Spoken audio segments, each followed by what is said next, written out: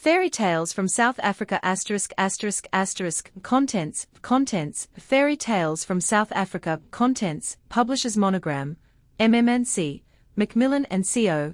Limited London Times Bombay Times Calcutta Melbourne The Macmillan Company New York Times Boston Times Chicago Atlanta Times San Francisco The Macmillan Co. of Canada Limited Toronto Contents. The old woman continued to gaze at Sechelai, and said 3 times in a loud voice, Speak. The old woman continued to gaze at Sechelai, and said 3 times in a loud voice, Speak. Frontispiece. Contents The original title page. Fairy Tales from South Africa collected from original native sources, and arranged by Mrs. E. J. Bourhill and Mrs. J. B. Drake with illustrations by Herbert Holloway Macmillan & Co. Limited St. Martin Street, London 1908 v. Contents, to all children who still love fairy tales. All the stories in this book are real fairy tales, just as much as Jack the Giant Killer, or The Sleeping Beauty. By this I mean that they are traditional, handed down by word of mouth. Nobody knows how old they are, or who told them first. But little Kaffir children sit round the fire at night and hear them from their old grandmother, and sometimes, but very very seldom, white people are allowed to hear them too. You see, the Kaffirs are afraid white people would laugh at them, and so they will only begin if they are quite sure you are really interested. Even then they never like to tell the tales by daylight, for they say that if they do so a wicked spirit will cause a horn to grow out of the middle of their forehead, and a 6 they will become as ugly as an imbula point. One sometimes they can be persuaded, but then they always take a piece of grass and place it in their hair to ward off evil lest they be bewitched. But the best time to hear the tales is in the evening when all the work is done. Then a huge fire is made, and when all the children have played till they are tired, and sung and danced till they can remember no more songs to sing, they gather in a circle and lie upon the ground where they can best see the storyteller. And if the Kaffir people were quite sure you would be interested and wouldn't laugh, they would give you the best seat of all and let you hear the finest tales. All the Kaffir children know the tales as we know ours, but not all can tell them well. When many people, are they the best storyteller, will be asked to come forward. Most often it is a woman with children and grandchildren of her own, whom everybody knows well. She sits in the firelight, and begins quite quietly. But soon she gets excited, and before long she acts the whole story 7 before you. She does it so well that if I were to tell you just the name of the story, you could follow it without knowing a word of the language. One favorite tale is that which we have called The Beauty and the Beast, and there are ever so many different versions of this story. Other well-known ones are Nyanya Bulembu, The Fairy Frog, and The Fairy Bird. The little black children all open their eyes with horror when the monster appears, and you cannot think how glad they are to remember there are no ogres nowadays, who have long red hair and kill and eat little girls. I don't think such people ever really existed anywhere, not even in Kaffir land. They are just like our fairies and ogres, nobody knows who first thought of them. But there used to be many bad kings, like Semaimai, who made their subjects unhappy, and much fighting took place in former days. For all these stories come from the olden times, when there were no white settlers in the country, and when the Kaffirs lived alone, and followed their own customs. They did not have one great king over all, but were broken up into tribes, and each tribe had its chief, who was sometimes called its king. That is why there are so many kings and princes and princesses in the tales. They were much commoner then than in our days. These tribes often fought against one another. The great aim of every chief was to have plenty of men to do his bidding, and plenty of cattle in his kraal, and if his neighbor were better off, he often tried to steal from him. You will notice that the princes in these tales did not think of conquering new lands to occupy, as we should, but they all wanted men to fight for them.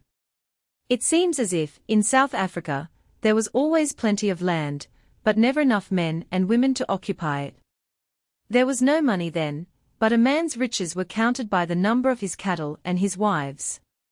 In peaceful times the Kaffir men do very little except look after the cattle.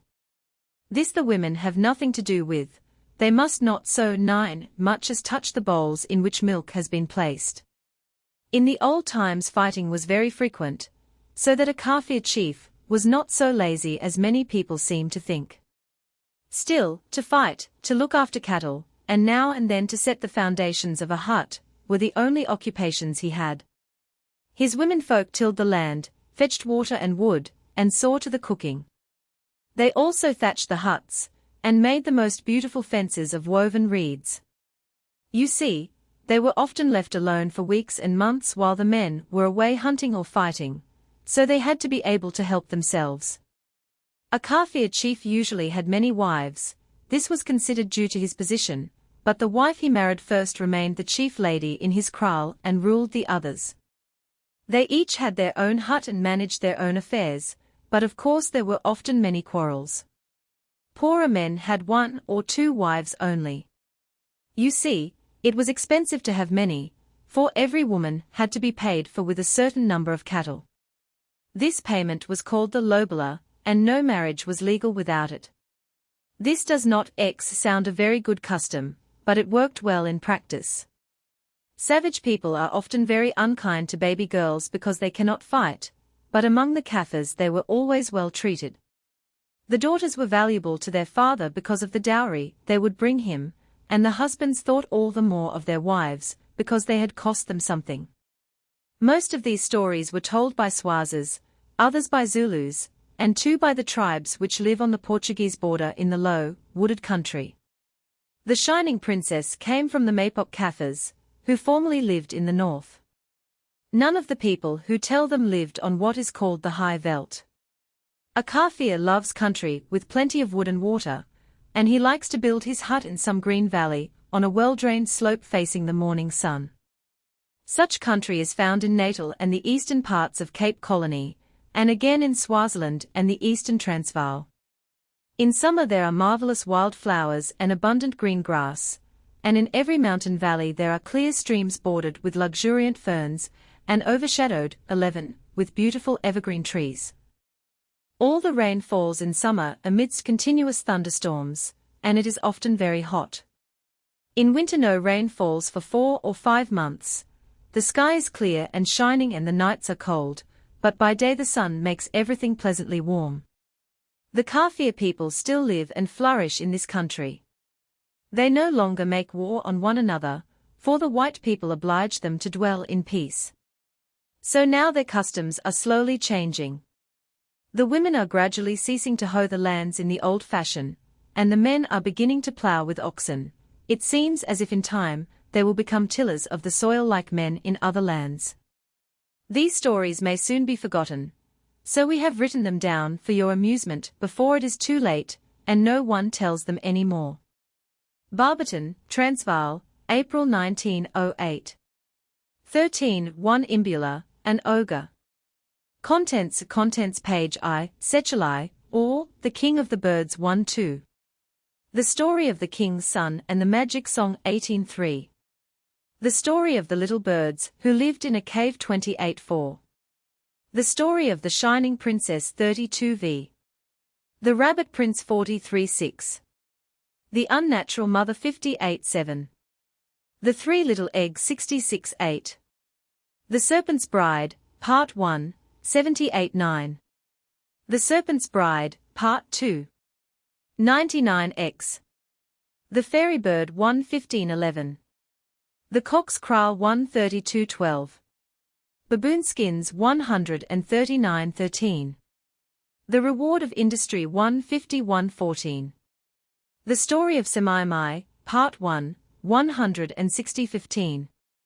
The Story of Semaimai, Part 2. 14, 171-16. The Fairy Frog 187-17. Nyanaya Bulembu, or, The Moss Green Princess 198-18. The Enchanted Buck 212-19. The Beauty and the Beast 224XX. The White Dove 237-15. Contents, illustrations. The old woman continued to gaze at Sechelai, and said 3 times in a loud voice, "Speak." Frontispiece, he turned to the mountainside and shouted, "Men, appear."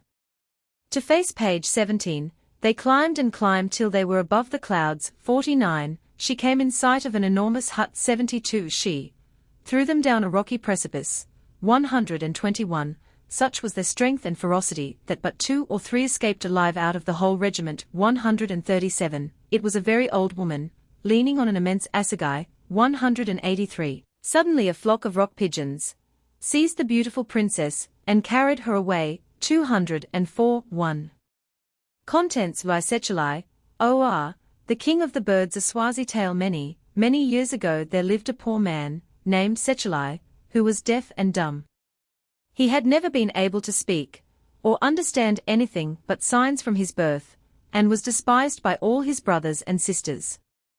Although he was the son of a powerful chief, no one so much as looked at him, and he could never hope to win a bride or have a home of his own. He had but one friend, an elder brother, who gave him food and shelter, and was always kind to him. This brother was already old, and was known as a great magician. He knew the properties of every herb, and the wonderful powers possessed by birds and beasts. When at 2, he went to search for magic roots. He always took Sechelai with him, for he found his eyes were quicker than those of any man in the countryside, and his fingers more deft. One day in spring, when the first rains had fallen and green shoots were showing among the dry grass, the 2 brothers went out to gather roots as usual. They travelled far into the mountains till they reached a narrow valley full of trees just bursting into leaf. A clear stream ran down one side among great boulders, ferns were just uncurling their early fronds, and in sheltered nooks big scarlet daisies shone like tiny suns. The old magician and Sechelai set to work at once, for here many rare plants flourished. They had been at work an hour or more when a swarm of beautiful blackbirds with long waving tails came towards them, flying in a zigzag course. They settled on the low bushes, swinging up and down on the branches, and balancing their long tails. The 2 brothers both looked up, and in a grave voice the old magician said to the birds, "Secobulas, one we go to sleep, and we get up as we used to do." This was the magic greeting. 3. They expected. I cannot tell you what it meant, but when the Secobulas heard it, they flew away quite satisfied. The 2 brothers went on digging, and moved farther up the stream. Then a great swarm of dear little rooibekis too suddenly appeared, tiny little brown birds with pink breasts and bright red bills. They fluttered all round, chattering gaily. The old magician again looked up. "Mansiane, 3, said he, "we go to sleep and we get up as we used to do," and the rooibekis flew away quite satisfied. Then the 2 brothers went on digging again, and worked for a long time. All at once there rushed upon them an immense flight of the most beautiful birds, shining from head to foot with glorious yellow plumage. Round their necks showed a ring of velvety black, and there were black feathers in their wings. "Follow us up! Follow us up!" they cried to the 2 brothers. "These are orioles," said the old magician, "without doubt some great adventure is before us." He signed to his brother to leave the roots and follow the birds. 4. They travelled over the mountains for 3 days and 3 nights, following the golden birds. On the morning of the 4th day the birds led them down a steep mountainside to a deep green valley through which ran a wide stream. The birds followed the stream till they came to a deep clear pool under the shadow of great trees. It was very cool and very still. Tall reeds and big white lilies grew all round the water's edge, and over the pool itself were hundreds of water lilies, white and purple. The golden birds turned to the magician and said, "Bring your brother here and tell him on no account to be afraid, no matter what may happen to him. He must wait by the edge of the pool amongst the reeds and lilies." The elder brother fetched Sechelai, and made him understand what was wanted of him. Then he went away and left his brother alone, wondering what this new adventure would bring. Now, though Sechelai had always been despised and set aside by all his relations, he was in reality both wise and brave. He sat down at the water's edge and remained perfectly still. Suddenly the waters moved, and up rose a huge alligator. It came straight towards him, lashing of 5 its great tail and opening its huge jaws. Its teeth glistened in the sun, and as it walked up the bank it snapped at Sechelai, and blinked its wicked little eyes. But Sechelai sat perfectly still and pretended not to notice. The alligator thrust its long nose almost in his face, snapped its jaws once more, and then, seeing he showed no sign of fear, turned tail and slipped into the pool again. Sechelai remained sitting, waiting to see what would happen next. For a little while the pool was still, then the whole of the waters moved and out came a huge ogre, far more hideous and terrible than the alligator. He was covered with eyes and glared with every one of them at the deaf man. Then he roared fiercely and sprang towards him, but still Sechelai did not move so much as an eyelid. The ogre shouted again, and then disappeared, like the alligator before him. After that there was no sound or motion for many hours. Sechelai sat watching by the pool. Just as he began to think nothing more would happen, the water moved quietly and out came a fairy in the shape of an old woman. She stood in the waters up to her waist and gazed at Sechelai. On her right hand there perched a beautiful black Sacobula, on her left hand a little Raubecky, and on her head was a most wonderful aureole, bright as the rising moon. The old woman continued to gaze at Sechelai, and said 3 times in a loud voice, "Speak." When she uttered the third word Sechelai felt a new power had come to him. He could speak like other people, and he could understand all the fairy said. "Go to your brother," said she, "and show him you are cured. I have known both of you long and have determined to help you. Whatever you want in the future you shall receive, you have only to ask for it." The fairy vanished, and the 3 birds flew away. Sechelai soon found his brother, and the old man's astonishment was great when he heard the deaf man speak. Sechelai in his turn was much surprised to find the 3 swarms of birds again, just as he had left them on his journey out. They flew in 3 separate companies, and at the head of each company was one more beautiful than the others, evidently the leader. Sechelai soon saw these were the very birds who had accompanied the fairy, no doubt she had sent them for his use. He thought deeply for a time and then made new plans. The result you shall soon hear. The 2 brothers journeyed on till they saw a great storm rising. The sky was blue-black, and a noise could be heard like continuous thunder. "That is hail," cried the magician, "we shall be caught here in the open. Nothing can save us from death." "Do not fear," said Sechelai, "wait and you shall see." He gave a command and instantly 1,000 huts appeared. His brother gazed in astonishment and delight. Then he said, "What do we want with so many huts? There is no one to shelter but you and me." "I shall want huts for my soldiers and people," said Sechelai. Then he turned to the companies of birds and changed them all with one word into warriors. The Sacobulas became his first regiment. They were great tall men clad in leopard skins, holding in their hands assegais and huge shields of ox hide. But one thing remained of their former state. Each man wore on his head a huge, 8 cap of the long tail feathers of the Sacobula. They stood in line, saluted their chief, and marched to their huts.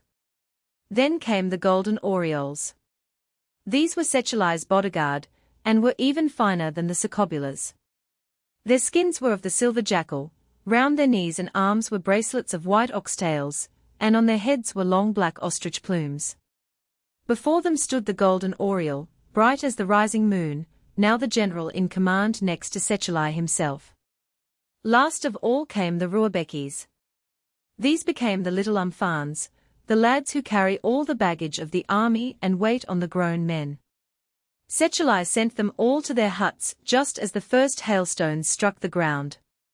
For an hour no one stirred. The sound of the storm was like continuous roaring thunder, the hailstones were as large as great plums, jagged and sharp as crystals. Every tree was stripped of its leaves and all birds and beasts who could not find shelter were killed or maimed. When the storm ceased the hail lay in icy heaps in every hollow, and the air was frosty and cold as in midwinter on the high mountains. A raw mist rose from the valleys, but Sechelai felt no cold. His heart was great within him, for now he had proved his powers. He called out his troops once more and reviewed them with joy and pride. "We shall go forth and conquer a great kingdom," he said to his brother. "I shall yet be a rich man." The regiments shouted Bayeta, the salute which is given only to the chief, and swore to follow wherever Sechelai led. Generals were appointed for each division of the army, the three leaders being the birds who sat on the fairies' hands. There was no trouble about provisions or shelter, for Sechelai had only to ask for food and there was abundance for all.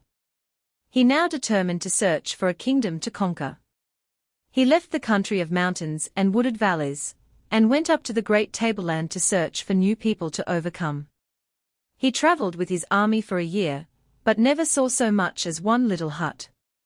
The land was empty, on every side was waving grass extending as far as I could reach, but no path appeared nor any tree. Great herds of buck sometimes came towards them and then followed fine hunting, but no man or woman could they find though they traveled for many months. At last they turned back towards the low country, and at the end of a year they came to a range of mountains overlooking an immense plain. Below they saw great cities surrounded by fields full of mealies. 5,000 of cattle roamed on the hills. They had but to descend and seize all they wanted. Sechelai bade his men camp in a great valley, which could not be seen from the plain. Then he sent spies to find out how strong the cities were and how big was the king's army. But first his brother the magician gave them a wonderful potion, which made them invisible, so that no one should suspect them. In the evening they returned in great fear. "The people," cried they, "are all deaf and dumb, they have but one arm, and walk on one leg only." Not only that, but as soon as we approached them we found we were becoming deaf and dumb also, so we ran back as quickly as possible. This troubled Sechelai very much. "Don't go near these people," said he. "Let us get right away from the towns and go hunting in the mountains." Now Sechelai was very wise, and had besides the advice of his brother, the great magician. He had determined to take possession of all the inhabitants of this country and drive away all their cattle, but he felt sure some powerful monster ruled over them, who would first have to be discovered and destroyed. The only thing to do was to devise some means of attracting him to the camp and killing him unawares. A big hunt was arranged, and an immense number of birds were taken of all shapes and colors.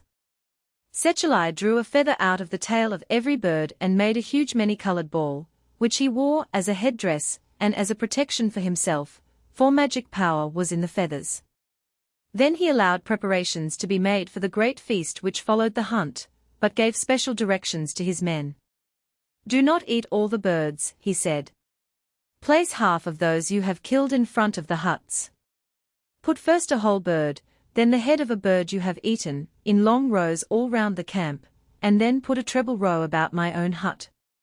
The men carried out these commands carefully, and soon the whole camp was surrounded with dead birds of every hue and shape.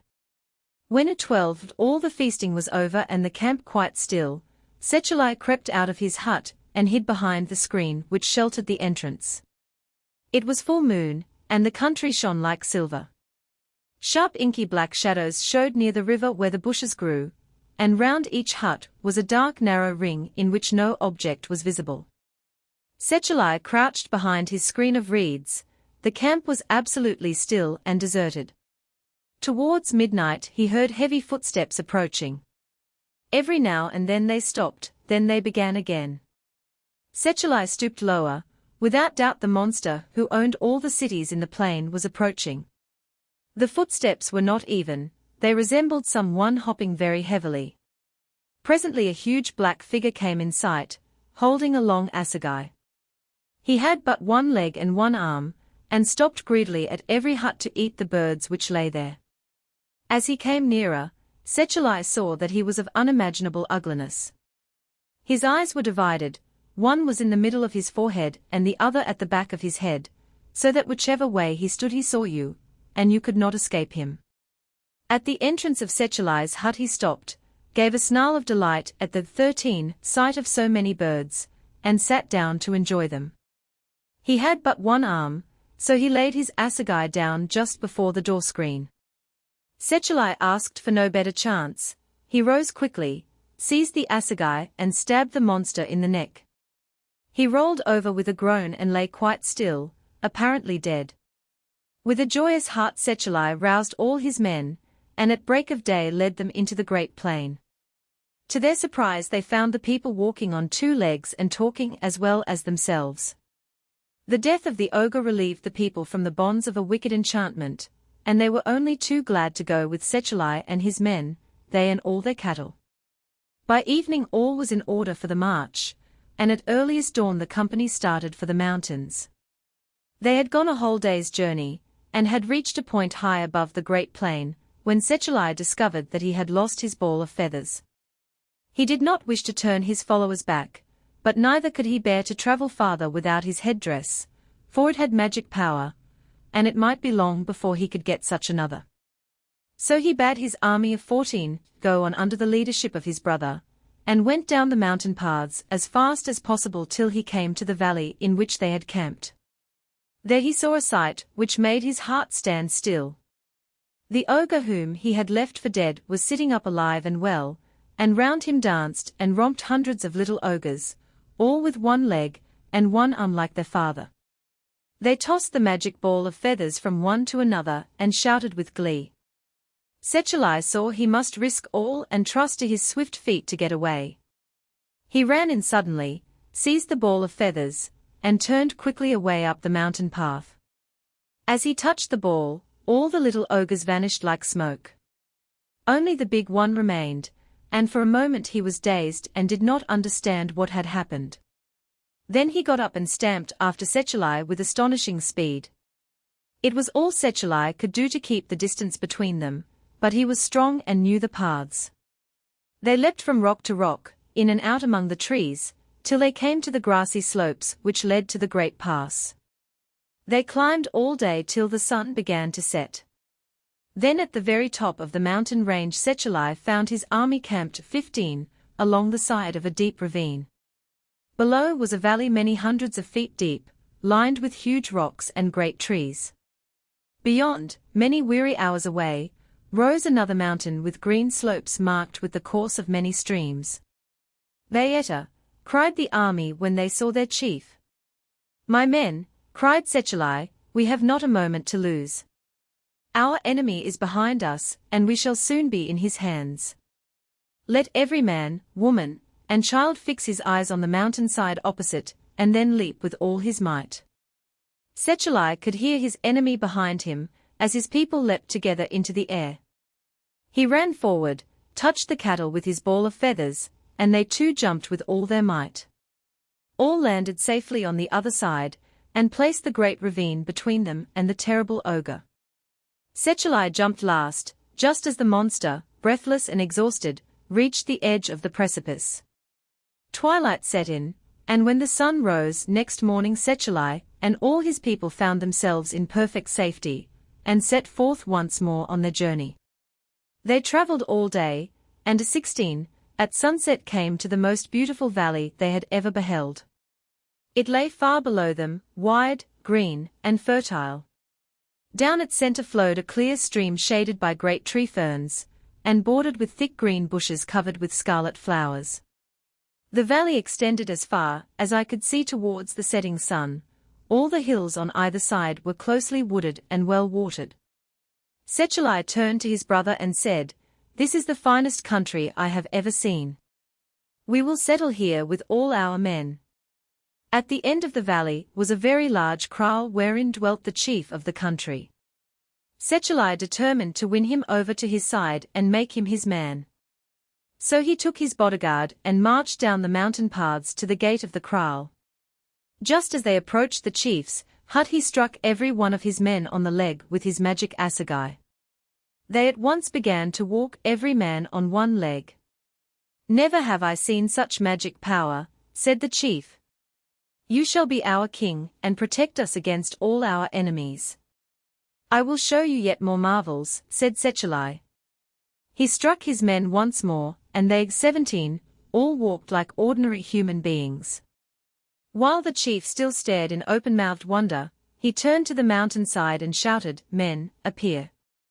He turned to the mountainside and shouted, "Men, appear." He turned to the mountainside and shouted, "Men, appear." To face page 17. Instantly from top to bottom of the great hill stood line upon line of magnificent warriors, clad in leopard skins and holding white shields.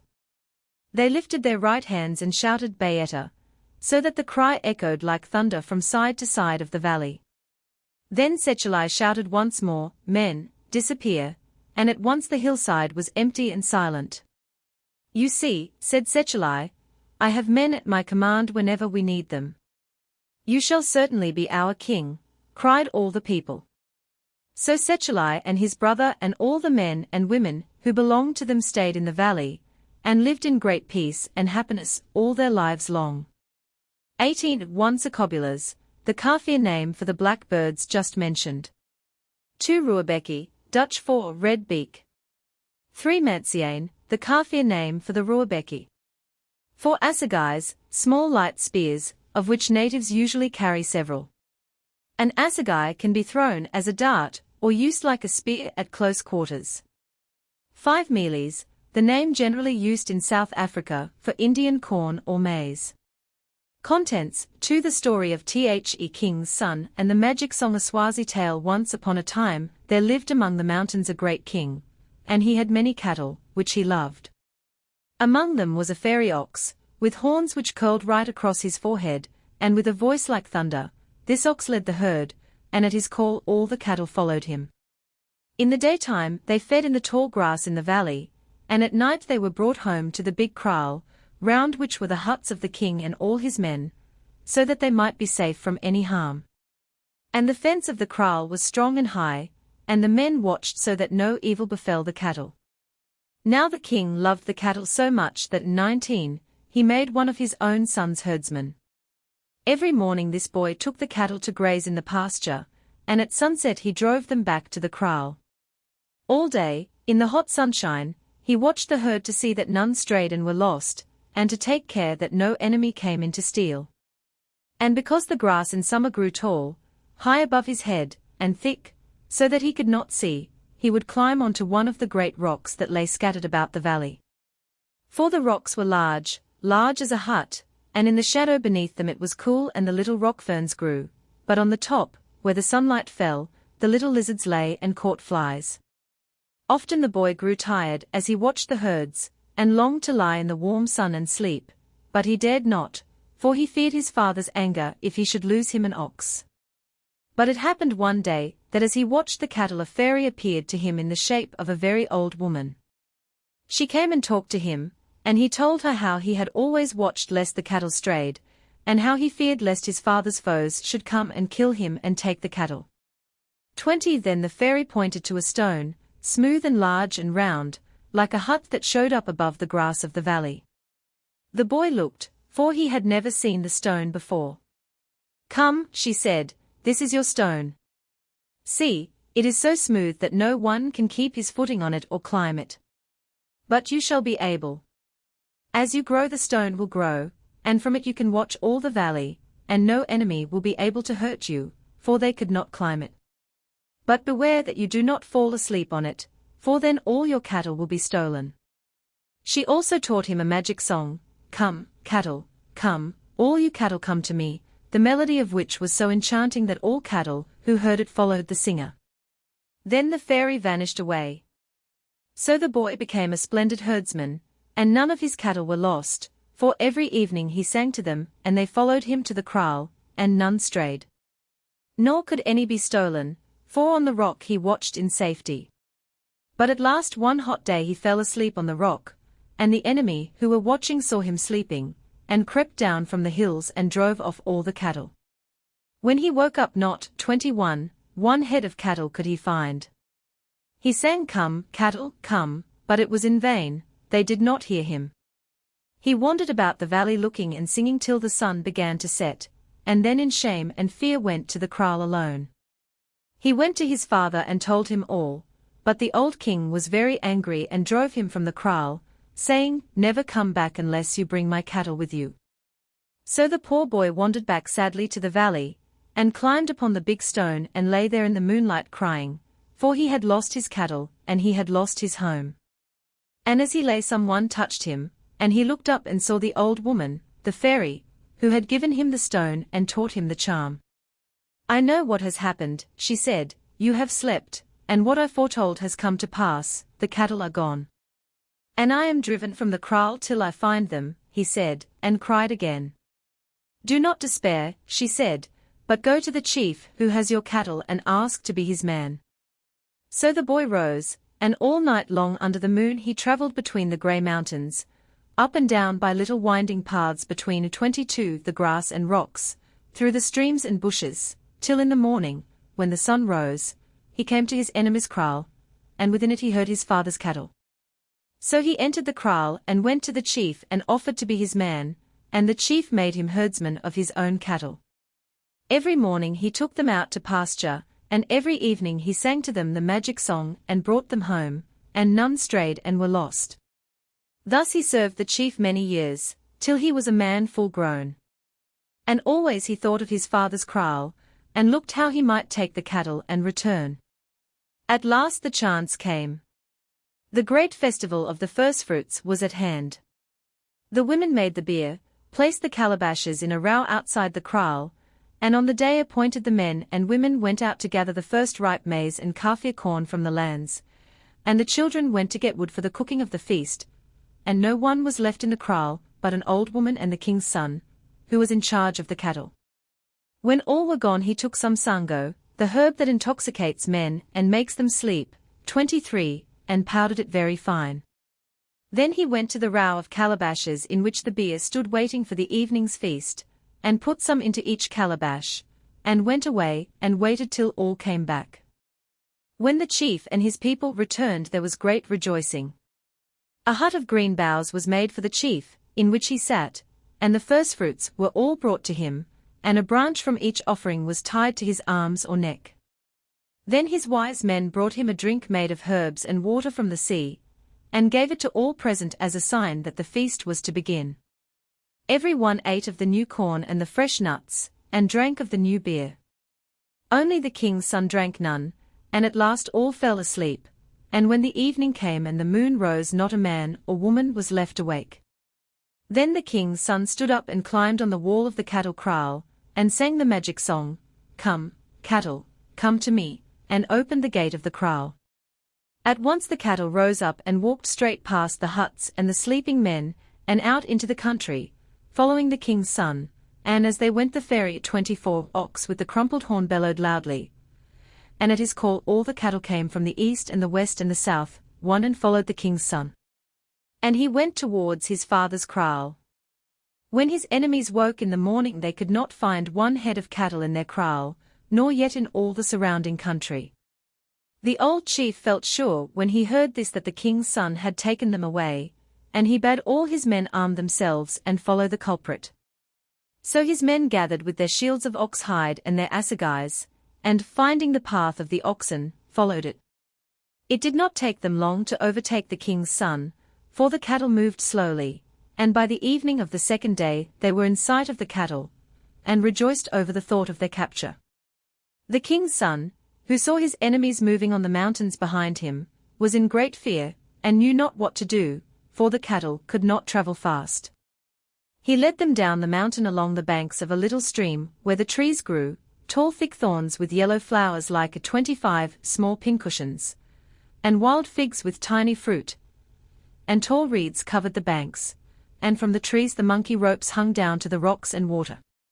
And everywhere grew the fern, and the clear water ran and raced between the stones, slipping from pool to pool and playing with the leaves and rushes, and the bright flies hung over it in the little ladders of sunlight slanting through the trees. And there the king's son hid his cattle amongst the bush, and sat in the grass under a big fig tree to think what he should do. But he could think of no way to save the cattle. And the evening drew on, and the shadow rose over the creek too and crept up the mountainside, and the frogs began to croak and the crickets to sing, and everywhere was the humming of the gnats. And he sat under the fig tree, and looked across the valley to the mountain where his enemies were, and he knew that in the morning they would come and kill him and take his cattle. 26 A bat flitted round him in the darkness, so near that he looked up, and there before him he saw the fairy. "Do not despair," she said, "your task is nearly done. Obey me and all shall be well.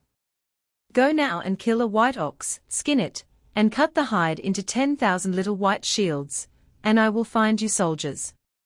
So he slew the ox and skinned it and made of the hide 10,000 little white shields. Then the fairy cried to the frogs who lived near the stream, sitting under all the stones from the top of the hill to the bottom, and whose voices could be heard all across the valley. Frogs, she cried, will you take these shields and do as the king's son bids you? And from all over the valley they cried, we will. So the king's son gave them the shields, and all night long he drilled them in the moonlight. When he called woo-oo, they rose up, shouting, with their shields extended, and when he cried boo-oo, they fell down and lay hidden. Before the dawn he placed them in a long line on the mountainside where the enemy would see them. As the first company of the enemy appeared, 27, the frogs rose together, raised their shields, and croaked woo-oo, with a sound like thunder. So great, indeed, was the sound that the enemy fell back to their chief in terror. There is an impi 3 of many thousand men across the creek, they said, no one can stand against them. The chief then sent a larger company, but they returned with the same tale. Then he went himself with all his army, but when he saw the thousands of white shields and heard the war cry, fear seized his heart.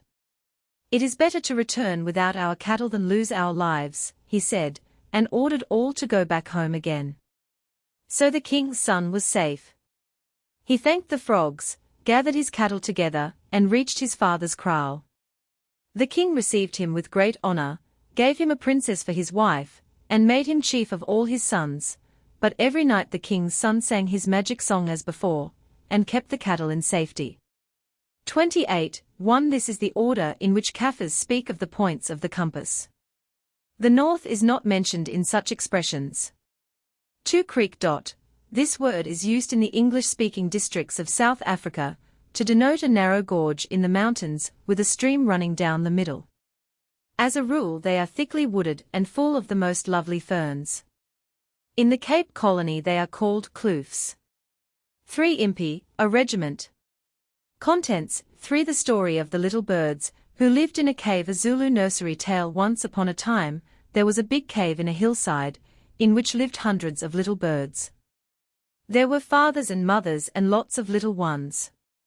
Each had his little kraal with a hut no bigger than your hand, and a fence all round beautifully woven of tiny reeds. One day all the mothers went out to get food, and said to their little ones, be very good and quiet, and make the huts clean and tidy while we hoe the lands. Then they went out to see to their tiny fields in which they grew their food, little mealies and tiny sugarcane, pumpkins no larger than a nut, and nuts no bigger than grass seeds. The little birds were very good.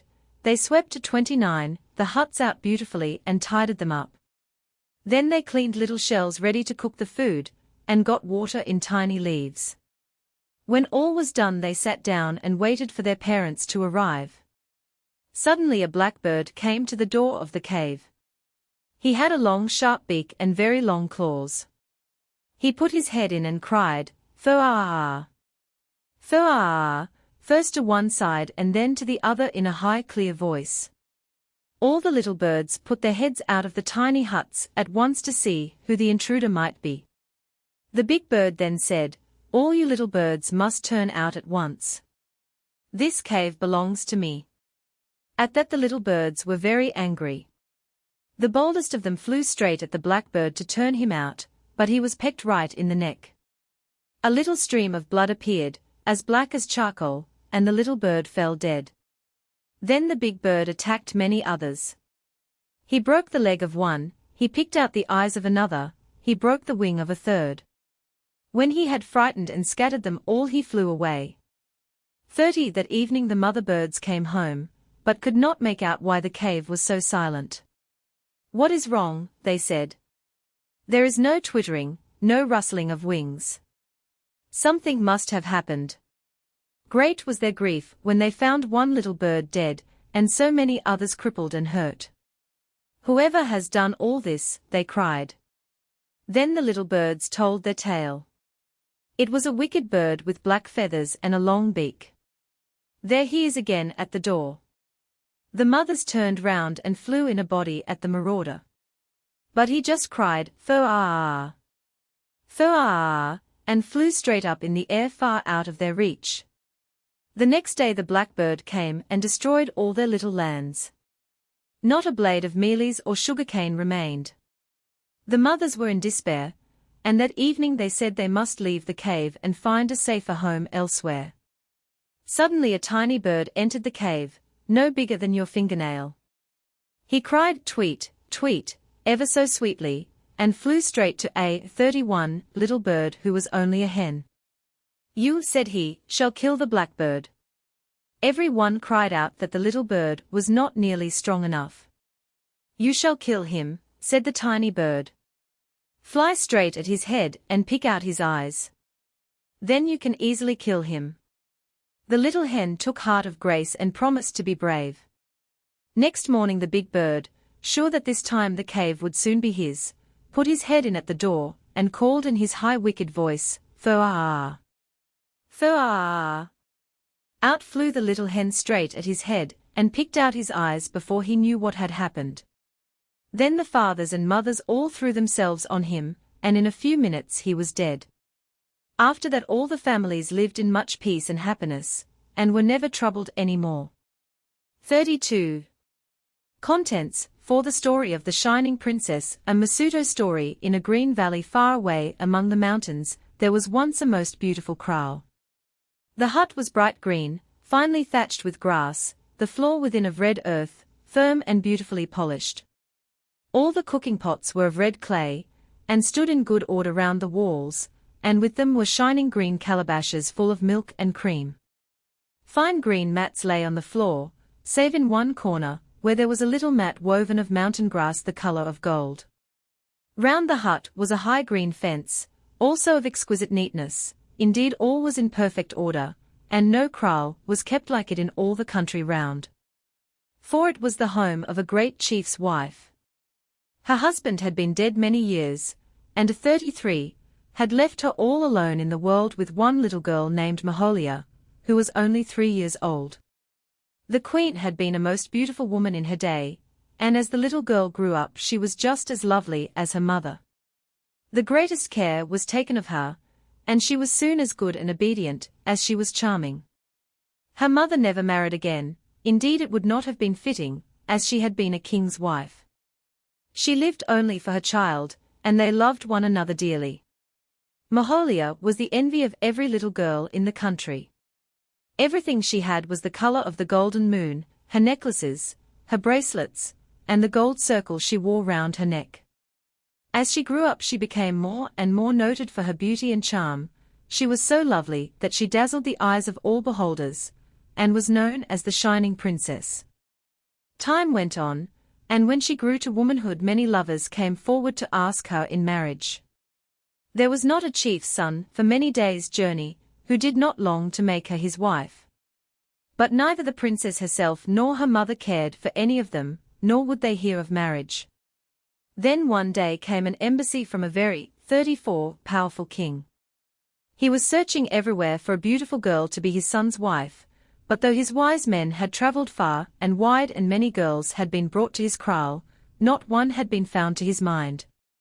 He decided to seek yet farther afield, and sent his chief Induna one with attendants in great state to see all the princesses in far countries who were famous for their beauty. After many months of travel the Induna began to hear talk of the Shining Princess. He decided to visit her, though he feared to be disappointed once more. But at the sight of the green kraal his hopes rose.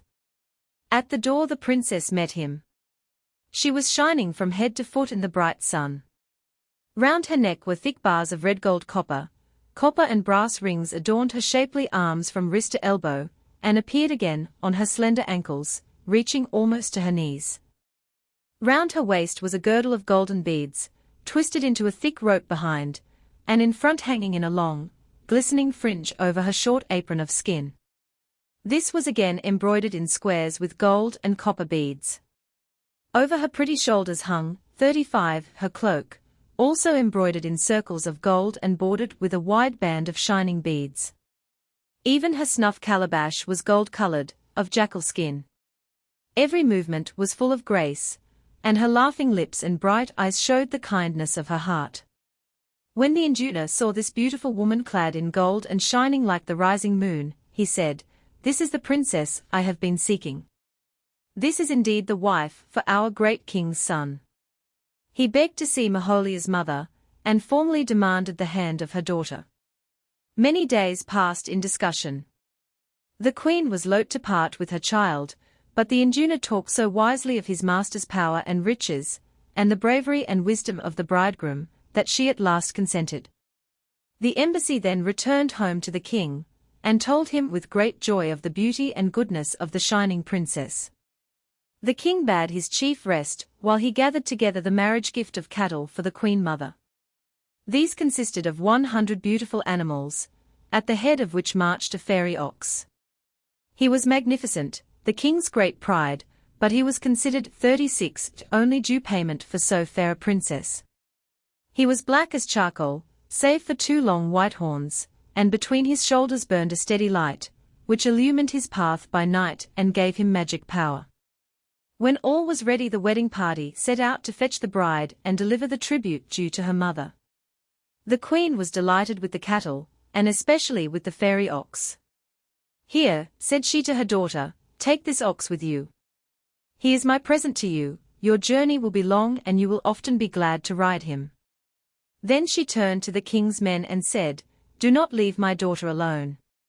I am afraid of what may happen to her. If you leave her, I shall know at once, for the corner in which she has always sat at home will crumble away." The wedding party promised faithfully to guard Maholia with every care.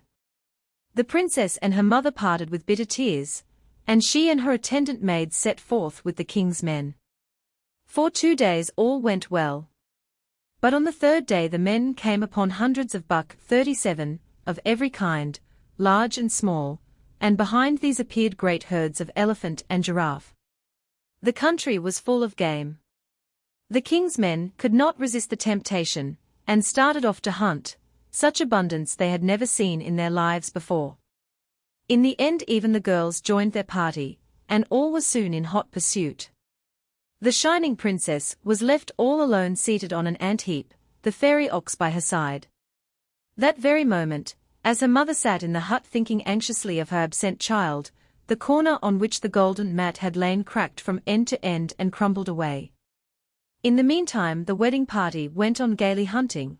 The farther they went the more fresh buck appeared. They forgot all about the bride and continued the chase for days.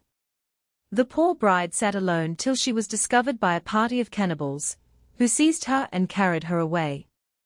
They endeavored also to secure the fairy ox, but he gave one great leap into the air out of the midst of the enemy, and flew like the wind to the princess's mother. The poor queen met him at the kraal gate, for well she knew some evil had befallen her 38 daughter. The great ox stood still while she knelt before him and heard his tale. "But where is she now?" cried the queen, "where have they taken her?" "That is all I know," said the ox. "The cannibals took her, and so I came with all speed to you. But do not despair, all will yet be well." Meanwhile the king and his son waited and waited for the expected bride. Weeks and months passed by, and they began to fear some great calamity. Then, one by one, their men straggled in. They told their story in great shame. They had left the princess and forgotten her. They could not find her again, though they had travelled far and wide. The king had them all put to death. Then he called his chiefs together and asked their advice. They all decided that the bridegroom himself must go with a body of picked men and search for the bride in her mother's home. The queen received them with much joy, but her grief was great when she heard they knew nothing of her daughter. She told them of the return of the fairy ox and all his tale. "Be of good cheer," said the prince. "I, 39, will take the fairy ox myself, and will never return till I can bring your daughter with me." Then the prince took the ox and set forth on his journey. He travelled for weeks and months, but no trace of the princess could he find. One day he came to a marula tree covered with shining yellow fruit. "This would be good to make cider," said the prince. "I will eat some." He had scarcely eaten a few berries when a deep voice came out of the tree. "What do you want?" it asked. "I seek for the shining princess," said the prince. "Am I on the right way?" "Go on," said the marula, "till you come to the big fig tree." The prince journeyed yet farther among country overgrown with bush, till by the side of a stream he came to an immense tree covered with little red figures. They even grew on the roots, and its leaves were so thick that no sun could pierce them.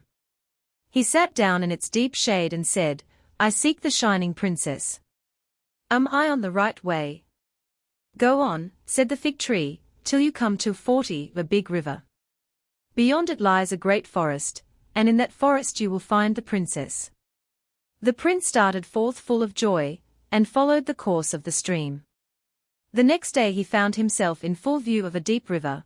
It was in flood, and so wide that he could not hope to cross it. "Climb on my back," said the fairy ox, "I will carry you over." The prince did as he was told, and the ox plunged into the water, swam across, and then flew like the wind over a huge plain. In the far distance they saw the forest. Every hour it grew larger, till at last they reached its outskirts, when the prince found the trees were taller and thicker than any he had ever seen. He could find no path at all, and the trees met over his head so that only a dim light filtered through. High ferns grew on every side, and here and there he crossed tiny streams fringed with maidenhair. He wandered on for hours without so much as seeing the sun, always hoping to find some open glade. At last, far away, he saw a shining pool of water. So he went forward, guided by the distant shimmer through the trees. As he drew nearer, he saw that the pool was a 41, surrounded by reeds. One tall reed stood quivering in the middle. The gleam of the water grew yet brighter and more golden, till, as he burst through the last thicket, he found it was no pool at all, but the shining princess herself seated in a circle of tall grass. The prince hailed her with delight, for never had he hoped to find such beauty. As for Maholia, she knew at once that this was her lover. No one else could have shown such skill and bravery. Besides, the fairy ox was there once more, the light between his shoulders burning bright with joy. There they sat for hours among the fern, telling one another of all their wanderings. Maholia, it seemed, had been taken by the cannibals to the edge of the great forest, for they were traveling towards the country of their king, which lay in that direction. One dark night she escaped them, and had lived ever since in the midst of the great bush. When she had told her tale, the prince had to relate his adventures, and then he told the princess how beautiful she was, and how well worth every danger. And that she wanted to hear over and over again. 42, indeed, they might never have left the forest had not the princess suddenly remembered her mother and her long anxiety. "But how am I to take you home?" said the prince. "I cannot hide you, and every one will envy me such a beautiful woman, and try to steal you from me." "I can help you," said the ox, nuzzling the bride affectionately. "I will change the princess into an ugly old man. No one will know her then, and we will travel like the wind." Straightway the princess became a little old man. She and the prince mounted on the back of the fairy ox, and they all flew together over forest, river, and mountain for 7 days, till they reached the very door of her mother's home. Then at last all was safely over. The shining princess became a bride, and she and her husband went to their own kingdom. They reigned in great peace and happiness, and the fairy ox was their devoted follower and adviser all the days of his life. 43 1 Induna, a headman or leader under the command of a chief. Contents v. The Rabbit Prince. A Shangani tale. Many years ago there lived a rabbit and a duiker who were great friends. The rabbit was cunning and wise beyond all animals. The duiker was just an innocent little antelope, who was fond of men, and so never went far from a kraal. One day the rabbit said to the duiker, "Why shouldn't we have lands and grow our own mealies and calabashes, just like the men who live in yonder kraal? I know where there is good ground." The duiker agreed at once, and the two friends had soon chosen their patch of land.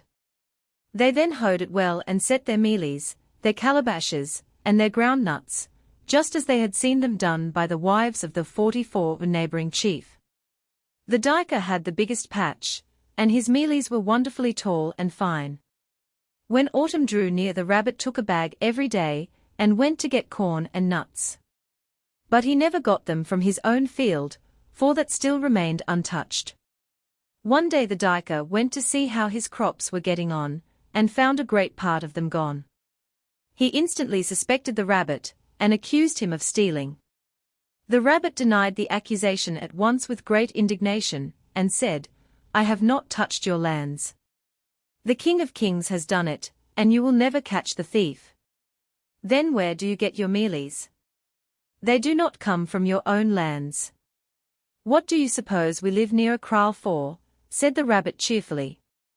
"I eat the chief's mealies." The dyker was much puzzled, especially when he found only a day later that his crops had been attacked again.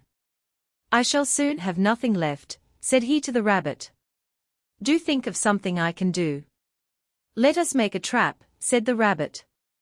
"Perhaps we may catch the thief after all."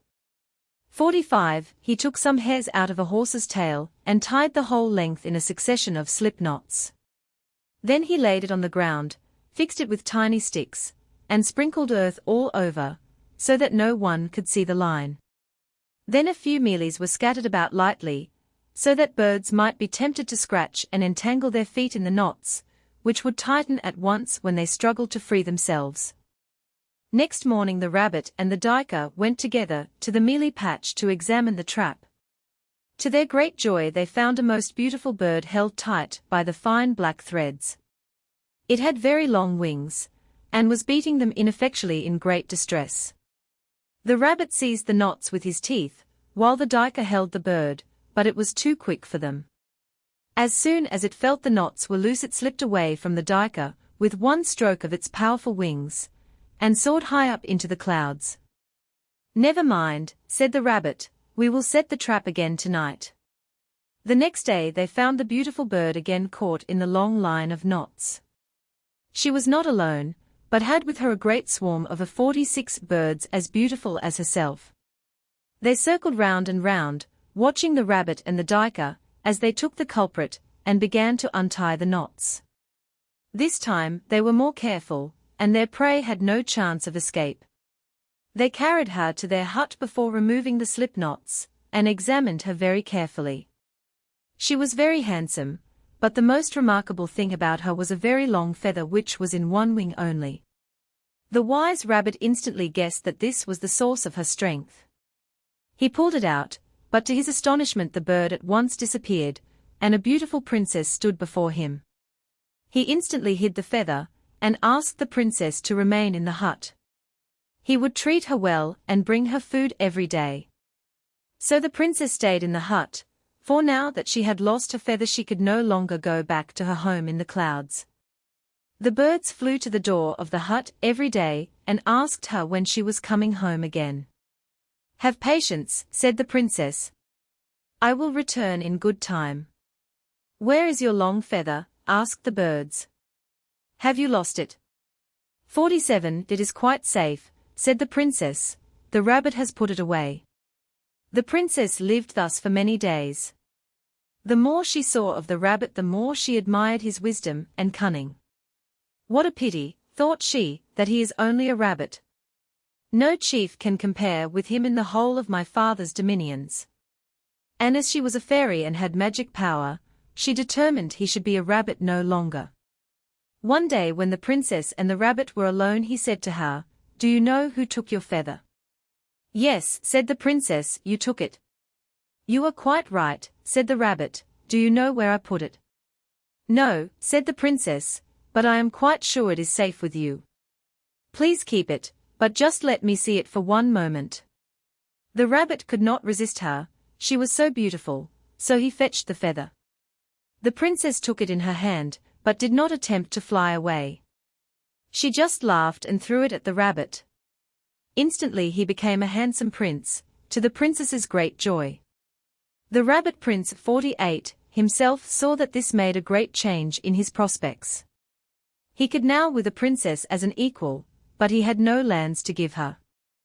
Suddenly he remembered the beautiful plot of ground which belonged to the dyker. "I am a man now," said the rabbit. "I will kill the dyker and give his lands to the princess." He lay in wait, slew the little antelope, and brought it home to the hut. They had bucked that night for supper, and as they sat eating he said to the princess, "Come, will you marry me?" The princess said, "Yes, I will indeed. But let us keep it secret. These birds who come from my home must never hear of it, for my parents would never allow me to marry a man from the earth." In the meantime the birds got tired of waiting for the princess, and said to one another, "It is all the fault of the rabbit prince. We must kill him, or the princess will never see home again." They sought counsel with the mouse and the woodpecker, who were reckoned the wisest magicians in the country, and lived near at hand. They told of a safe poison to put in the prince's food.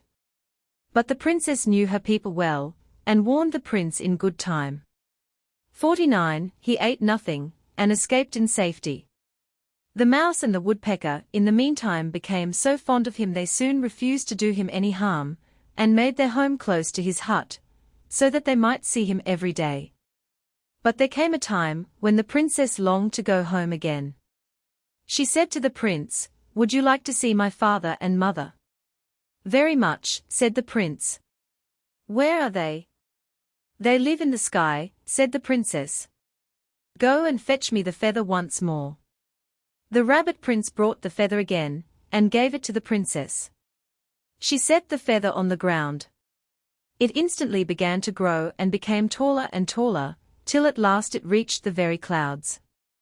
Then they began to climb up. The prince and princess went first, and the mouse and the woodpecker followed, for they said they must be with the prince, to protect him in case of harm. They climbed and climbed till they were above the clouds. There they came to the mouth of an enormous cave, but it was shut by a great 50 big stone.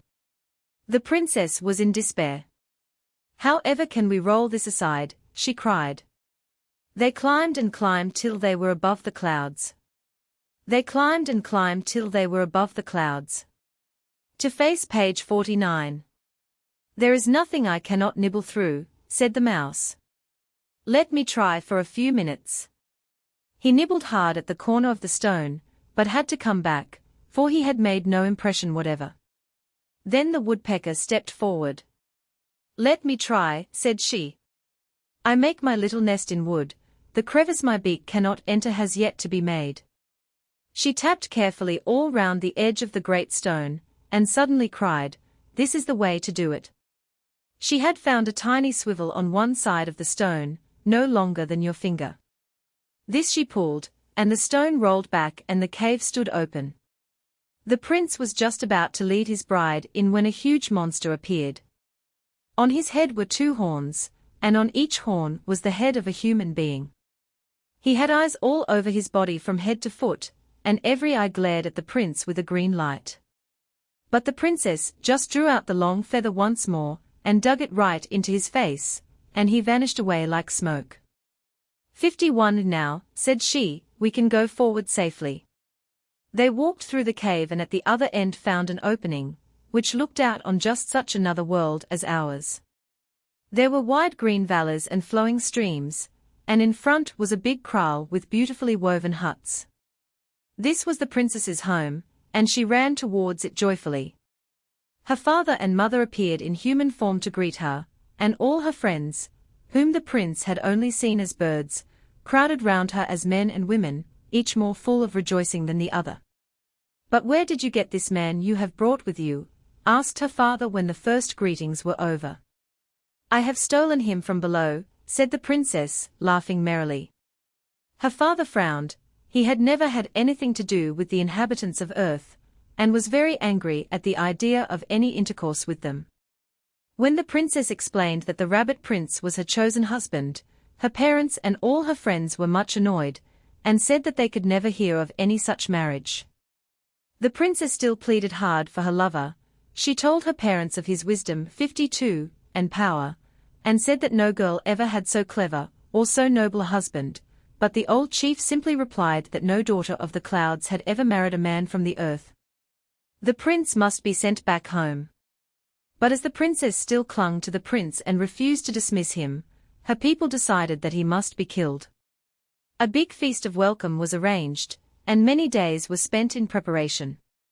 The mouse was never far from the cooking pots, and ran in and out all day, picking up savory morsels. No one saw him, but nothing escaped his little black eyes.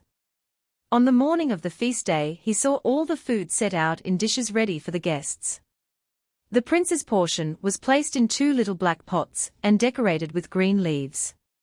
When no one was looking, a strangely dressed old woman came up, a witch for certain, and powdered it with some curious stuff, but touched no other pot. Just as the feast was about to open, the mouse crept up to the prince, ran up his back and whispered in his ear, "Eat none of the food prepared for you, drink the beer, that is the only safe thing." The prince obeyed, and thus escaped the first 53 danger.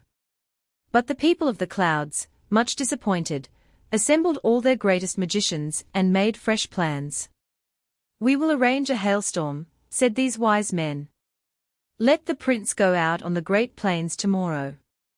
We will see he does not come back alive."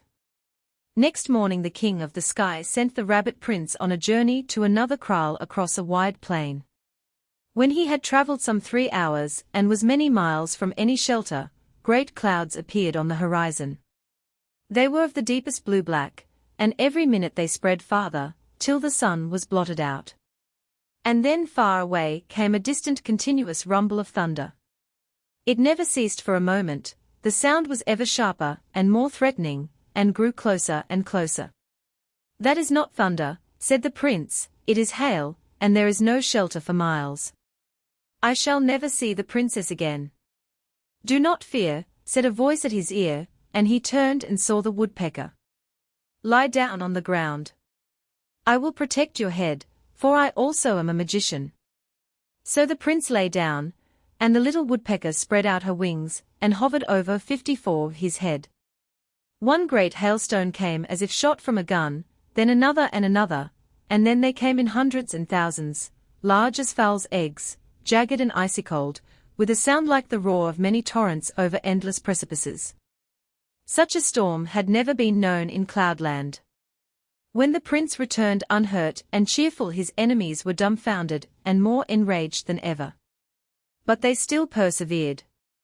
They held a big indaba one under a shady tree, attended by their chief men and all their magicians. A royal hunt was arranged to last for many days.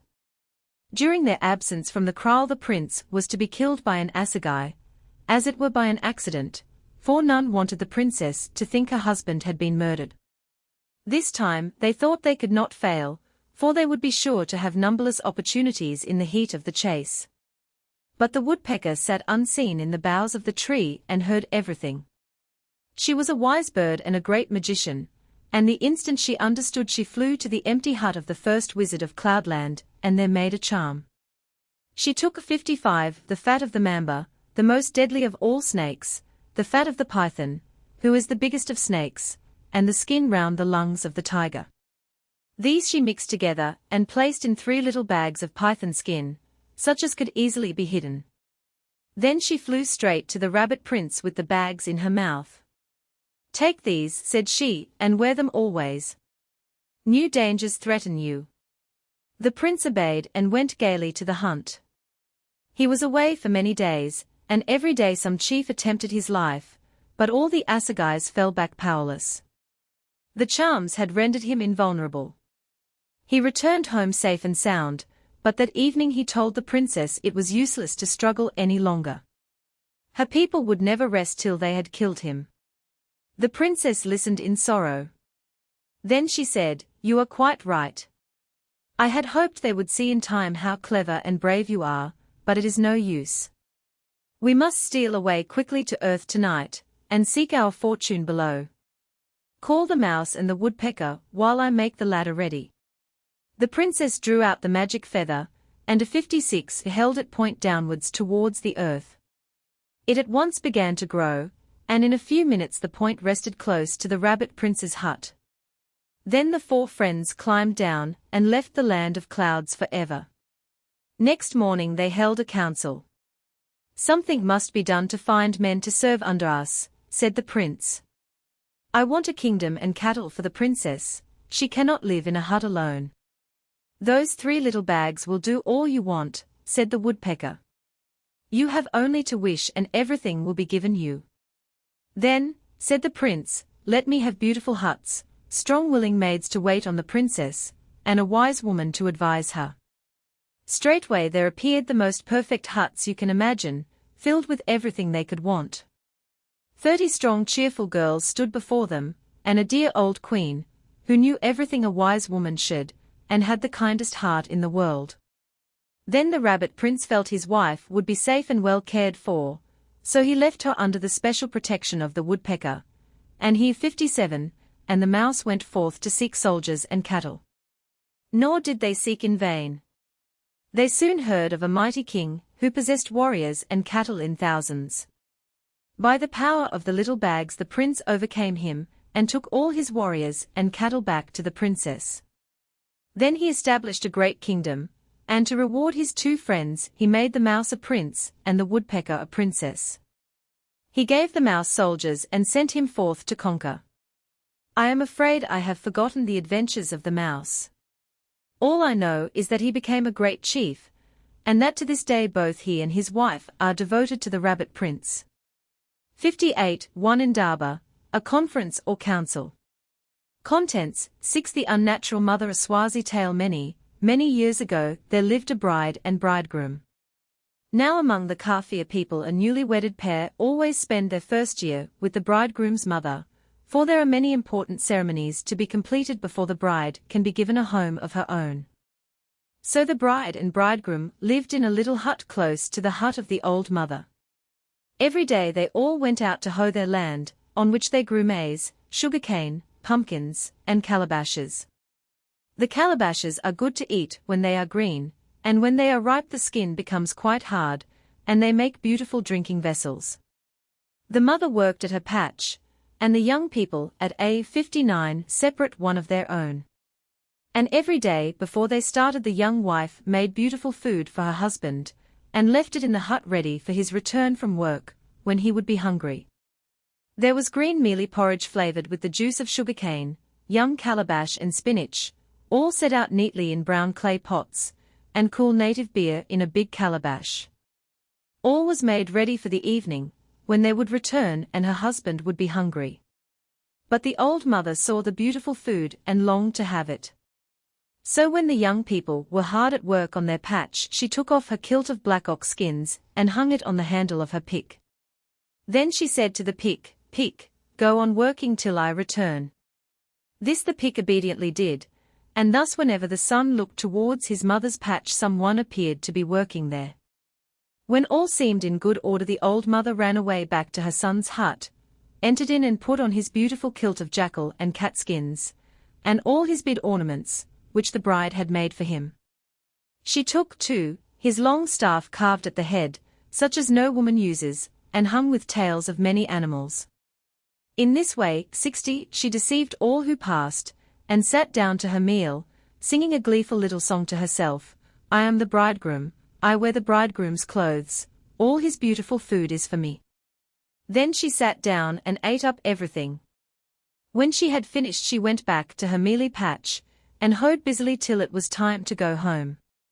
The bride was dreadfully disappointed when she found all the beautiful food gone, which she had made for her husband, for she was anxious to show him how clever a cook she was, and so to win the praises of all his family. So the next day she tried again, and did yet better. But in the evening the food had disappeared once more. This happened several days in succession. So at last the bride and bridegroom consulted together, for no one knew who the thief was.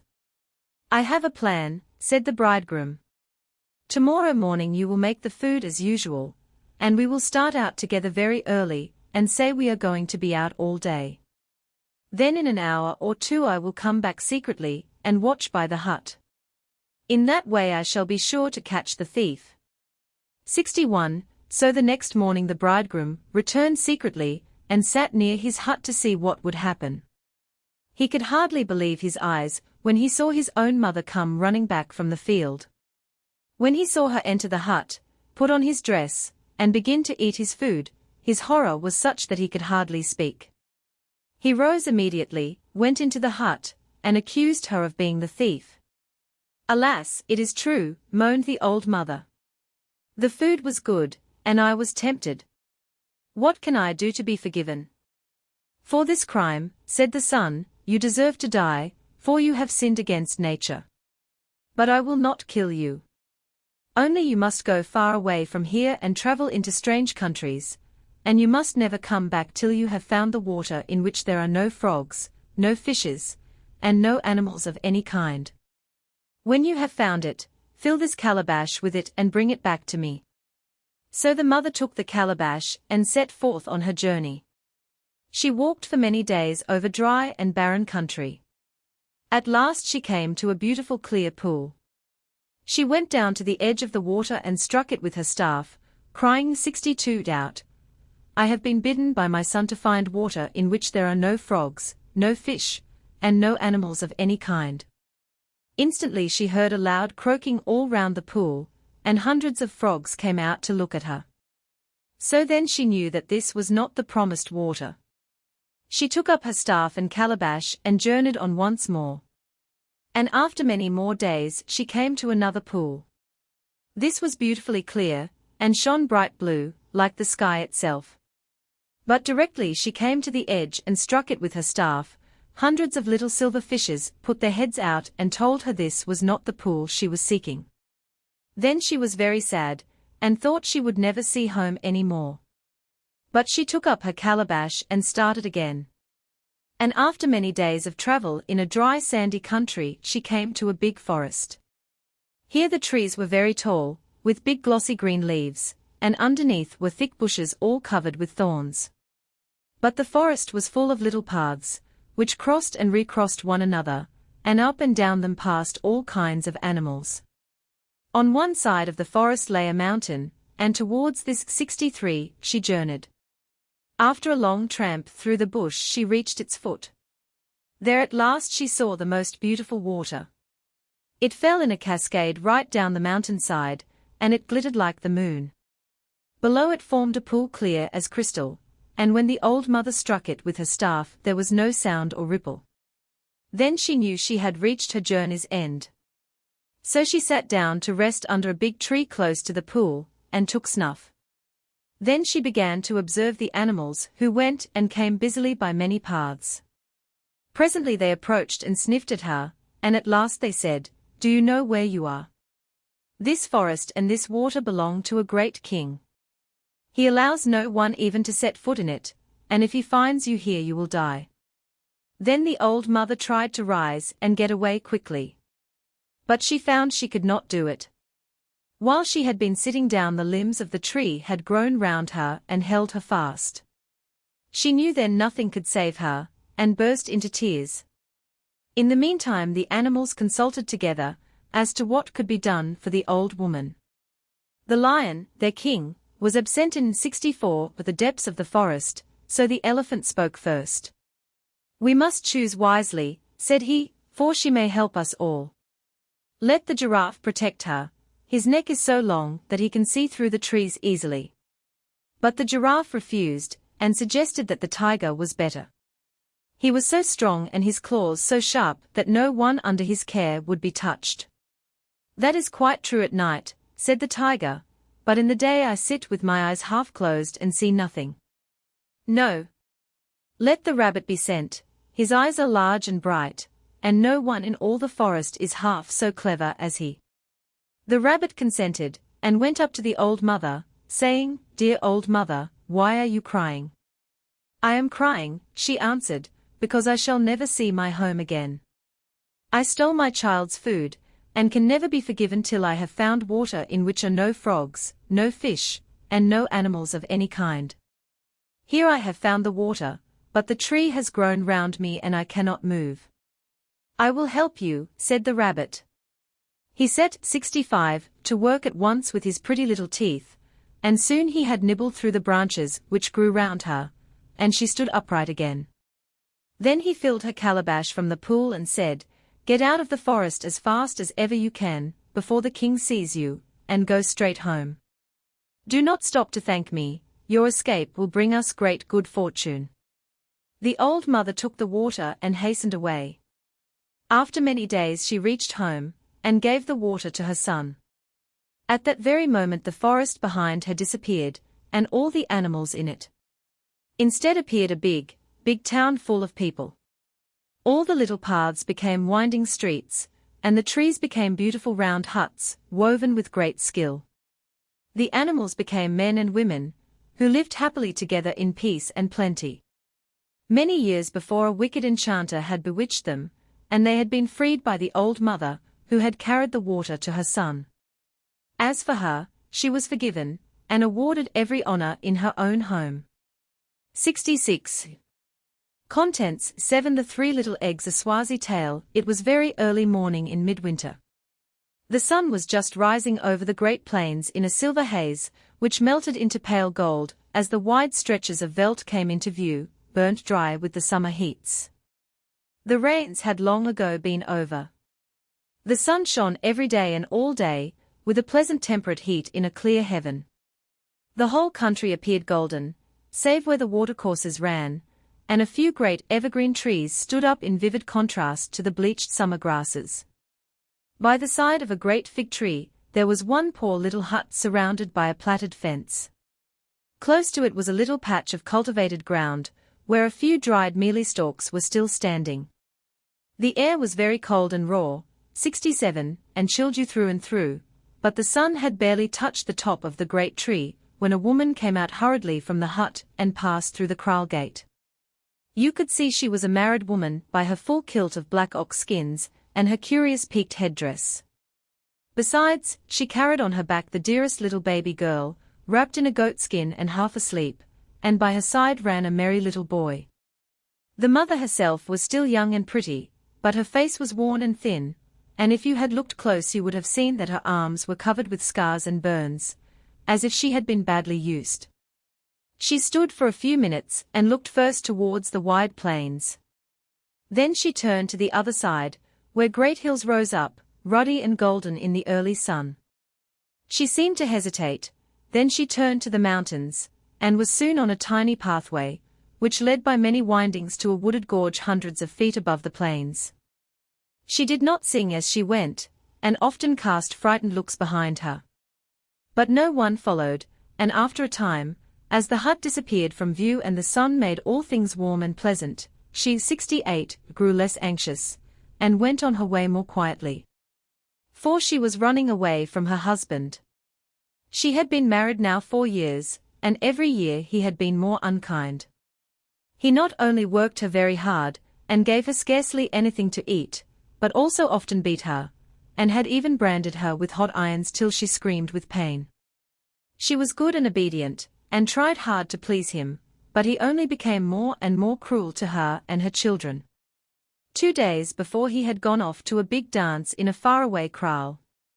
The poor woman so dreaded his return that she decided to run away and beg her living as best she could.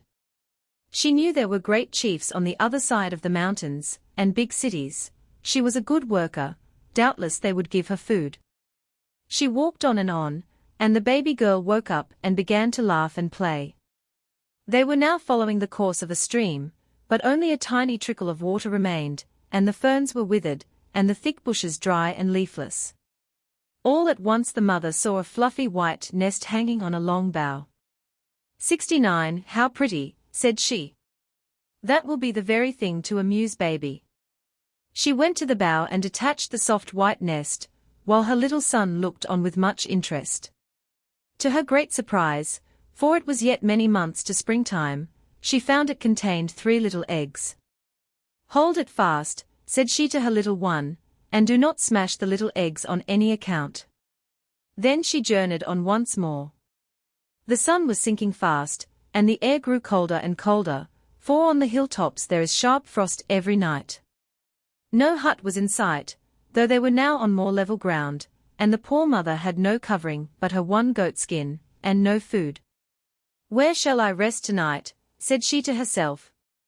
There is nothing to be seen but the open country. Then she heard a tiny voice at her ear, take the road to the right, It will lead you to a safe place.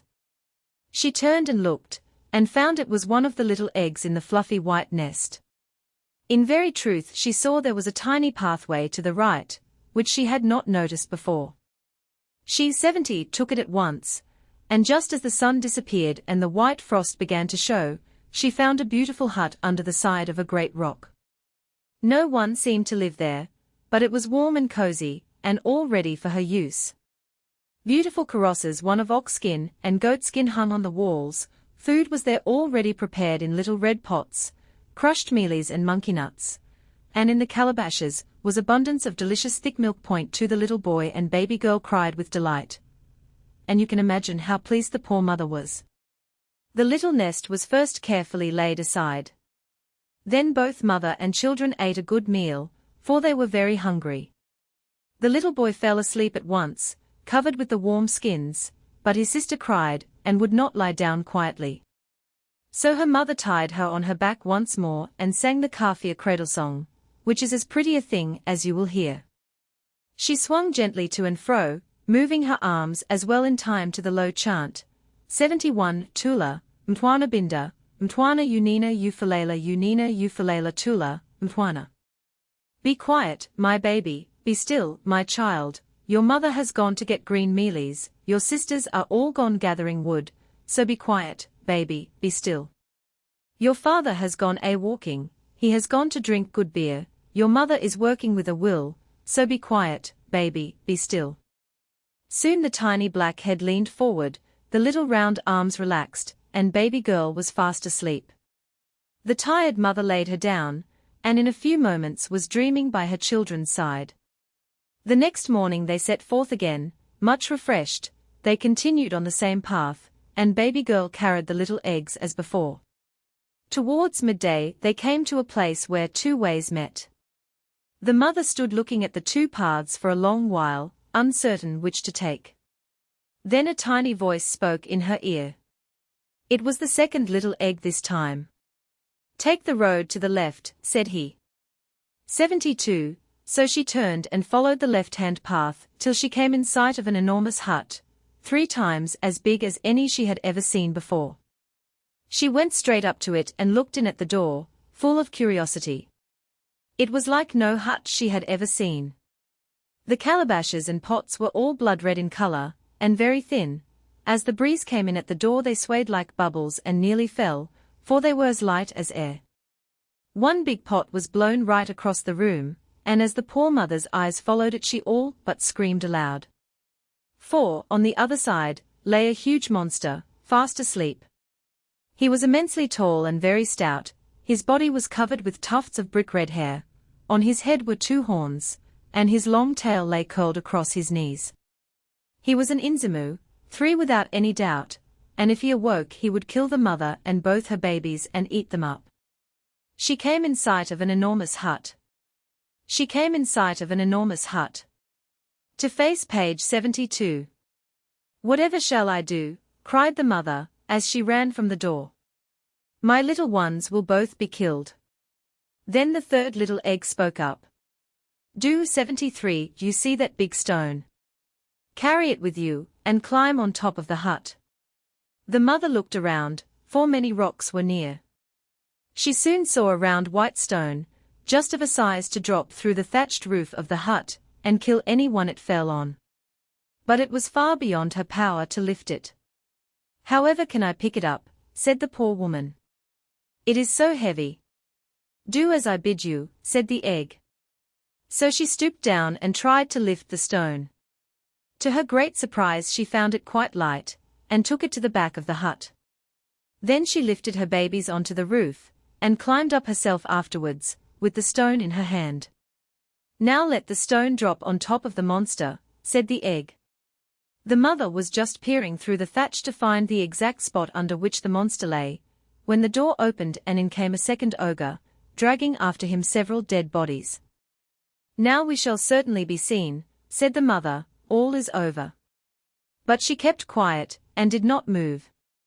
The second Inzimu began, 74, to chop up one of his victims for the evening meal.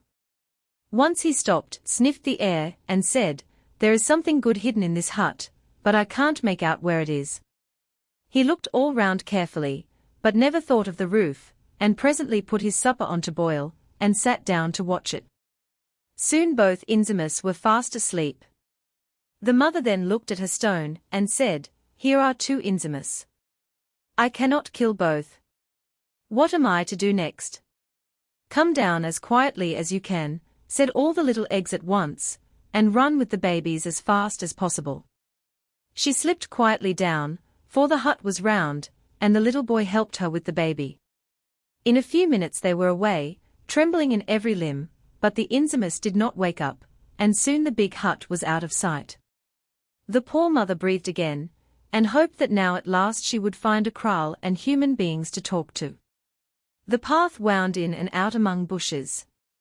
They grew ever thicker and more thorny, great trees began to appear, and it was soon impossible to walk save in the 75 direction.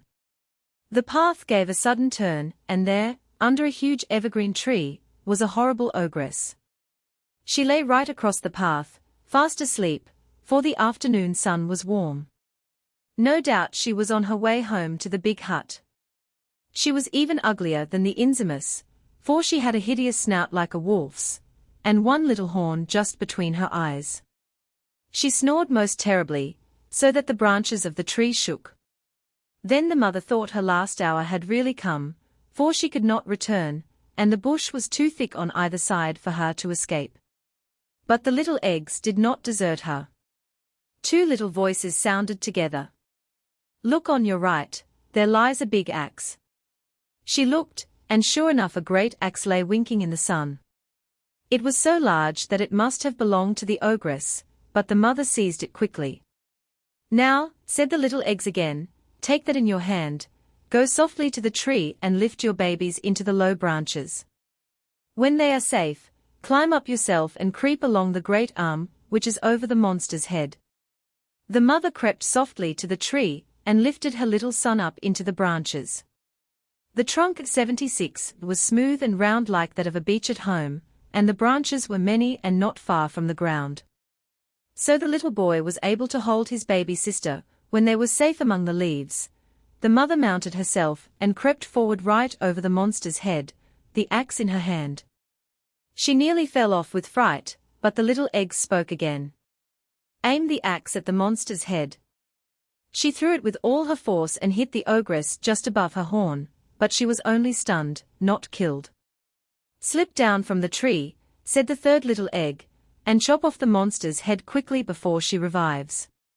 The mother was down in a moment, ran forward with desperate courage, and in a few minutes she had severed the monster's head from its body.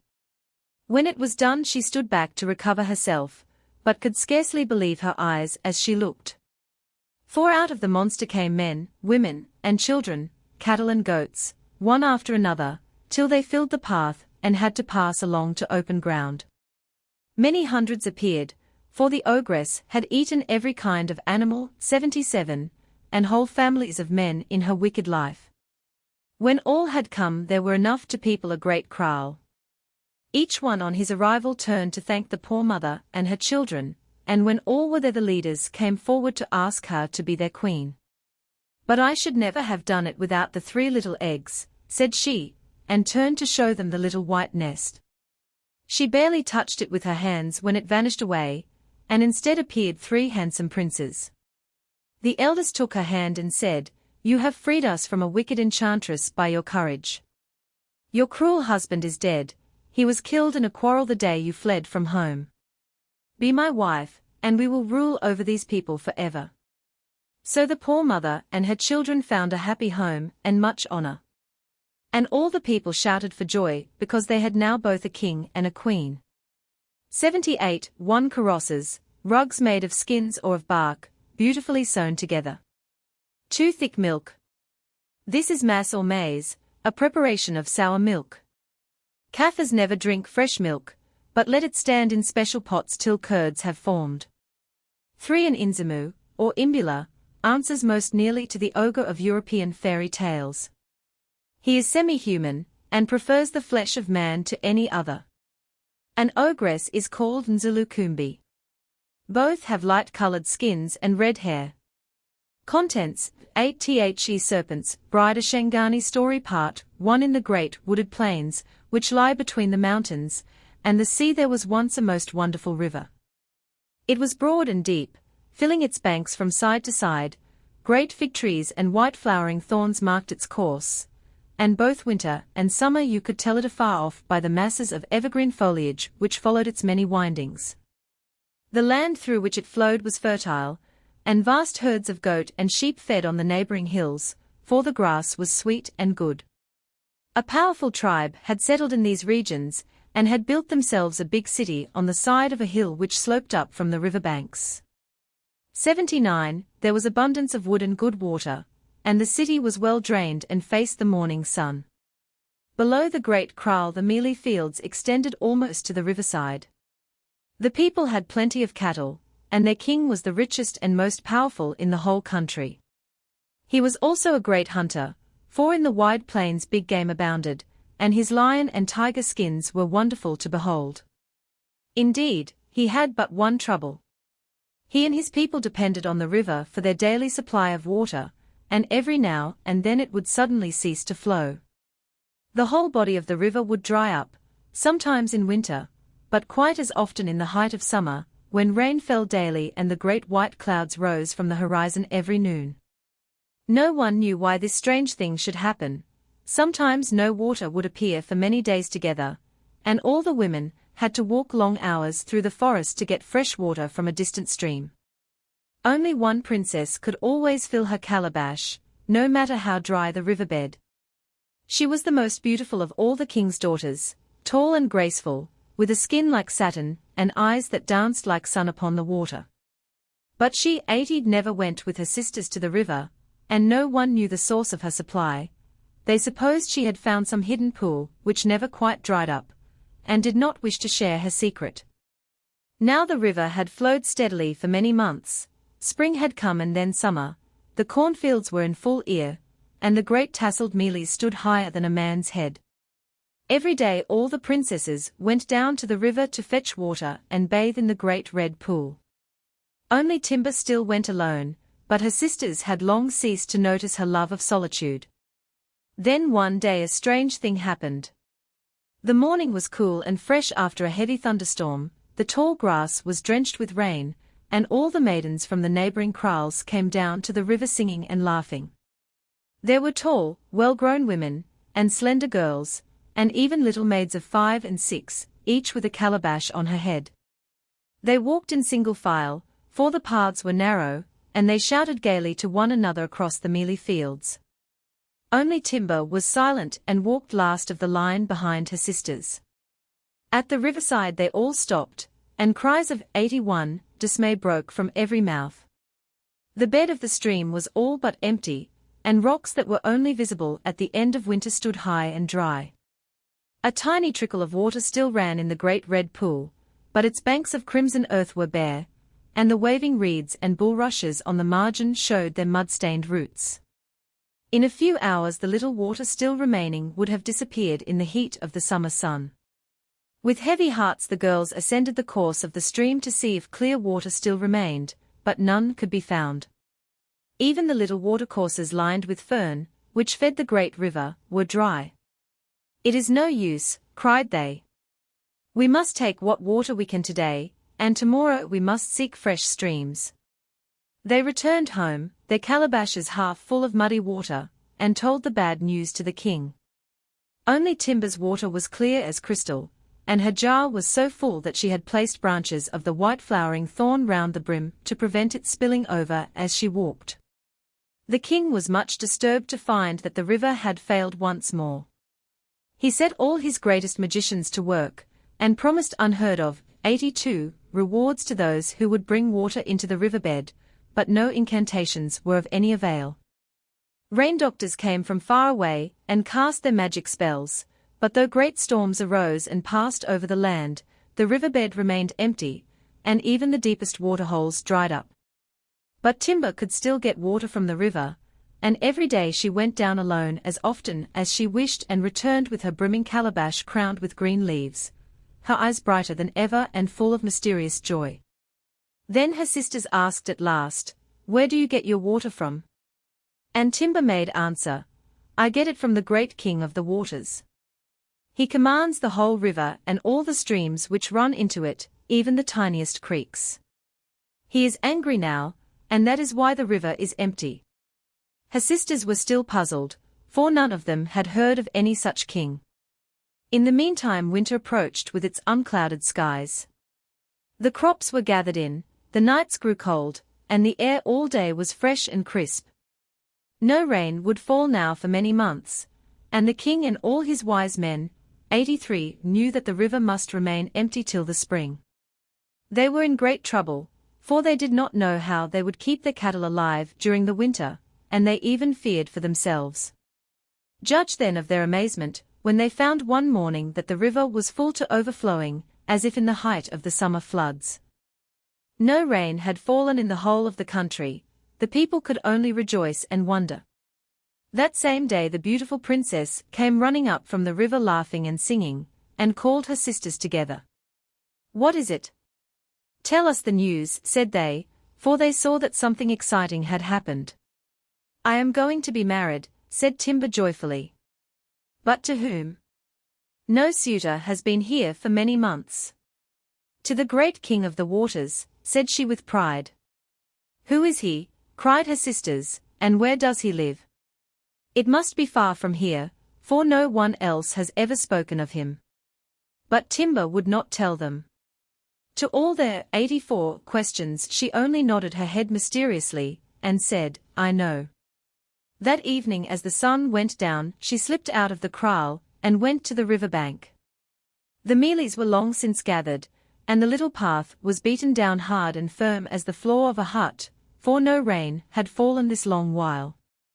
She passed the red pool, now full from end to end, and followed the course of the river for half an hour or more till she came to a great white thorn tree surrounded by a tangle of creepers and flowering shrubs.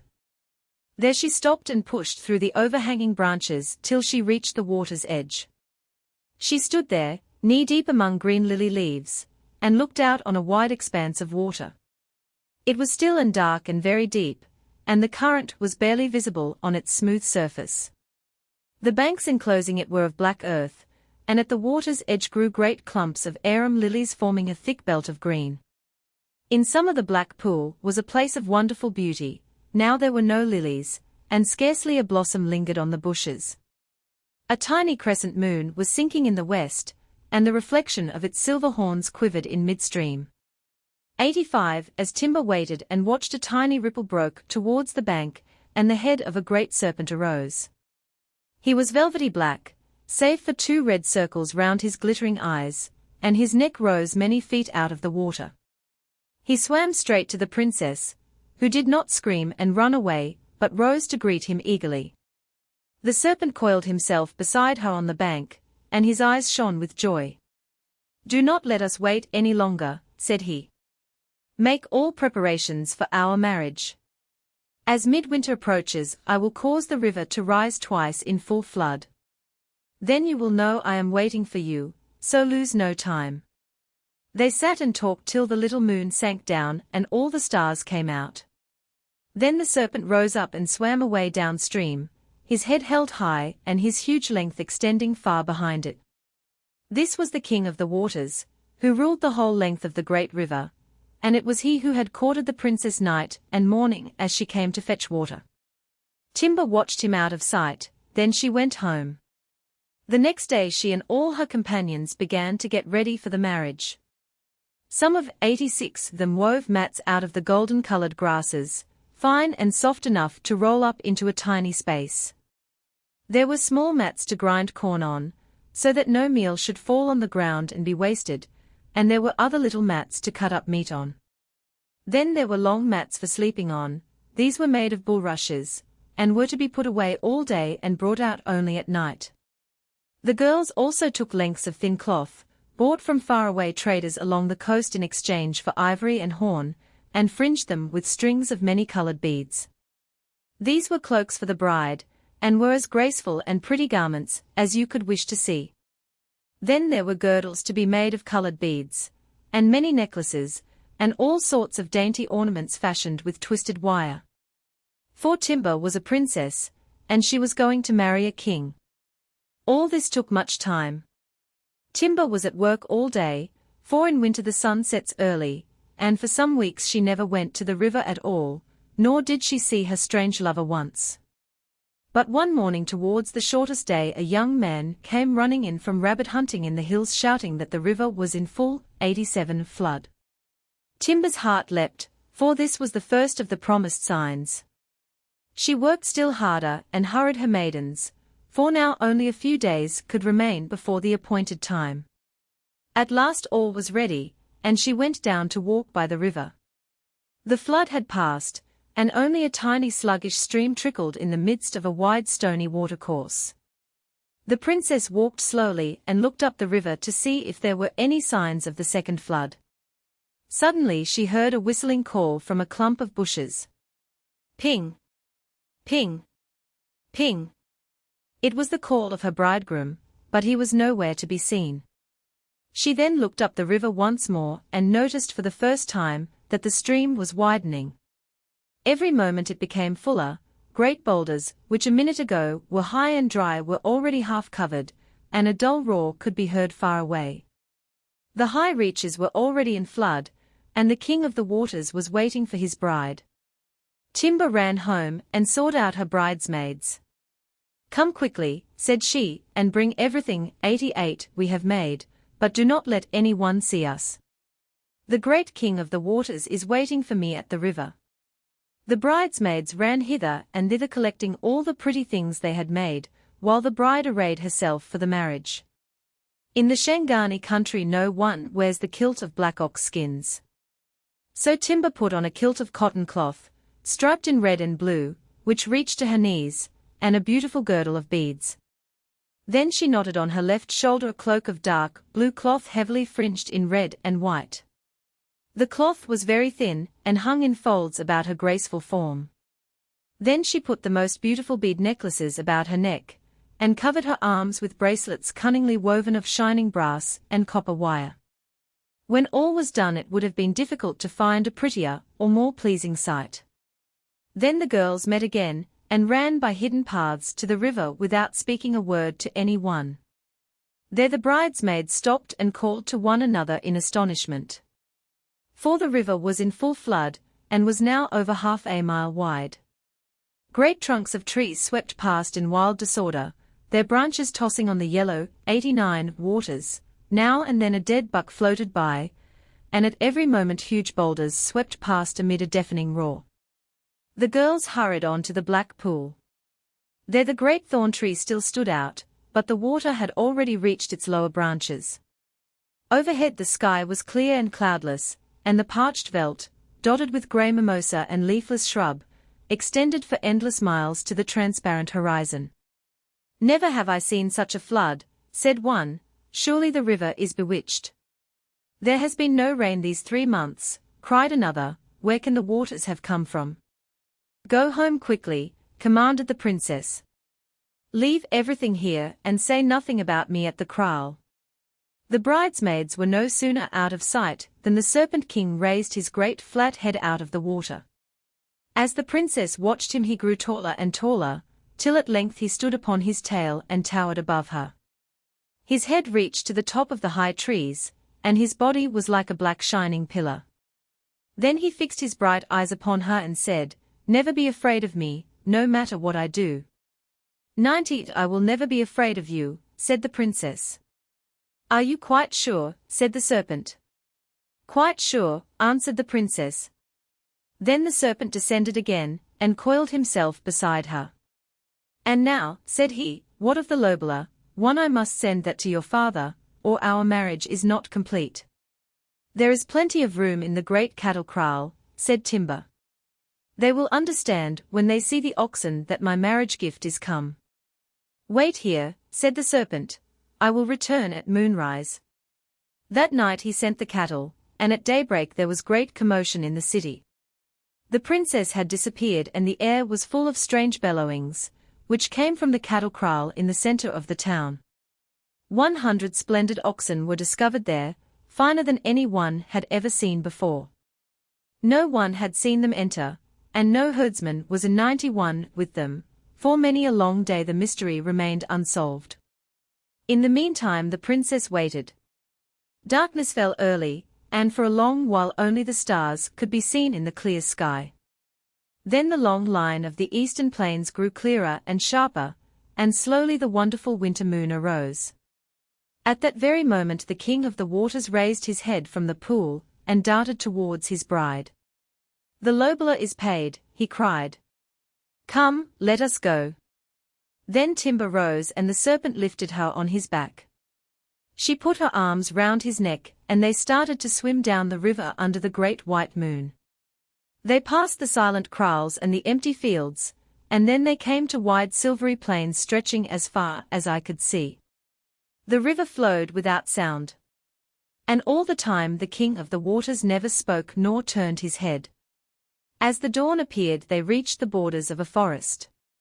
For many an hour they had seen no kraal nor any human being, and here the bush was so thick that no one could in 92 hope to get through it. The great serpent took his bride to the bank and set her down.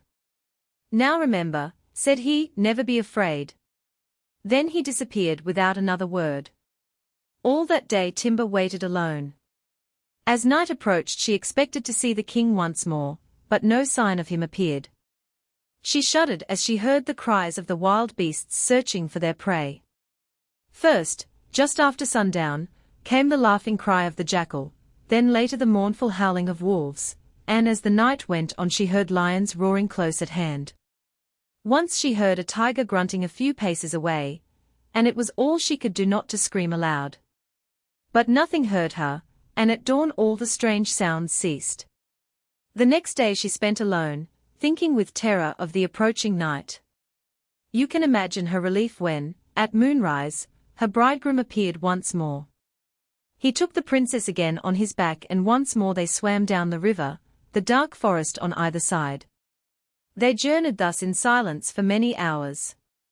At dawn they were still in the heart of the forest. The trees were the tallest Timber had ever seen, great festoons 93 of creepers hung from their boughs, while below was a tangle of ferns and many strange plants. Then suddenly just as the sun rose they entered a marvelous place. For the river opened out into a wide, still pool, surrounded by walls of dazzling white. The banks were of shining white sand and the cliffs above of glittering mica, and in every nook and cranny grew the loveliest ferns. There were tree ferns all along the water's edge, with wide shady fronds and trunks like those of an eastern palm. There were smaller ferns in endless variety, and at the very edge of the pool grew the most beautiful maidenhair. A wide belt of green lily leaves stretched out from the shore, framing the center of the pool, which lay clear and placid as a mirror, reflecting the dazzling blue of the winter sky. Timber had never seen such a sight before. She longed to alight and rest among the ferns in the bright sunshine, but the king swam forward to the center of the pool. There one could see far below to the white sanded bottom, for the water was like crystal. Here the serpent turned his head. "Follow me," he said. He glided under the water, and the princess 94 followed. When she opened her eyes she found they were far below in the depths of the water. The light was dim, and at first she could see nothing but the waving stems of the water lilies. Then she found they were standing before a group of most beautiful huts. The king took her to the largest and bade her enter. Strange to say, it was quite dry and very comfortable. In it she found all the pretty things which she had brought with her sisters to the river bank, and all was in perfect order. She was very hungry and wanted to ask for food, but she did not dare say anything. The great serpent turned away and left her, saying, "I will return in the evening. Shut the door, but leave a little hole in the side of the hut for me to creep through. Food will appear whenever you desire it." And Timber found a delicious meal prepared in beautiful little pots. She enjoyed it after her long night's journey, but it was very dull and lonely, and there was nothing to do. The day passed, and as night drew on it became very dark and cold. Timber lit a fire in the hut and shut the door, but remembered to leave a little opening as she had promised. Then she lay down to rest, tired and puzzled at her bridegroom's 95 strange conduct. She was just about to sleep when she heard a snake's scales rustling against the thatch without. For the first time, she was afraid as she heard him come. A moment later his head appeared at the little hole. His eyes flamed in the light of the dying fire, as he entered and glided towards her. First he touched her feet, then her knees, and then passed right over her head, always in absolute silence. Then he turned round and slipped out once more by the way he had come. The princess spent the next day alone, and at night lay down again. But this time she could not think of sleep, and for hours she lay awake, tending her fire and watching the dark hole in the wall. At midnight she heard the rustling against the reeds outside. She began to tremble, but lay quite still and did not speak. The serpent entered as before, laid his head on her feet and her knees, and again glided over her, and left the hut without a word. When he had gone the princess breathed once more, and composed herself to sleep, but as the next day advanced towards evening she became more and more troubled. Must I spend the end of my days here? 96, thought she. Must I always live in this cold dark place, away from the sun? I shall soon die and never see my sisters again, or run with them through the mealy fields. Then she began to think of her former life, and remembered the many times she had met her lover among the tall lilies, and all the kindness he had shown her. No, she said, I must not despair. He will do me no harm, I must keep my promise and be brave. That night she lay in the hut by her wood fire and watched the hole in the wall. Hour after hour she listened for the familiar rustling, but no sound came. She could not sleep, her head ached and she was almost sick with fear. She threw her last bundle of sticks on the little fire. It was very cold, in the world above the dawn must be at hand. The flames leapt up for the last time, and at that very moment a faint sound could be heard outside the hut. The king of the waters was there. He entered, his huge flat head erect and his eyes flaming. The princess nearly screamed, but clenched her hands to keep herself quiet. The serpent touched her feet, then her knees, and last of all her head. 97, Timber closed her eyes and lay exhausted. All at once a light breeze seemed to blow on her face, and she looked up again to see what it might be. To her amazement she found she was again in the world above. The door of the hut was open, and before her stretched the enchanted pool, radiant and dazzling in the early morning sun. She turned to look for the serpent, but he was gone. In his place stood a magnificent man in the prime of life. He was very powerful, and so tall that his head nearly touched the roof. Glossy leopard skins hung from his broad shoulders, and round his waist were jackal skins fringed with tails of the mountain cat. On his arms and at his knees were bracelets of white oxtails, and in his hand he held a great staff beautifully carved. At one end a man's head was represented, and below it were tails of black and white cat skin. He was a very great chief indeed. Timber had never seen any one so handsome before. Only his eyes seemed familiar, they were very bright and piercing. The princess gazed in wonder. Then the chief smiled. Do not be astonished, said he. I am the 98 serpent, the great king of the waters. Years ago, I was deprived of human form by a wicked magician. He belonged to a king who hated my father, but was never able to harm him because he was too powerful. One day this wizard met me walking alone by this river. By his black arts he turned me into a serpent. My only kingdom should be in the waters, and I was never to become a man again till I should find a bride without fear. At last I met you, now I am a man once more. My father has long been dead and my name is forgotten, so we must seek men and cattle and make a new kingdom for ourselves. Take this staff, it will give you the power of a magician. You have only to hold it firmly in your hand, and you will gain the victory over the most powerful enemy. We will rest here a while, and then go forth together, and make great conquests. Thus Timber obtained the reward of her courage, and became renowned and much beloved. I will tell you in the next story how she and her husband won their kingdom, and how at last she saw her home once more. 99. 1 Lobola, the marriage gift presented by the bridegroom to the bride's father. This gift, consisting of cattle, gives him his legal claim to his wife. Contents 9 The serpent's bride part to the king of the waters, and his bride rested by the white pool for many weeks, making plans for the future, and talking much together. They waited till the spring came, and then as the early summer advanced they set forth on their travels. For there were no tribes near them for many a day's journey, and the king needed great numbers of men and women to people his kingdom. It was no longer enough for him to command the wide river, and reign alone at the white pool. The wicked king whose magician had transformed him into a serpent was long dead, and his nation dispersed, so that there was no one left on whom he might avenge himself. So the king and queen journeyed for days and days, 100, through the great forest, and then beyond through open flat country, till, after many weeks, they came to a new kingdom and people who did not know them. They travelled alone like ordinary folk, for they did not wish to be noticed. The first city they reached was small, but beautifully built on the side of a hill. Here they entered and talked with the chief. "Whose kingdom is this?" asked the king of the waters. "This is the kingdom of Volavola," said the induna. "He is a great king and powerful." "Does he live near here?" asked the king. "Volavola lives 2 days' journey from here," said the induna. "You follow the path over the hill and across 2 valleys. Then you come to our greatest city. But let me warn you, our king does not love strangers."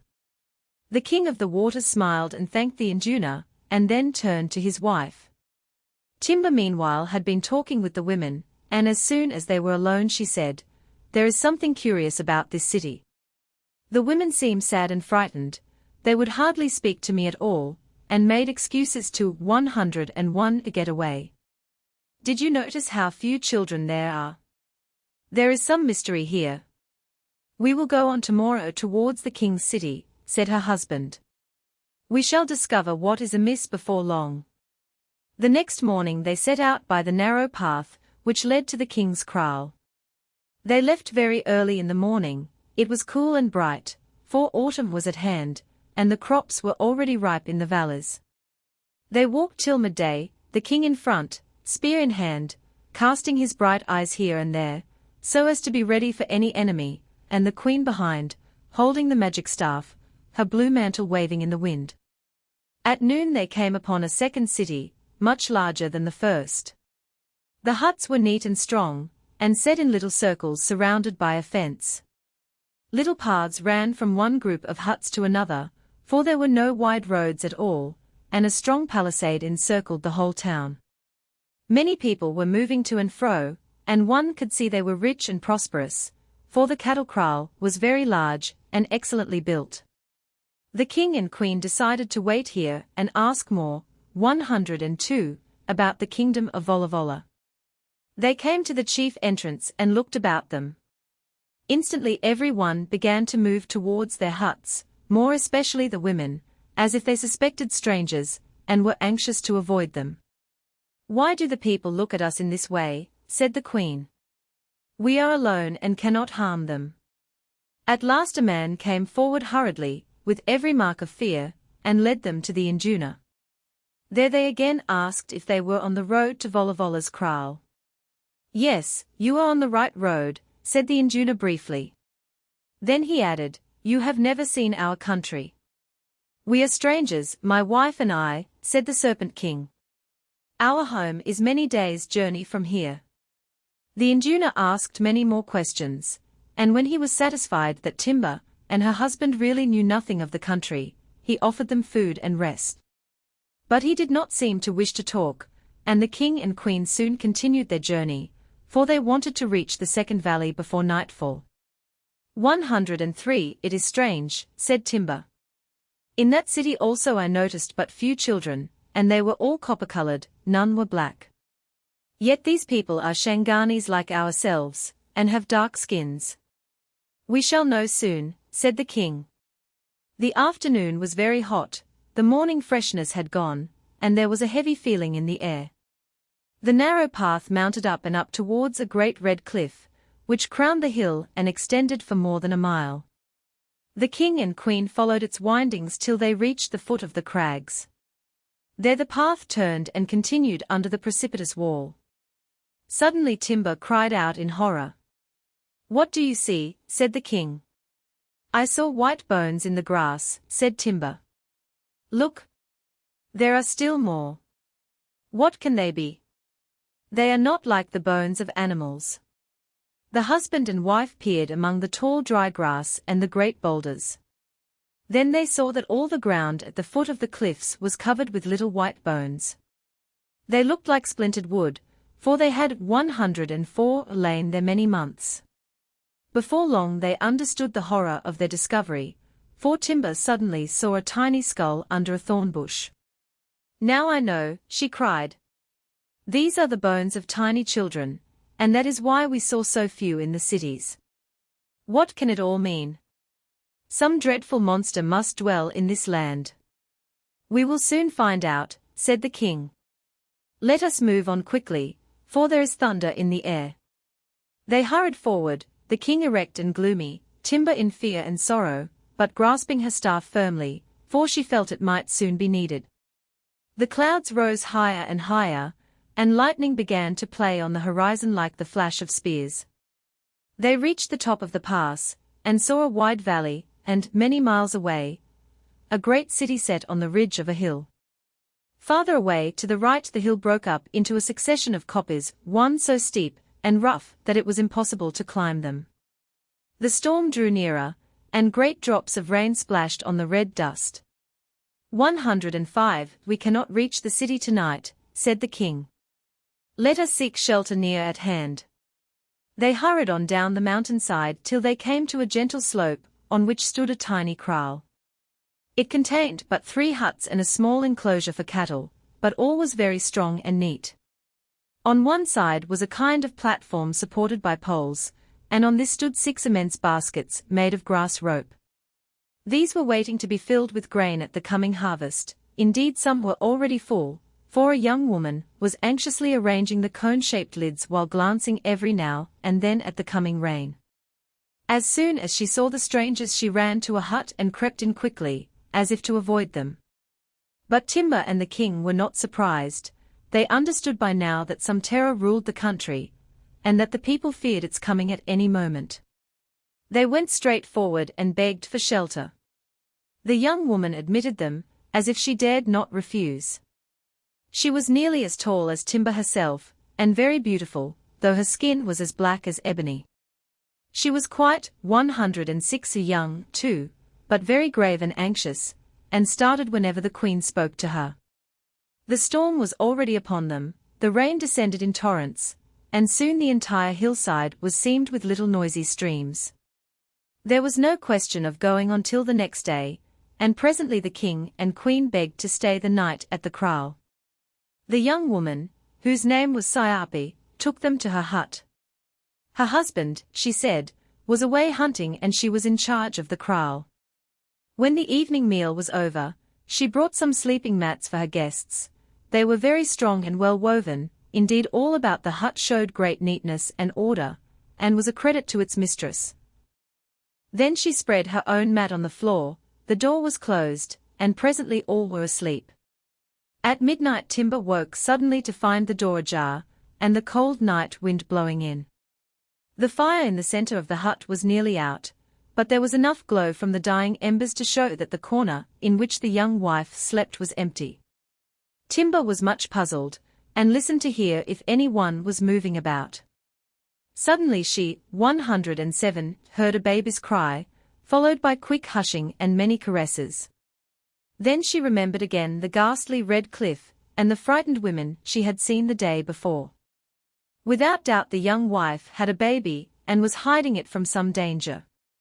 Timber arose quickly, determined to know all. The clouds had not all dispersed, but the moon shone fitfully, and it was easy to see anything near at hand.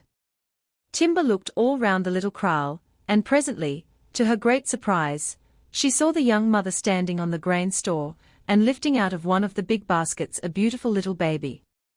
Timber ran towards her and poor Syapi screamed. "Oh," she cried, "do not betray me, do not tell them about my little girl." "I will tell no one," said Timber. "But why are you afraid? What is the matter?" "Do you not know then?"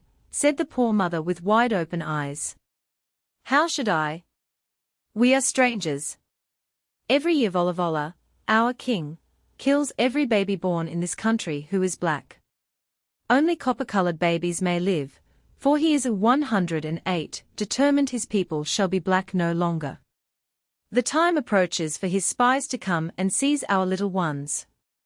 Then his imps kill them with assegais and knobkerries, and throw them over the great red cliff. We have no helper or defender. Volavola is all-powerful.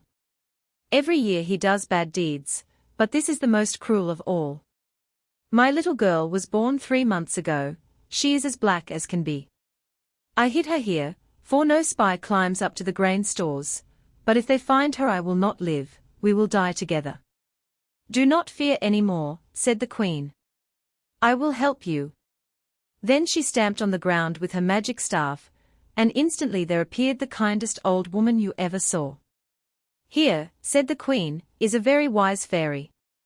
Give her your baby and she will fly like the wind over hills and dales, and take her wherever you wish, to a place where kings do not kill babies." Syapi looked up in wonder and delight. "Take her to my sister," she said, "she will care for her, and I shall have nothing more to fear." 109 So the old fairy took the baby, who cooed with delight in her arms. A moment later they were gone. "And now," said Timber, "we will rest, and tomorrow we will tell the king, my husband." The next day Syapi told the Serpent King of her sad lot and that of all her people, how they lived in hourly terror of spies, and thus dreaded the sight of any stranger, and how, no matter what they did, Volavola was too clever and too cruel to allow them to escape. Then the King of the Waters burst into great wrath. "Such a man should die," cried he. "He shall pay with his own life for the tears of all these mothers." That evening, as the sun went down, he called Timber and Syapi, and bade them follow him to a lonely spot out of sight of the kraal. Then he turned towards the queen and said, "Hold your staff firmly while I summon my armies." He looked towards the mountain and shouted in a terrific voice, "Vuka Panzi, Mabutu, Sibulala Volavola. Rise, soldiers, let us kill Volavola, 110, he has slain every black baby. Rise, impis, rise, the pot is boiling over." And instantly there sprang from the ground a splendid impi of 1,000 men, with flashing spears. 3 times did the king repeat the charm, and each time fresh men appeared. Then he placed them in order, and bade them march upon Volavola's city. He then told the queen to stay at the kraal with Syapi, and to hold the magic staff in her hand day and night till he returned in triumph. As darkness fell he and all his army disappeared like shadows down the mountainside. No one in all the country had seen them. They crossed the valley and climbed the great hill with amazing swiftness. At cockcrow they surrounded the city, and fell on it with a sudden shout like thunder. Volavola had no time to place his men in order, and fled in panic to his rocky stronghold, calling on his magicians to follow him. In an hour the King of the Waters held the whole of the chief city, but he had by no means obtained all he wanted. For his enemy was now hidden in the caves and inaccessible rocks which crowned the hill. 111 There he had stored grain sufficient for many months, and with him were his magicians, and the most wicked of his soldiers. They had long feared attack, and their stronghold was well prepared. Then followed a long, tedious fight, which lasted for many a day. Inch by inch the King of the Waters advanced into the stronghold, and one by one he killed all Volavola's men. The wicked magicians, driven desperate, cast every spell they knew, but Timber sat with her staff in her hand day and night and thwarted all their plans. At last the Serpent King reached the inmost defense of all, and there among the thorns Volavola was discovered crouching at the back of a dark cave. His magicians had all been killed, and he was powerless to do any more evil. "Die like a dog," cried the warriors of the Serpent King. Die, you who have killed all the black children. And they assegaied him at once. His body was thrown over the cliffs and his name wiped out. Then the king of the waters returned to his wife with great rejoicing, and told her they were 112, now rich and powerful beyond belief. He sent orders to every city formerly held by Volavola, bidding the inhabitants come with him and live in a new country. They all rose up with one accord, and thus they journeyed, men, women and children, to the land near the great river. Many thousands of cattle went with them, and also large numbers of sheep and goats. Such wealth had never been seen before in the country. Now, as soon as the news came that Volavola was really dead and his people free, the queen sent a messenger to fetch the little baby girl she had rescued. The messenger had far to go, and when he returned with the little maiden, the king's new subjects were already beginning to build their kraals. The baby was given to the happy mother alive and well, but the messenger had gathered bad news as he travelled. For he heard that the people who lived about the Red Pool were coming in armed force to attack the king of the waters. The river had been dry now for nearly a year, the rains had begun, and still the water did not rise, so that they feared starvation and ruin. When the king of the waters heard this, he 113 said to the queen, "Come, let us go to the White Pool and give them water." So they both rose up and left their people and travelled through the forest till they came to the White Pool. It was now early summer, the ferns were renewing themselves in tints of tenderest green, the white sand and the glittering cliffs shone in the sun. But most beautiful of all were the water lilies. They covered the pool in thousands, silvery white and pale blue, with buds of delicate mauve. Above them hovered myriads of shining flies with wings of rainbow gauze. The air was warm and still, the water clear as could be. For the White Pool was never empty, no matter how long the rains stayed away.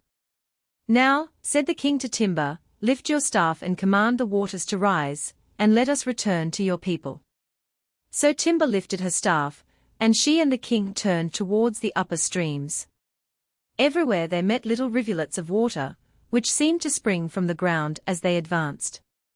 Soon the river was in full flood, and the king of the waters and his bride swam together till they came to the Black Pool. 114 There the lilies stood in thousands, creamy white and glorious to behold, and there the king and queen came to shore. "And now," said the king, "we will visit your father and make peace. And because of all I owe to you, the river shall flow forever, summer and winter, and shall never be empty again." Then Timber and her husband went to the kraal, and were received with much rejoicing. And when the old father saw the wonderful power of the king of the waters, he said that he and all his people wished to live under the protection of such a mighty chief, and thus be free of all anxiety. So the two peoples became one, and the king and queen of the waters lived in joy and honor all their lives long. 115 One copy, a small hill pronounced copy. Contents, the fairy bird. A Swazi tale. Ever so many years ago, there lived a little boy and girl called Juma and Jumasane. They were brother and sister, and lived happily together in a tiny kraal at the foot of a great mountain. Juma was 4 years older than Jumasane, but both were born in summer in the midst of a great storm, so they were called alike children of Juma, the thunder. Their father and mother were poor, and had but one hut surrounded by a fence, and possessed no herds nor cattle of any kind. Their only food came from the fields which they worked themselves, and often at the end of the day the father and mother would long for a good calabash of thick milk. But they were too poor to 116 buy even a goat, and could only sigh and shake their heads over their misfortune. One morning they all went forth to hoe their lands, for the sun was growing warmer every day, and the spring rains would soon arrive. "We will try new ground," said the father, "the old lands are getting worn out, and there is plenty of good soil farther down the valley." He walked first along the narrow path, then came the mother, and then Juma and Jumasane, each with their pick. Presently they reached a beautiful piece of land, smooth and level and free from stones, and soon all were hard at work turning the first sods. At sundown they went home, well satisfied with their day's work. You can imagine how puzzled they were the next morning, when they found all the sods turned back in their old places, and the ground as smooth as if no one had set foot on it. They set to work once more, and again prepared a big piece of land for sowing. But the following morning the same thing happened again, not a sign remained of yesterday's labor. They persevered for many days, but every night their work was made of no avail. 117. There must be some reason for this, said the father at last. I will stay behind today, and see what happens. So when Juma and Jumasain and their mother went home, the father slipped behind a great rock, and watched the newly turned lands. He had not been there long, when he saw the most beautiful bird come out of the bushes and alight on the fresh sods. It was like no bird he had ever seen, for its feathers were of every color, its wings were of vivid scarlet, its tail a metallic blue, and its head a bright gold, which shaded into a bronze green on its breast. It shone like a jewel in the sun, and seemed to laugh with joy. It flew to the very stone behind which the father lay hidden, and alighted on the highest point. Then it flapped its wings and said in a high clear voice, Chanchasa. Chanchasa. Kilhisa. At that very moment every sod in the field turned over. You would have said no one had ever been near the valley. The father kept very quiet and waited till the bird was within arm's reach. Then he caught it suddenly. Now, said he, I have got you. You are clever enough to take my food, so it is only fair. 118. You should now provide me with a meal. And he prepared to wring its neck. No, no. Spare me, cried the bird. If you will only give me my life, I will provide you with cream, fresh milk, and curds and whey all your days. The father opened his eyes at this. I can see you are a fairy bird, said he, and if what you say is true I will keep you alive. He went straight home, holding the bird in his hand. At the kraal gate he bade his wife send the children out while she prepared the evening meal. He then shut the door of the hut and showed her the bird. Of what use is the bird to us, said she. You will soon see, said her husband. He took the sack of woven grass through which they strained their beer, placed the bird in it, and hung it in the middle of the hut. Then he took a great calabash and held it up, for only a man may have anything to do with dairy work, and called on the bird to fulfill its promise. Chanchasa. Chanchasa. Kilhisa, called the bird in its high voice, flapping its wings. First the calabash was filled with cream, then with sweet milk, and then with thick milk, as a 119, much as ever they could use in one day. The wife was delighted, for the cream would keep their carosses in the most beautiful condition, and the milk would make the children big and strong. Do not let us tell anyone about this bird, said she, he is far too wonderful. He must live here, but we will say nothing about him, and not let the children know how we get the milk and cream. That night they feasted well. The next day they went out to hoe their lands with a light heart, and sang merry songs. Now we have cream and milk, fresh milk, and curds and whey, now we go a-working singing merrily every day. But Juma and Jumasain were much puzzled at the big basin of curds, which they had every night. Where did it come from? There was neither flock nor herd within many miles, and yet there was cream, fresh milk, and thick milk every day. I know, said Jumasain to her brother one day. They get it in the evening when they sit alone in the hut, and will not let us in. 120. Suppose we look through the thatch, said Juma. I know where there is a chink. That evening they both watched. They saw the bird come out of his sack, flap his wings, and fill each calabash to the brim.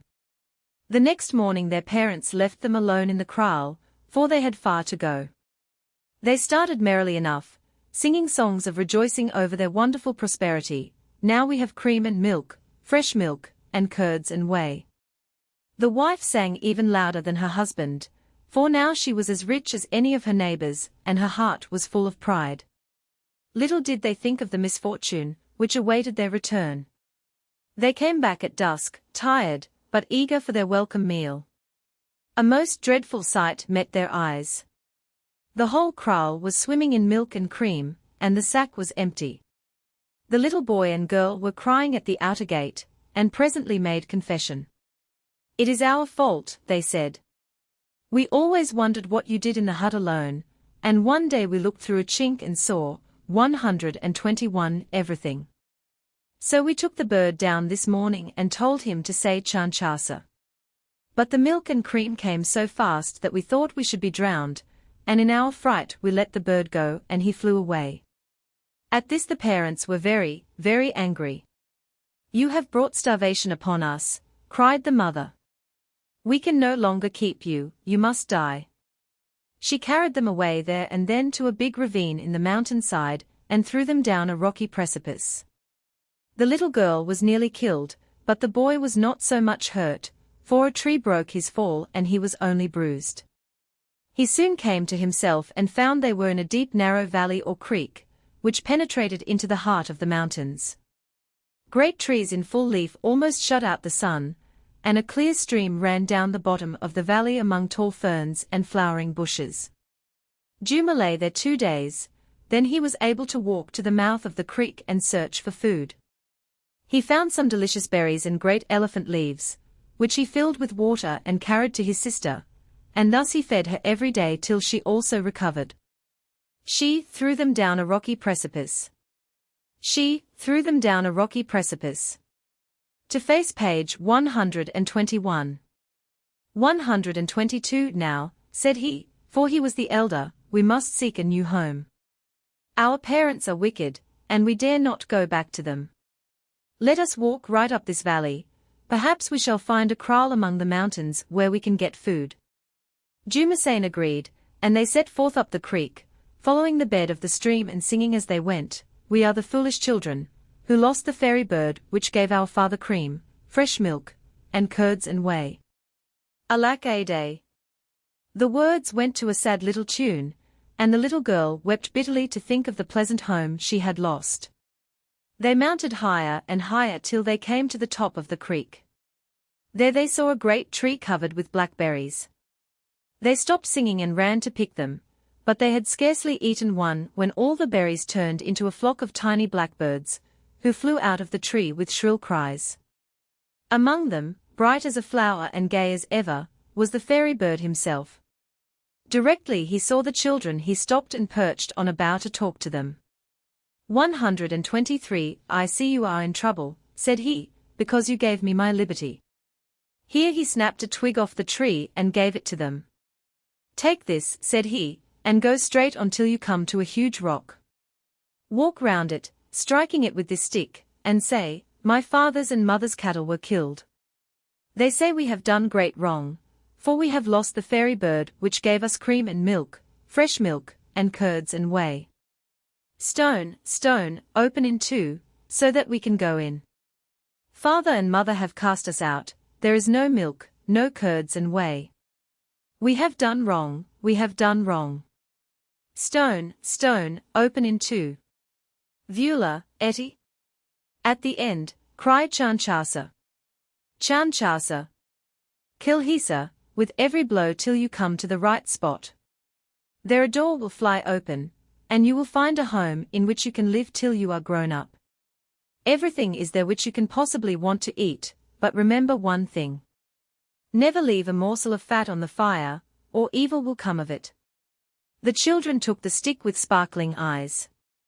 Juma held it and Jumasain followed, 124 him, her tears all forgotten.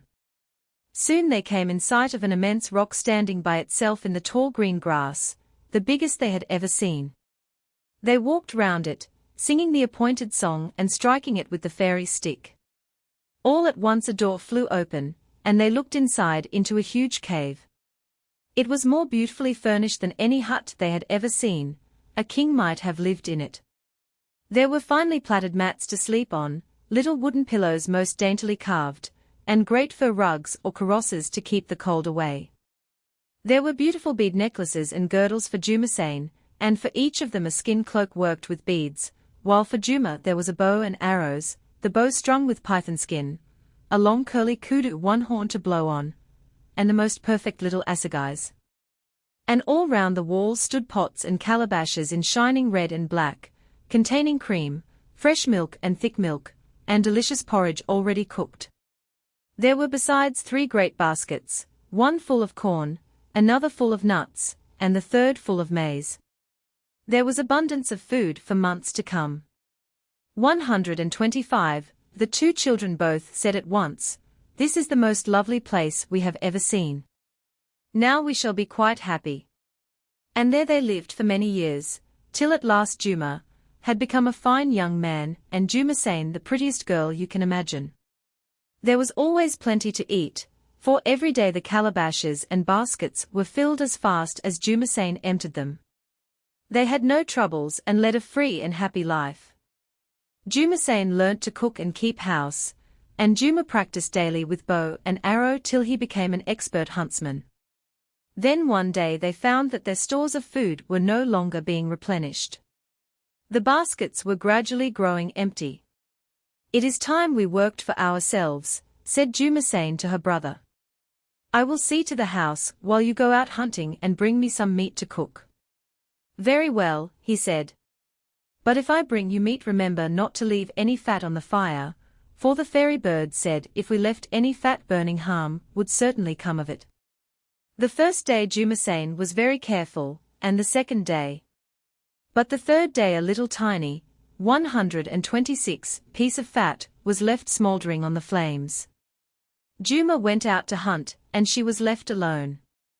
She set to work to arrange the cave, and was just placing the cooking pots in order when she heard heavy footsteps coming along the path and 2 voices saying hum, whom. Hum, whom, in deep bass notes. Her heart was filled with terror at the sound.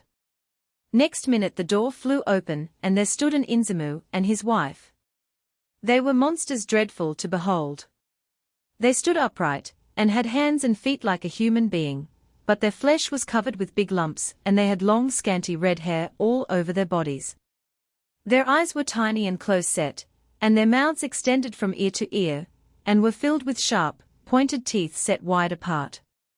Their hands had very short fat fingers, and their feet resembled their hands exactly.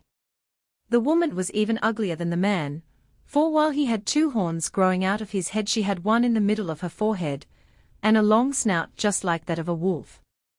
Each of them had a long tail like an elephant's trunk, which had the power of sucking up all they wanted. Jumasain was terribly frightened when she, 127, saw them, for she knew they were cannibals. The monsters walked straight into the cave, twinkling their little eyes and grunting at every step. "Take everything in the cave," said Jumasain, "but leave me here." "No, no," said they, "if we have you we shall be able to get all these things as often as we want them, for you have magic power." And in spite of her entreaties they carried her away. In the afternoon her brother returned and found everything gone, the cave empty and no sign of his sister. He sat down in despair, for he thought she was dead. Suddenly, gorgeous in gold and scarlet, in flew the fairy bird holding a stick in his mouth. "Do not despair," said he. "Take this stick and a big bag and go into the bush. Wave the stick before you as you walk and every reptile and every stinging insect you meet will instantly enter the bag. When it is full come back here, and hang the bag in the middle of the cave." Juma sallied forth bravely, bag in hand, and sang a fairy song as he walked into the forest. Instantly every deadly thing within call came, 128, and took its place in the sack. There were 2 great black mambas, there were scorpions and big hairy spiders, fierce little black bees, great yellow wasps and hornets, and clouds of poisonous mosquitoes, newly hatched and venomous as could be. When the bag was quite full Juma returned and hung it in the middle of the cave. Then he sat down to await events. Presently he heard the Inzimus singing hum, whom, and trampling heavily. The door flew open and they walked in. "Ah, we will take the boy," said the Inzimu, "he will be useful to us." "Let us take the bag too," said the wife. "No doubt it is full of good things." So they took the bag and opened it to see what was inside. The animals all came out at once and attacked them unmercifully. The snakes and scorpions ran along the ground, the bees and mosquitoes circled round their heads, joined by the wasps, and deafened them with their angry cries. The two monsters fled screaming and ran away down the ravine, stumbling over thorny bushes and great rocks. They did not stop till they came to a deep pool in the river.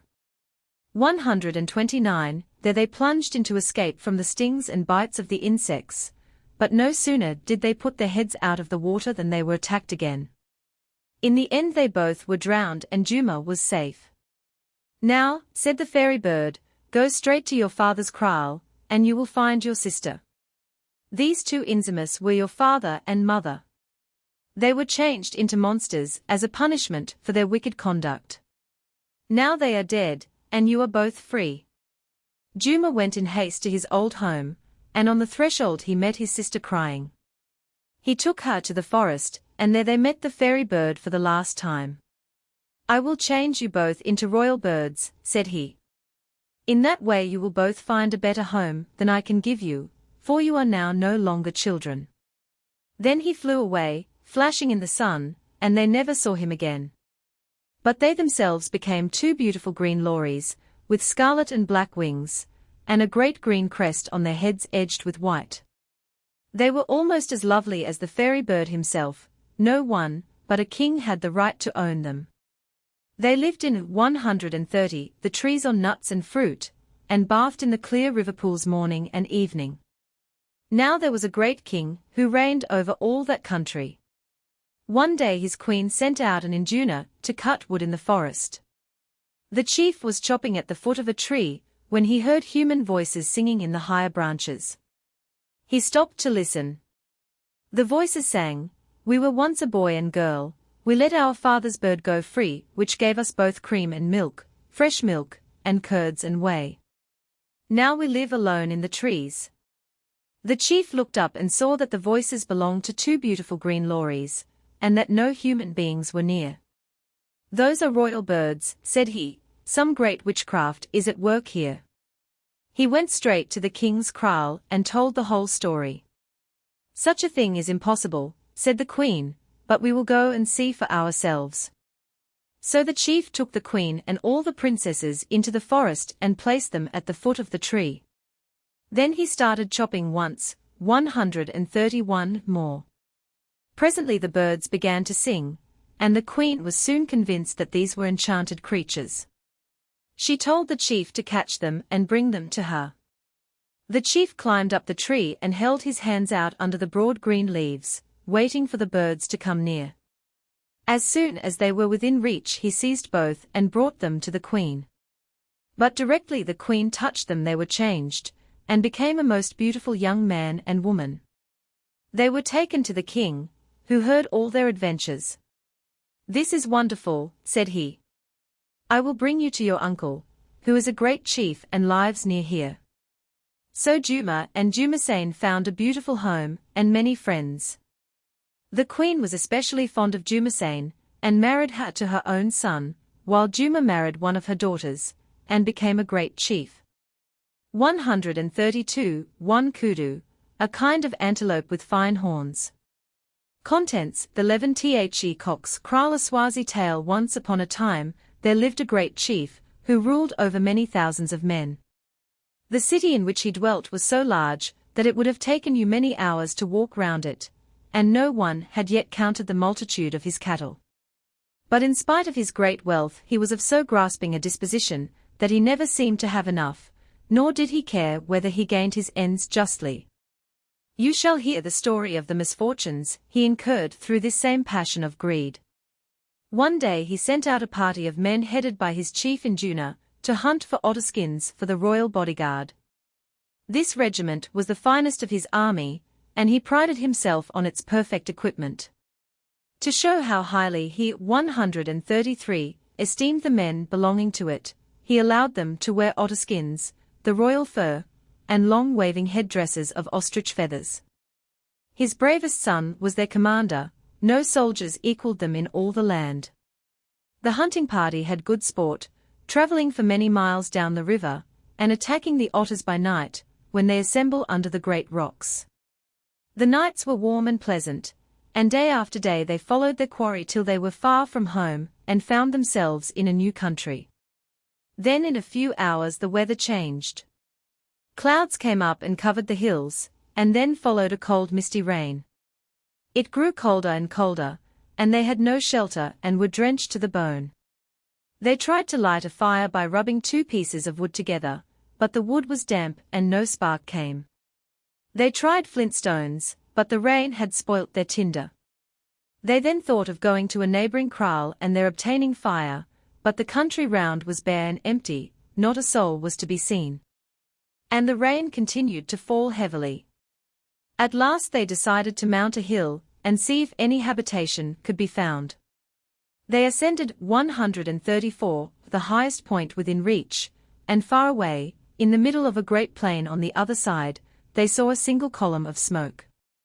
They all set out at once in the new direction, and at the end of some hours arrived at the gate of a big kraal. Many hundreds of huts stood round the cattle pen, and there were oxen in plenty and large herds of goats and sheep, but not a single human being could they see.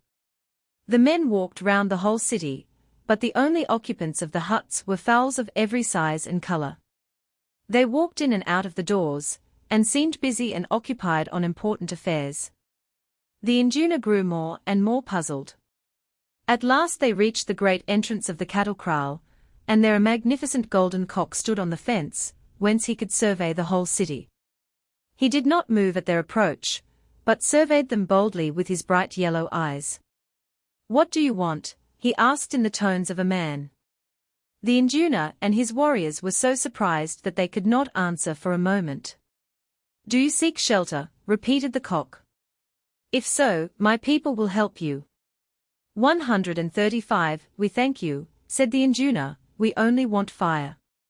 We are far from home, and have no means of warming ourselves or cooking food."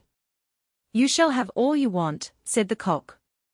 "I am a man like yourselves, but a wicked king, who was stronger than I has bewitched me and all my people. He was a cannibal, and actually asked for the hand of my daughters in marriage for his sons. I refused to allow them to have anything to do with such a wicked race, whereupon his magicians changed me and all my subjects into cocks and hens." "Can you not win back your old form?" asked the induna. "Only if I overcome a more powerful chief than myself, and that I shall find difficult in my present shape," said the cock sadly. Then he took the induna and his men to 2 beautiful huts, gave them food and drink of the best, and when they departed provided them with a thin stick lighted in the fire, which would smoulder for many hours. The hunting party went back to their otterskins, lighted a fire, and presently returned home with their booty. 136, they related all their adventures to the king, and gave him a full account of the enchanted cock, his beautiful kraal, and his great flocks and herds.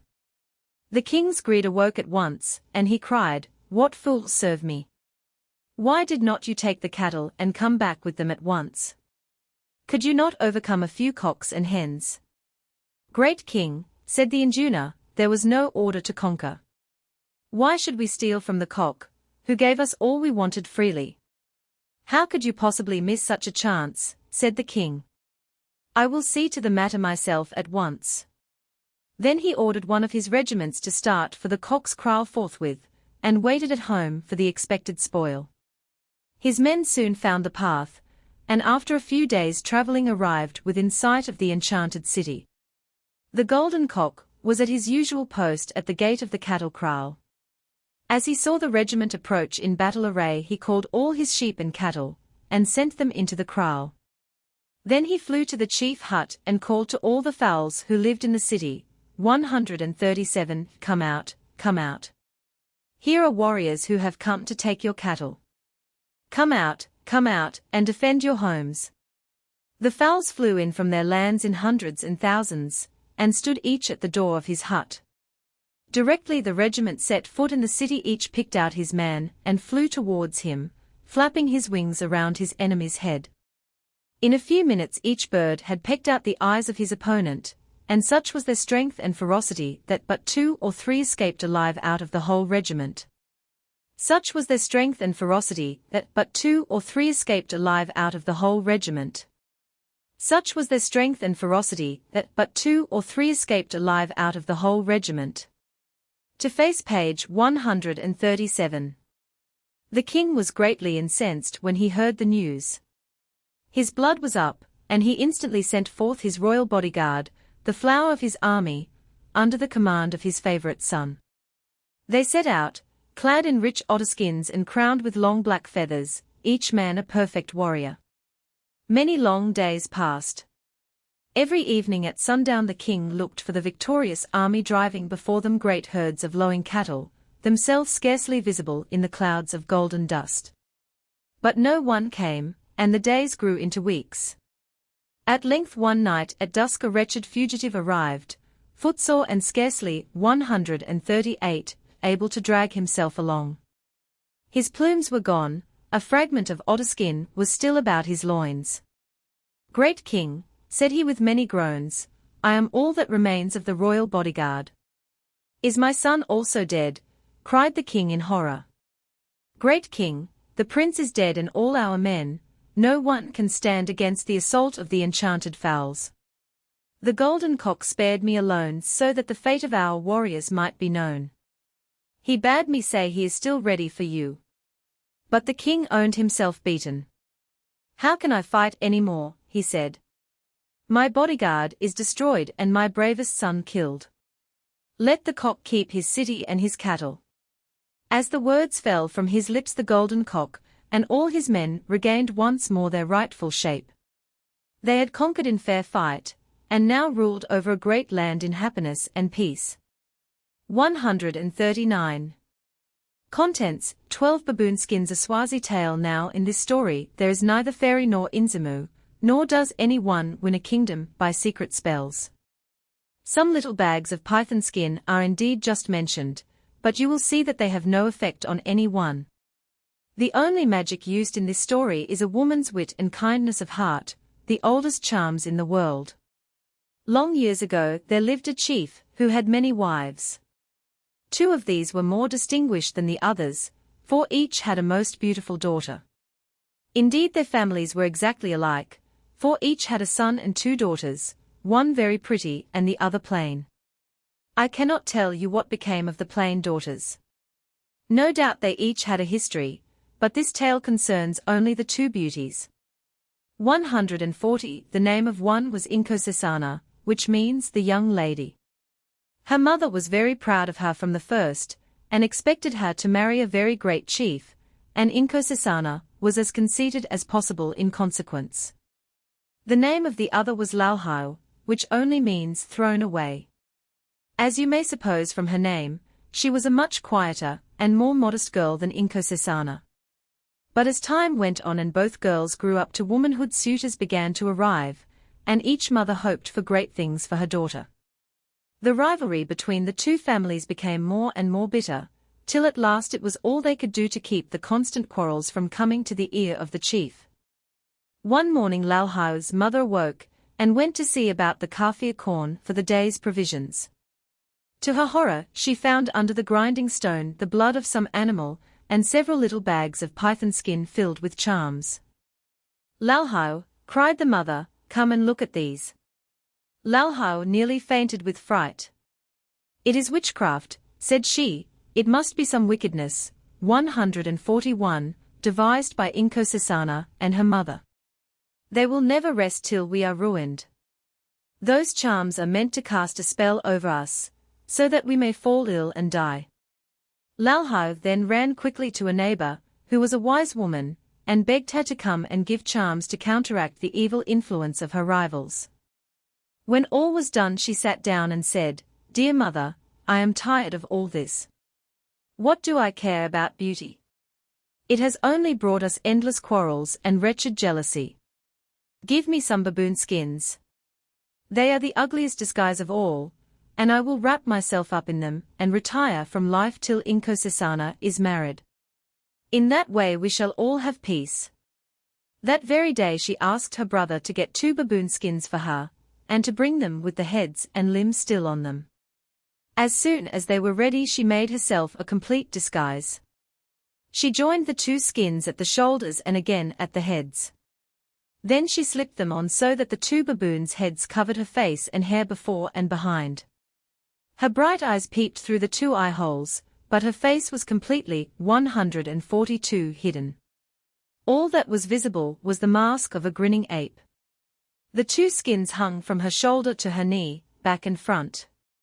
One could still see that her limbs were pretty and well turned, but her laughing face and ivory teeth were hidden completely, and so were her graceful shoulders. In fact, she looked like a girl afflicted with some great deformity, who is obliged to hide herself from the gaze of men. As soon as her rival's mother heard of her decision, she laughed heartily and said, "This is the best news I have heard for many a long day. What a fool that girl is, to be sure. She must be mad." All the women in the kraal were of the same opinion. They had never heard of any one hiding a pretty face before, and could not believe that Lalhao did it all to have peace and save her family from calamity. In spite of all the remarks that were made, she never faltered, but wore her ugly baboon skins every day, and never once showed her face even to her girl friends. Great peace reigned in the kraal after the first few days. There were no more quarrels, every one was quite happy, and Inkosesana remained the undisputed beauty of the countryside. 143. But one day, when Lalhao had worn the baboon skins many months, there was a great stir in the kraal. Two counselors had arrived from a very mighty chief, seeking not one bride, but two for their master. Both must be beautiful. The chief was very rich, and would make a magnificent marriage gift to the father of a really lovely maiden. The two counselors sat long in conversation with the head of the kraal, while the women stood in little knots and talked excitedly. Presently they were asked to come forward, and the demand of the great chief was made known. The mother of Inkosesana at once advanced with an air of triumph. "Here," said she, "is the bride you are looking for," and she showed them Inkosesana, who did indeed look charming. She had thrown aside her cloak and appeared decked in all her prettiest beads, which set off her beautiful skin and graceful figure to full advantage. The counselors both said at once, "This is the most beautiful girl we have yet seen. We accept her with pleasure. Our king could not wish for a more lovely woman." Then turning to the father they said, "Have you another pretty daughter, so that we may see her?" 144. The father said nothing, but the mother of Inkosesana, mad with gratified pride and longing to triumph yet further, called out, "Yes, there is another daughter. But she is always wrapped in baboon skins, and is of no consequence at all." "Let us see her," said the counselors, who felt curious at once. Lalhao stepped forward very reluctantly, holding her skins tightly round her. But nothing could take away from the grace of her pretty limbs, and the counselors walked round her and longed to see her face. "What are you hiding under those skins?" said they. "You have very pretty limbs and you walk gracefully. What is wrong with you? We beg you to show us your face." "No," said Lalhao. "He who marries me must marry me for myself alone, not for my beauty." "Are you deformed, then? Or are you very ugly?" "I did not say so," answered Lalhao quietly. "All I said was that he who marries me must marry me for myself alone." "But why do you do this strange thing?" 145. To please myself, said Lalhao. "You must be deformed," said one counselor, hoping to make her angry. "I did not say so," answered the girl, and although the counselors did all they could to provoke her and make her throw off her skins, she did not get angry or speak rudely to them. They confessed themselves beaten, and held a long consultation. Should they take Lalhao as well as the beautiful Inkosesana and risk it? Both of them admired her wit and her good temper, and at last they decided to ask for her also, in the hope that all would be well. Before they went back to their master they saw the brothers from the two families. They told the brother of Inkosesana to make a big kraal to receive the cattle in payment for his sister, as there was no doubt their master would be delighted with her. To Lalhao's brother they said nothing, and he, fearing his sister would not be welcomed, made only a little kraal, sufficient for some 20 cattle. The counselors then returned to the king. He was pleased with the reports they brought of Inkosesana, but when he heard the tale of the 146th second bride who wore baboon skins, he was very angry indeed. "No girl," said he, who had a pretty face would hide it. Without doubt she is absolutely hideous, and remember, if that is the case, you pay the penalty of death. To think that I should have sent such fools. The councillors were very sad, and awaited the coming of the brides with much fear, for they could not be sure they had guessed rightly, and the king always kept his word. As a precaution the king only sent 20 cattle for each bride. "We can easily send more if both are acceptable," said he, "and if there is trouble, for I will not have an ugly wife on any account, then we need not ask for return of the marriage gift. These 40 cattle will then be the due payment for Inkosesana." At the appointed time the two brides said farewell to the kraal, and set out on their long journey. They walked for many days, each attended by her bridesmaids.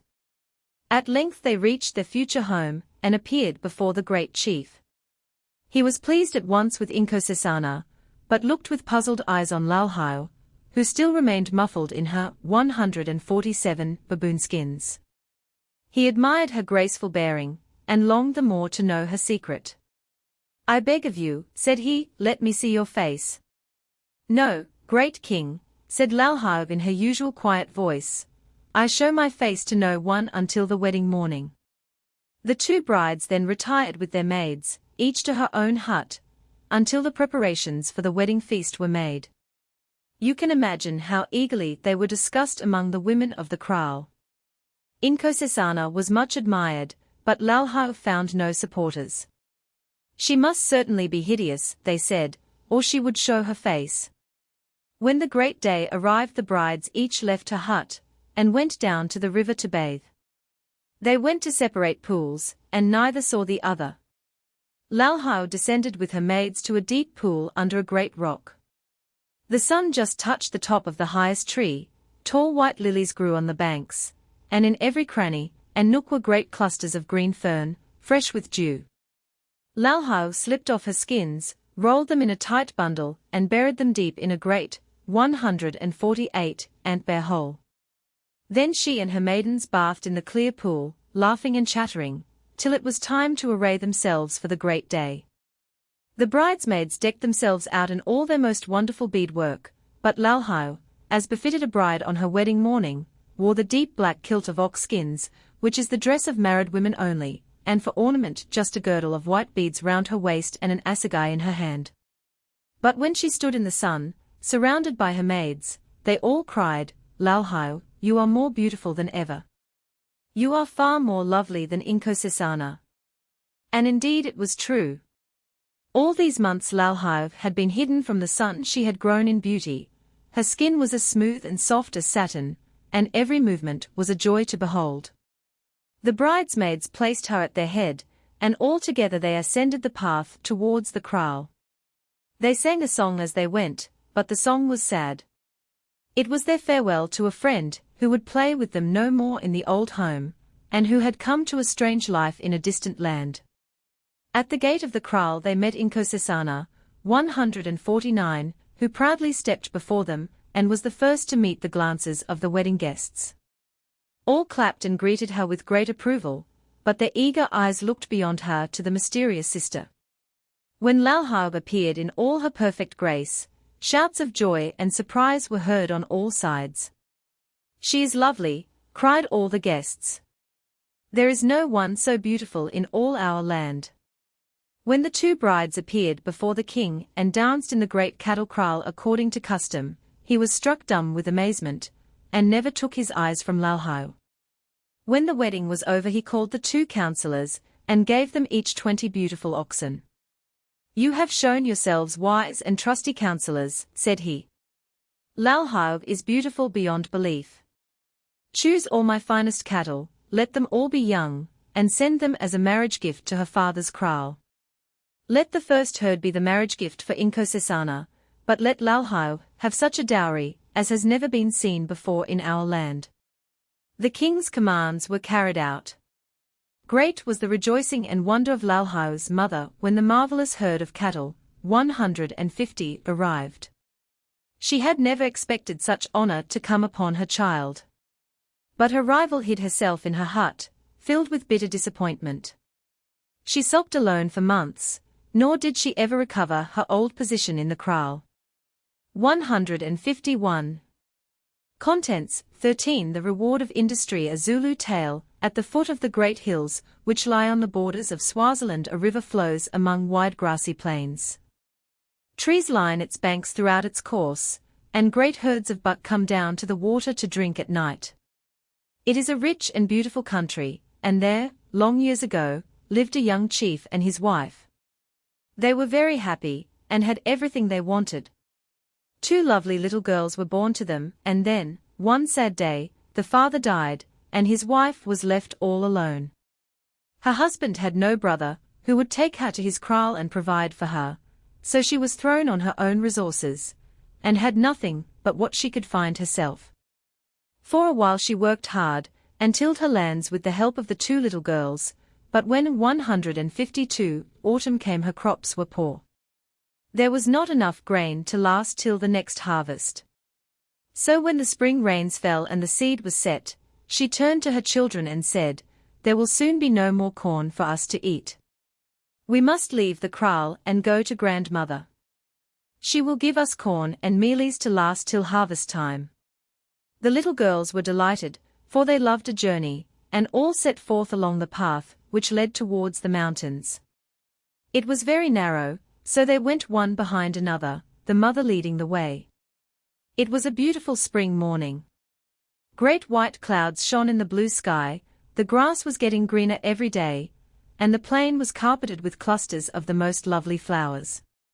First came whole companies of scarlet lynxia, then followed great patches of a tiny bright blue flower, and then again nothing but white blossoms, which turned inky black as they faded.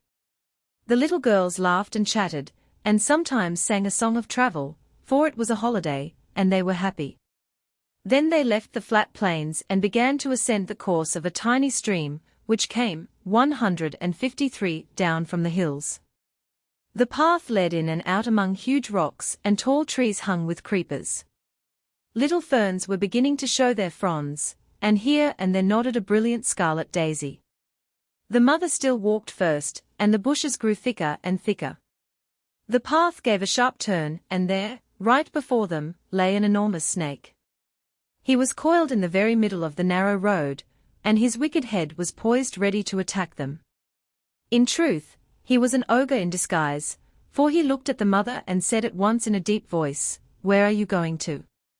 The poor mother fled shrieking into the thorny bush, but the snake was much quicker than she. He threw himself round her in great folds, and in a few minutes he had eaten her up. The 2 little girls ran on as hard as ever they could and plunged in among the bushes till they came to a great rock. There they hid themselves, shaking in every limb, and not daring even to look for food. Many hours passed by and the sun was getting low. The children were faint with hunger, and began to cry bitterly at the thought of their mother. Then they heard footsteps, 154, coming through the grass. They sat up and listened. This was no snake. Presently an old woman came in sight carrying a little pot of food on her head. She had a kind face, and directly she saw the little girls she stopped and said, "Why do you hide right under the rock, and why are you crying?" "Our father and mother are both dead," said the little girls, "and we don't know where our grandmother lives." "Wipe away your tears," said the old woman. "I will be your grandmother." Then she sat down and spoke kindly to them till they felt comforted and happy. "Now," said she, "I will provide for you. I will change both you and myself into beautiful birds. We will live in the forest, and no one shall have any power to harm us." And immediately all happened as the old woman said, for she was a great and powerful fairy and no old woman at all. And they flew far away into a big forest where no man ever came. There they lived in perfect ease, twittering gaily all day long, bathing in the clear streams, and flying in and out among green ferns and many-colored lilies. 155. But one day the fairy said to the girls, "You are grown up now, and can no longer live carelessly like birds.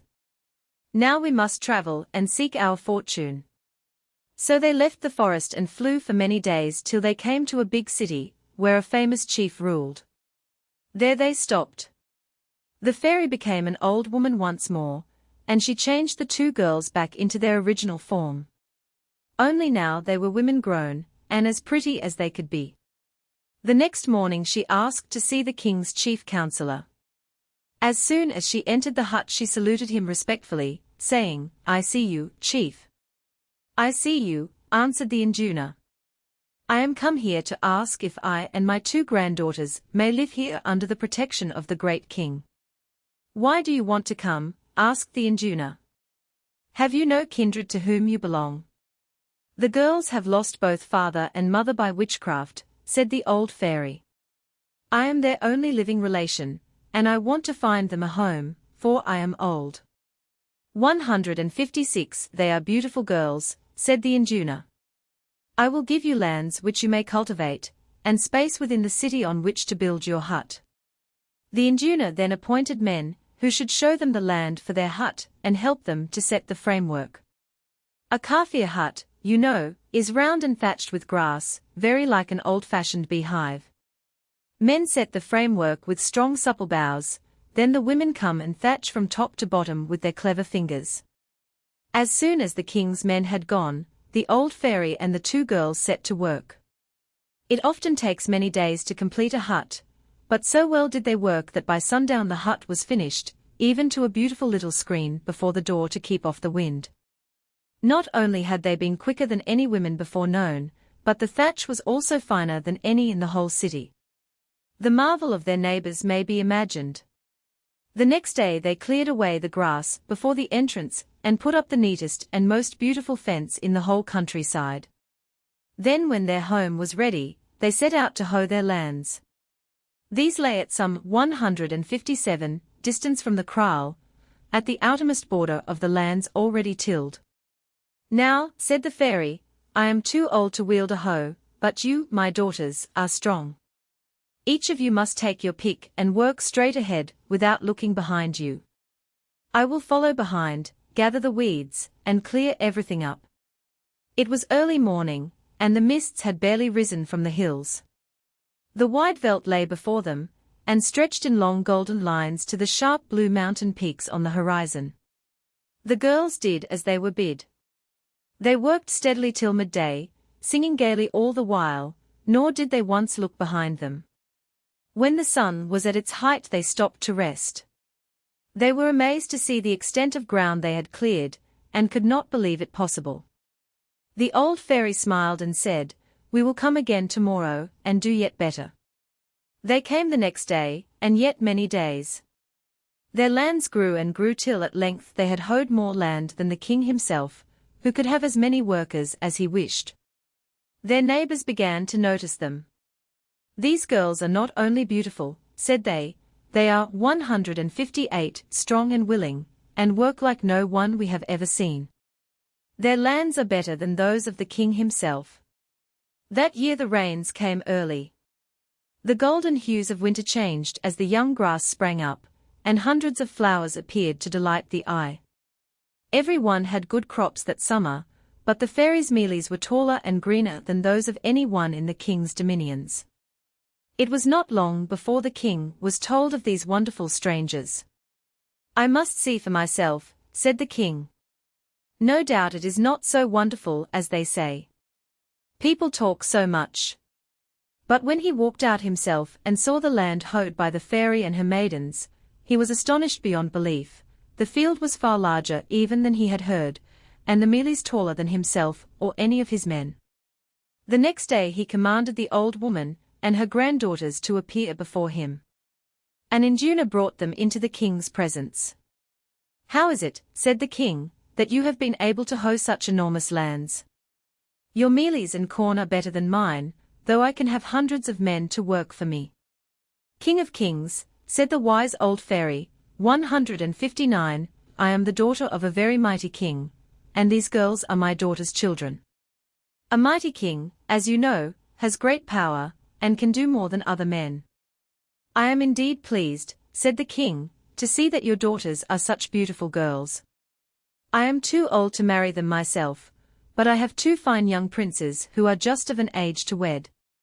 I should not like your daughters to marry any one else, 4 such maidens are the ones who should marry great chiefs.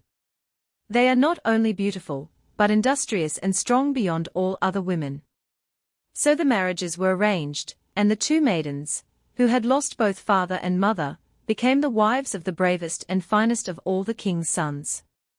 Many hundreds of cattle were given to the fairy grandmother in exchange for her daughters, and great were the rejoicings throughout the whole city. The fairy stayed till she saw that both her adopted children were happy and well-beloved. Then one day she divided her cattle between them, kissed them farewell, and disappeared. 160. Contents 14. The story of Semimai Swazi Tale Part 1. Semimai, the cannibal king. Among all the people of the Kafirs, there was never a king more feared and hated than Semimai. He was known for his bad deeds far and wide, and was the terror of every tribe within many days' journey of his kingdom. It is true he was a splendid warrior, and had never once suffered defeat, but he was unjust and cruel beyond belief. His people were numerous and powerful, for Semimai ruled over many great kraals, and had thousands of warriors at his command. Though their chief was wicked, they were a kind and just people, and often hated their lord's deeds. But what could they do? The 161 first duty of every man is to be loyal to his ruler, and as yet no one had dared to disobey. Semimai was known far and wide as the wicked king, and every day he grew in iniquity. You shall hear how at last he destroyed himself by his own lawlessness, and lost his human form. One day he called his greatest magicians together and said, "Make strong potions and magic draughts for my army, so that they may be able to conquer any enemy. I go to fight a great king, who lives in a very distant country." The potions were prepared and the imps called out. The wizards treated every man with magic spells used only in time of war, and gave him the wonderful drink which confers bravery and turns away the weapons of the enemy. Then they told Semimai that all was ready. The imps stood in line, each company in its place, every man complete with shield and assegai, and magnificently adorned with the velvety brown otter skin, or the golden leopard. They waited in silence for their orders, but no orders came. 162. Semimai sent word by his chief general that he intended to lead them himself, but no mention was made of the enemy's name, and their destination remained secret. The next day he appeared, gloomier and fiercer than ever before, and placed himself at the head of his bodyguard, who marched behind their chief in silent terror. He led them right up the mountains into a wide desolate valley. 2 pillars of rock guarded the entrance, within were huge red boulders interspersed with trees. On either side rose tall cliffs, which glowed in the midday sun. The men knew the valley well, and never willingly entered it. A great and powerful fairy was said to live there whom it was well not to offend.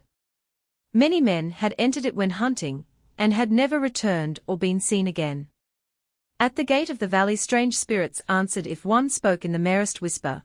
It was a place better avoided by all right-thinking men, and every warrior had a feeling of vague discomfort, as he passed the mighty pillars, and knew he was on haunted ground.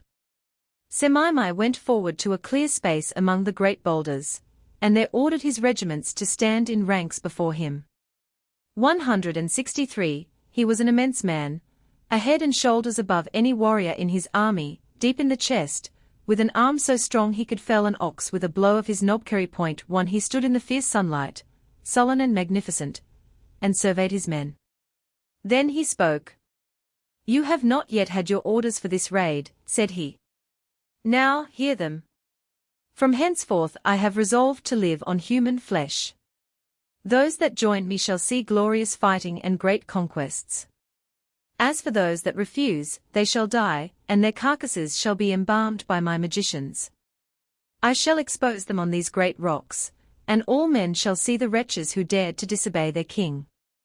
The whole army held their breath with amazement and horror. They had never supposed that their king would thus dare to cast off all restraint.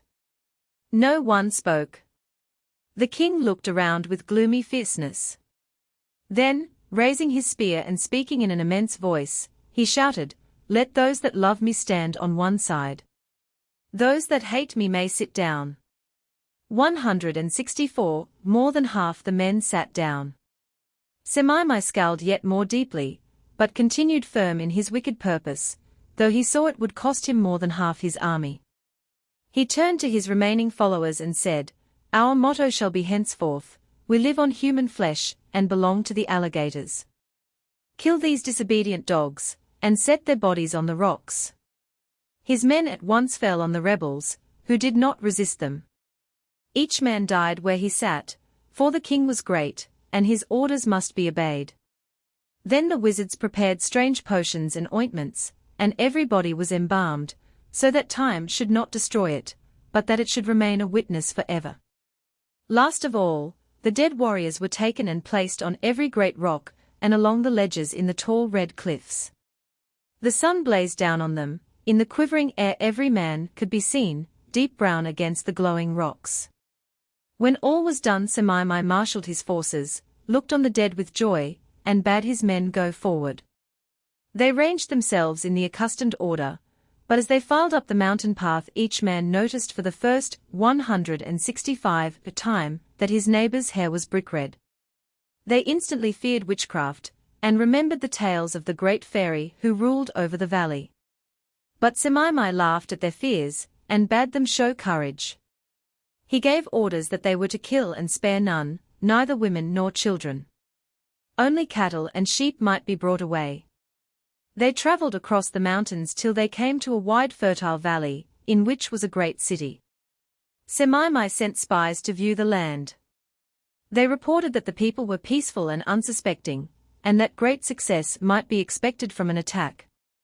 They were ruled by a king named Sabuso, who appeared to be much beloved. One strange thing they had observed: all the women were beautiful, but the men were absolutely hideous. "Well, we shall kill them all, so it is of no consequence," said Semimai, and he bade an impi attack the very next day. The men crept up to the city in the early dawn, rushed in at the gate, and began killing all they could see. But to their amazement, no sooner had they felled a man to the ground than he rose to his feet again. As fast as they killed one man, 166 another came to life.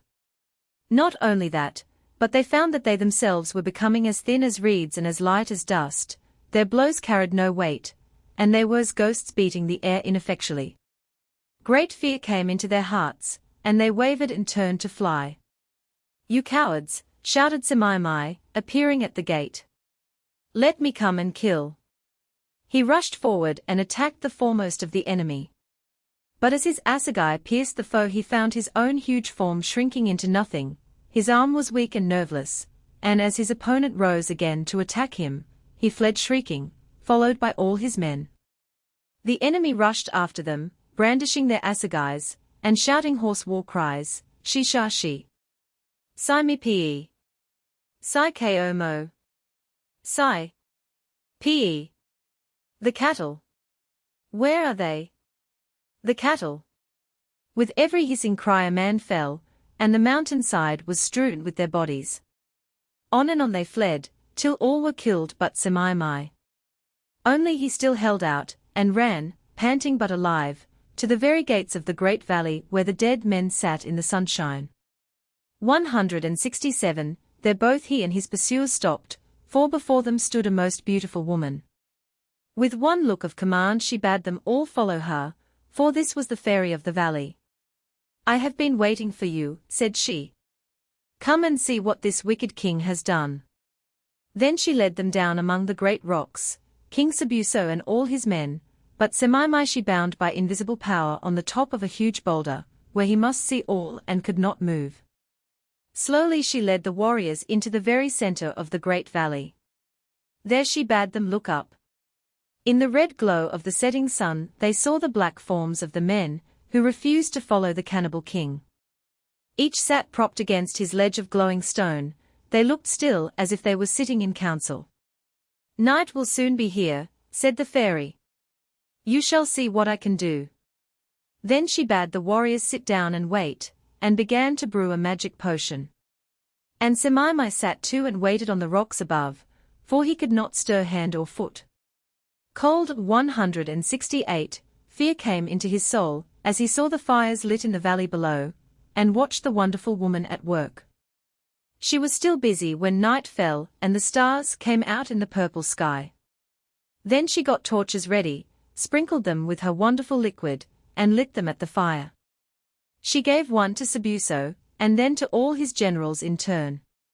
Lastly she took one herself, and signed to the men to follow. They leapt from rock to rock throughout the valley, carrying the torches along every ledge, till every man was visible.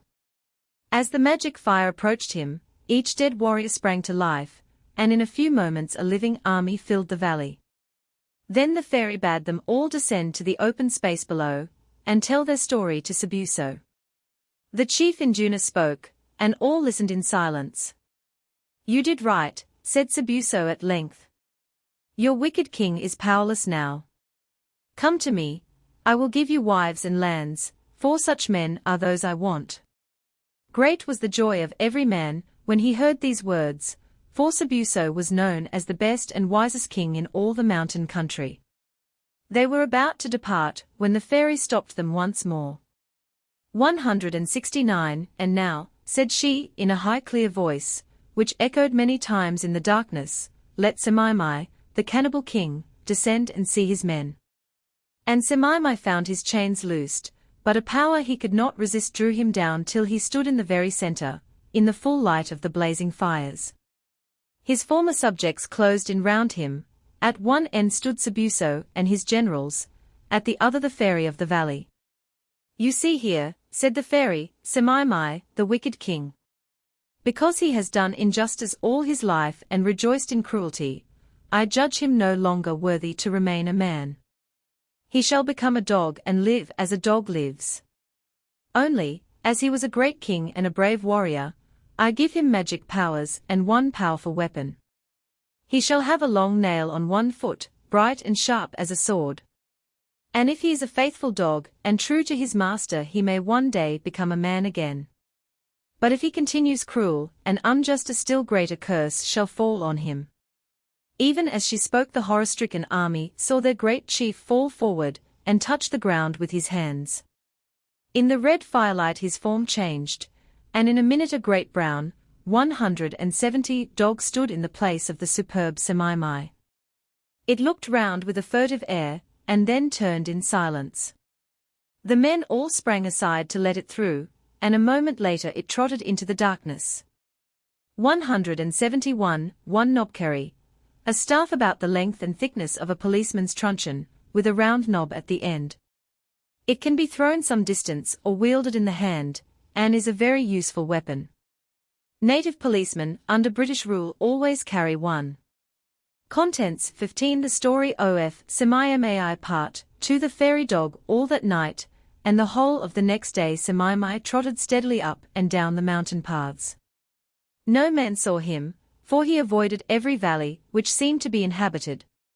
He was determined to get as far as possible from the scene of his defeat, into a country where the name of Semimai had never been heard. He travelled for 3 days, and had then covered as much ground as a man would traverse in 7. He began to feel safer and more himself again, and turned over the situation in his mind. His shame and rage had at first been great, but he now saw that all was not lost. It is true he was but a dog, but the wonderful nail on his foot was all that the 172 fairy had promised. It was 3 feet long and 6 inches broad, and cut far better than any axe or hunting knife he had ever possessed. Not only this, but he found that he only had to express a wish for food and it instantly appeared. Most excellent food it was, too, never had he tasted better. He also found that he could call down a mist at any moment in which to hide himself from an enemy, and he felt sure that time would show him yet greater marvels. Life still held enjoyments, and with patience and care he might regain much of his former power. He cocked his ears, curled his bushy tail with an air of assurance, and went forward, determined to find a home in the kraal of the nearest chief. Before long he came to the end of the mountain country. A great plain lay before him, well wooded, and watered by a broad river. Not many miles below was an immense kraal. The tiny brown huts could be seen distinctly in the clear air, and the green mealie fields which surrounded the town. The cattle enclosure was very large, evidently the chief was rich. "I will descend and see what sort of a king, 173, this is," said Semimai, and in an hour he was standing at the chief gate. Every one saw at once that he was no ordinary dog, and before many days were over he was in attendance on the king, and was fed from his table. Now this was unfortunate, for the king was a cannibal, and Semimai was encouraged in his wicked tastes instead of learning to forget them. The king kept all his prisoners of war and fattened them up, and when a great feast arrived the best were killed and eaten with much rejoicing. One day, a few months after Semimai's arrival, the most lovely little boy was brought to the kraal. He had been stolen by a band of robbers while sleeping out in the fields, and they had carried him many days, hoping he would be a dainty morsel acceptable to the king. But the boy was so beautiful, and his bearing so unusual, that the king had him examined by his magicians. They unanimously declared him to be of royal blood, and as the king did not usually eat his equals, he said that the young prince should be kept alive and brought up with his own sons. He also gave him Semimai, the fairy dog, as his servant, and treated him with much kindness. 174 Semimai liked the little boy. He ran his errands, went out hunting with him, chopped the wood for his fire, and slept in his hut at nights. The little prince loved him in return, and they ate together from the king's own dishes. By and by the prince told him all he knew about himself. He was the only son of his father, who was a big chief, and they lived up among the mountains. His mother would look for him everywhere. She was directing her maidens in the fields when he was carried away. Some day she would be sure to come for him. Semimai soon felt certain that the little boy came from some kingdom near his own, and he also looked eagerly for the boy's mother when any woman arrived at the kraal, but no news ever came. Years went by. The prince was now a well-grown youth, and Semimai continued his faithful friend. But while the prince always avoided the cannibal repasts, which came at the great festivals, Semimai enjoyed them, for his heart was unchanged. One day an old woman came to the kraal to beg the king's protection. She was poorly dressed and footsore, and her eyes had a wild 175 look. The prince and Semimai came to see her, more by habit than because they now expected any one. But the instant the prince heard her speak he recognized his mother's voice. "Say nothing now," was Semimai's advice when he heard the news. "The king will doubtless put her in a hut to be fattened with the other prisoners, for she is old and useless. Watch your opportunity, and we will all escape and live in wealth elsewhere." A few nights later the prince went to the hut where his old mother was. She nearly died of joy and surprise when she heard his name. "Your father told me never to appear in his presence till I could bring you with me," said she. "4 years I have wandered in search of you. Your father had no other son, you were the pride of his heart, and I his favorite wife till I lost you in the mealie fields. I had given up all hopes of ever seeing home again, and believed you long since dead. We will go home again and rule as before," said the prince, smiling gaily. "I had forgotten the way to my father's kingdom, but you will 176 show me. Say no word of our relationship. I must think over a plan of escape." Every day a man came to look at the old queen and see if she was fattening well. Presently he announced to the king that the prisoners were all in excellent condition, and a feast day might be appointed when it pleased the great chief. The king then went to inspect the prisoners himself, declared them to be ready, and chose a day for the rejoicings. Immediately every one in the kraal, man, woman, and child, went out to collect wood at early dawn, for great fires would be needed. As soon as the city was deserted the prince and Semimai released the old queen, collected all the cattle they could find in the fields, and started hotfoot for the mountains. That evening the whole company returned and found the prince and the old woman gone. They tracked them by the footprints of the cattle, and sent warriors after them. But as soon as they began to overtake the fugitives, for the cattle were slow, Semimai threw a beautiful rainbow mist all round himself and his friends, so that they could never be seen.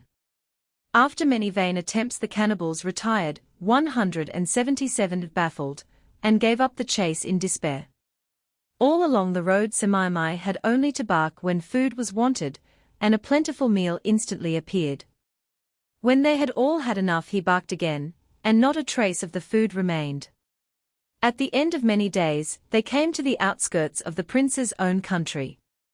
But here Semimai said, "We will not make ourselves known as yet, we will live alone."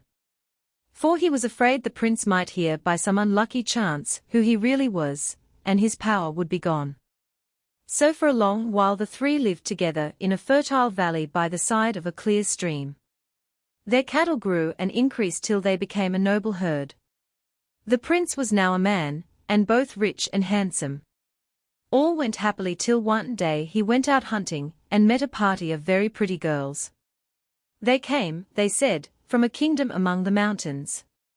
The men of their people were ugly, but not a woman among them was plain, and many were far prettier than themselves. The prince longed to see this kingdom, and remembered he was now of an age to marry, and 178, had besides many cattle, and a beautiful home. So he sat by his mother that evening and said, "It is time I looked for a nice little wife. You want help in the house, and would like someone to grind the corn and carry water and wood." The mother was pleased at the idea, but the dog sat still in sullen silence. Who might this wife be? Hitherto he had ruled both the prince and his mother, but this new woman might spoil all. The next day the prince set out for the kingdom, where all the men were ugly and all the women beautiful. You can guess it was the kingdom of Sabuso. Before long he had won the heart of a lovely girl, the daughter of a great chief, and niece of the king himself.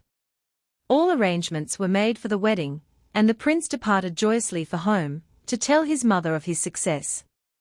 All was got into order for the bride, and the appointed number of cattle were sent to her father, in accordance with custom. Every day Semimai grew more and more gloomy. The prince and his mother thought little of it, and never once imagined that he disapproved of the marriage. But now that Semimai knew that 179, the bride came from Sabuso's kingdom, he determined to make an end of everything. As soon as he knew that the wedding party was in sight, he killed both the prince and his mother with his long bright nail, and ate them right up. Then he sat down in the sun before the door of the hut, looking very big and important. The princess came up to the gate with her attendant maids, in all her bravest attire, and looked for the bridegroom and his mother.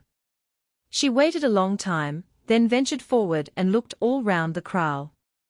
Not a living thing could be seen save this huge brown dog.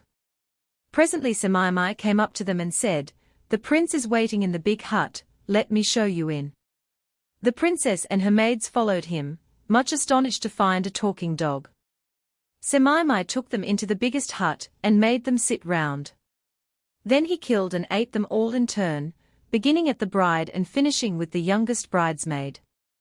When all was over he went out and sat in the sun once more. Only now he was larger than any dog that ever was seen, for after every meal he grew bigger and bigger. 180 many weeks passed by, and the bridal party never returned to give news of the wedding. The princess's father grew anxious, for no one appeared, nor was there any message. At last he sent a party of men to find out what had happened. Semimai saw them coming, and caught them all in the big hut, just as he had caught the bridal party. He ate them all but one, who slipped out by a lucky chance. Semimai was now bigger than an elephant, and the man who escaped ran home, and said the enemy was an enormous dog, who was a cannibal. The chief cried out, "What fools and cowards serve me! I will go and kill the monster myself." So he took a shield and assegais and some picked men, and set out for the dog's kraal. When he saw him and realized how huge he was, his surprise was very great. For Semimai was now taller and bigger than the largest hut, and could be seen from the entrance of the valley. The chief advanced bravely, and he and his men let fly their assegais, but not one touched Semimai. He simply shook himself, sprang on the chief and ate him, and then killed nearly all his men. Only a very few escaped, and they ran back to the kingdom of Sabuso, 181, in wild terror, declaring that no one could hope to conquer the fairy dog. Semimai in the meantime gathered all his master's cattle together, and set out for his former kingdom. Before many days over he had reached the great plain in which his people lived. But now he saw nothing but a huge forest extending for many miles. Not a single habitation was to be seen where formerly great cities flourished. His heart failed him for a moment, then he lifted his head and barked 3 times. Instantly the forest disappeared, then great cities rose in its place, and thousands of warriors came out in warlike array to greet him. Semimai had released his people from enchantment. But he himself still remained an enormous dog, nor, in spite of his great powers, did he find it possible to make any change. For a long time no friend of the princess or her father dared to venture within reach of the fairy dog. But the dead chief was a very great man, and brother to Sabuso himself, so it was not long before the story came to the latter's ears. At first he could hardly believe it, but when he found the tale was true, and his relatives, 182, had really been destroyed by a cannibal dog, he determined to rid the country of such a monster.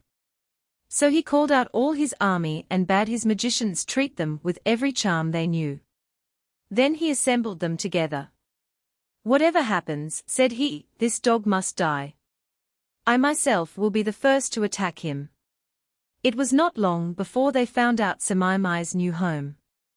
After a journey of many weeks across the mountains, they came in sight of the 3 great cities. From the heights above they could see Semimai's hut in the middle of the city, close to the cattle kraal.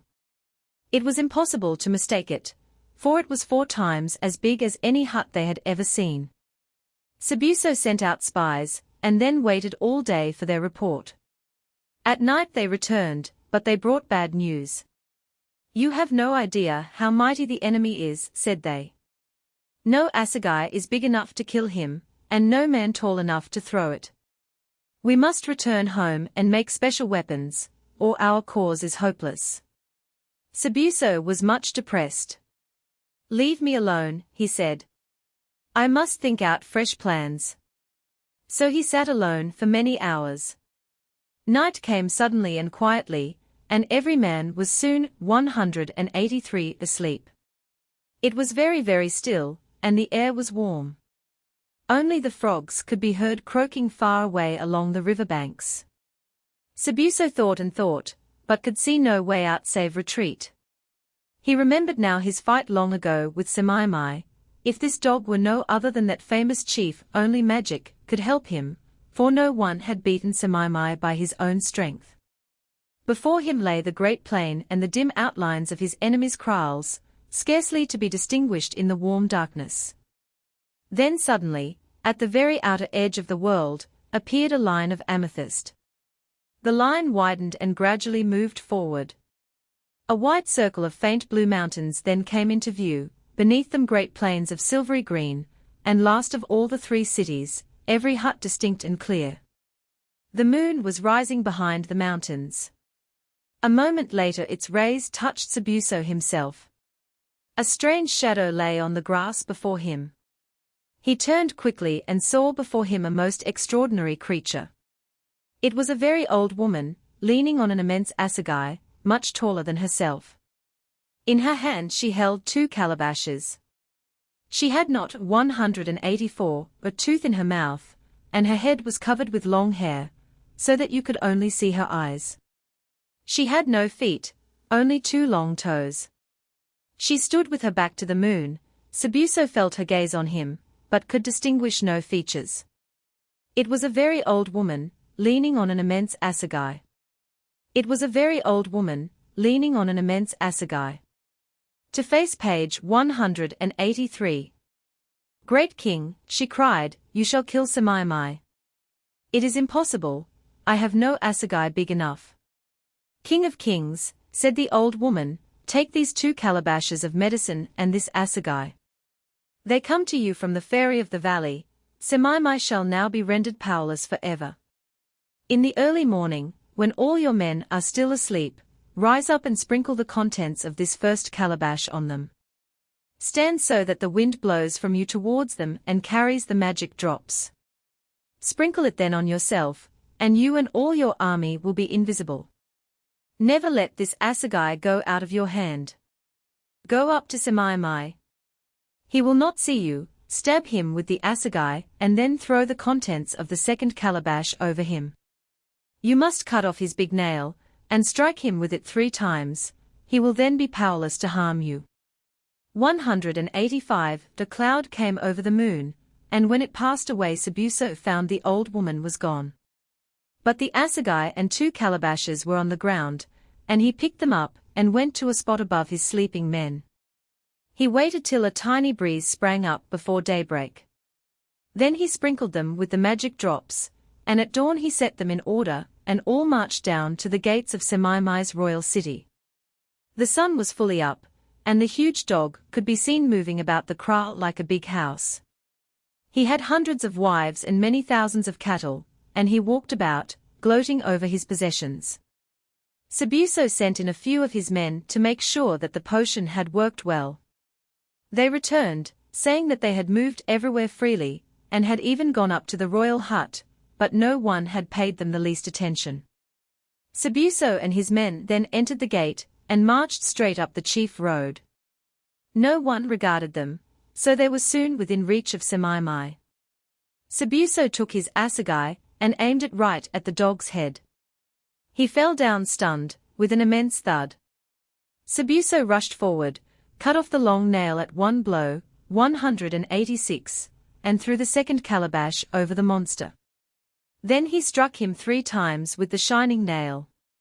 Straightway the dog's side opened and out came first the bridegroom, then his mother, then the bride and her maids, and last of all Sabuso's brother and all his men. As each appeared in turn Semaimai grew smaller and smaller, till at last he was no bigger than an ordinary dog. There was great rejoicing, as you may imagine, and when all were united they held a council, as to what they should do with Semaimai's possessions. Finally, they divided all his property and people into 3 parts. 1 part went to the prince, another to the princess's father, and the third to Sabuso himself, who had rescued them from such great peril. As for Semaimai, when all was over he revived and sprang to his feet again. But the fairy's curse had been carried out. He was now just an ordinary dog. He could not kill his enemy or speak like a man, nor had he any magic power. No one would be in any danger from him again. He ran far away to the cannibal king who first befriended him, and was fed from his table for the rest of his life. 187. Contents The 16 The fairy Frobiswazi tale Tombiend was the most beautiful girl in her father's kingdom. She had milk-white teeth and sparkling eyes, her figure was perfect and very gracefully turned, and no one could lead the dance half so well as she. Besides, you could not help noticing her the moment she appeared, for she was taller than all her sisters, and carried her head like a true princess. Her parents looked on her daily with joy and pride. They called her Tombiend, the tall maiden, and expected she would one day be a mighty queen. But no one has an altogether happy lot. And though Tombiend was tall and beautiful, and had the gayest and most wonderful handkerchiefs with which to deck herself, and more 188 beads and bracelets than any other girl in the countryside, this only gave her the more trouble. For none of her sisters were as pretty as she, or as much admired, and as time went on they grew more and more jealous. At last they decided that Tombiend must die, or no one would ever notice them at all. So they made a plan to kill their sister, as if by accident. One day they all came to her and said, "Let us go and get red ochre one out of the great pit. There is none left in the kraal at all." So every maiden shouldered her pick, and they walked together, singing and laughing, for many miles.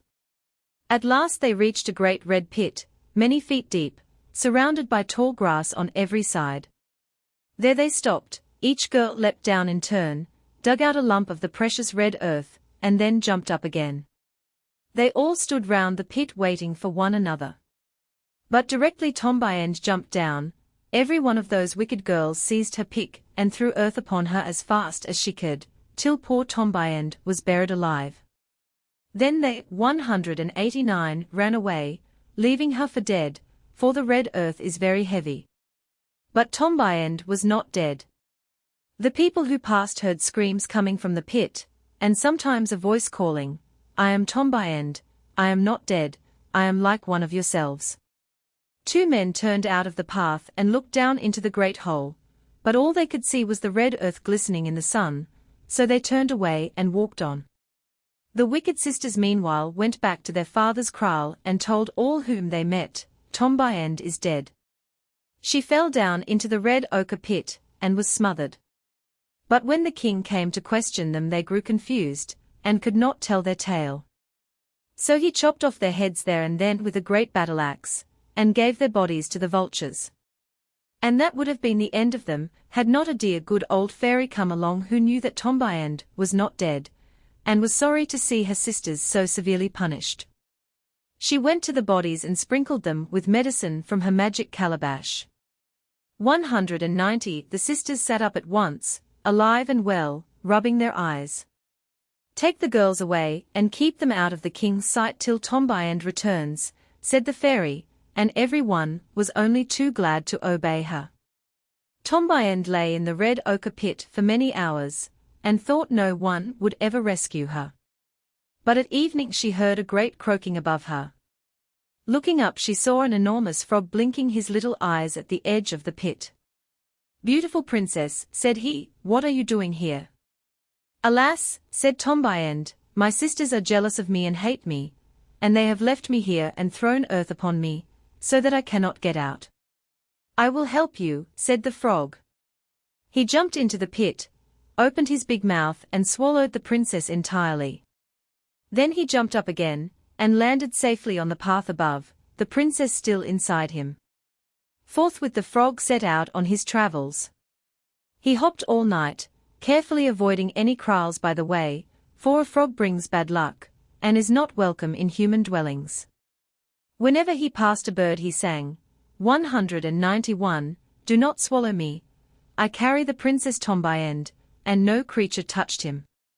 The next morning they narrowly escaped a great danger, for they met a horrible ogress. She had heard that Tombiend was still alive and defenseless, and had already been to the red ochre pit, and found it empty.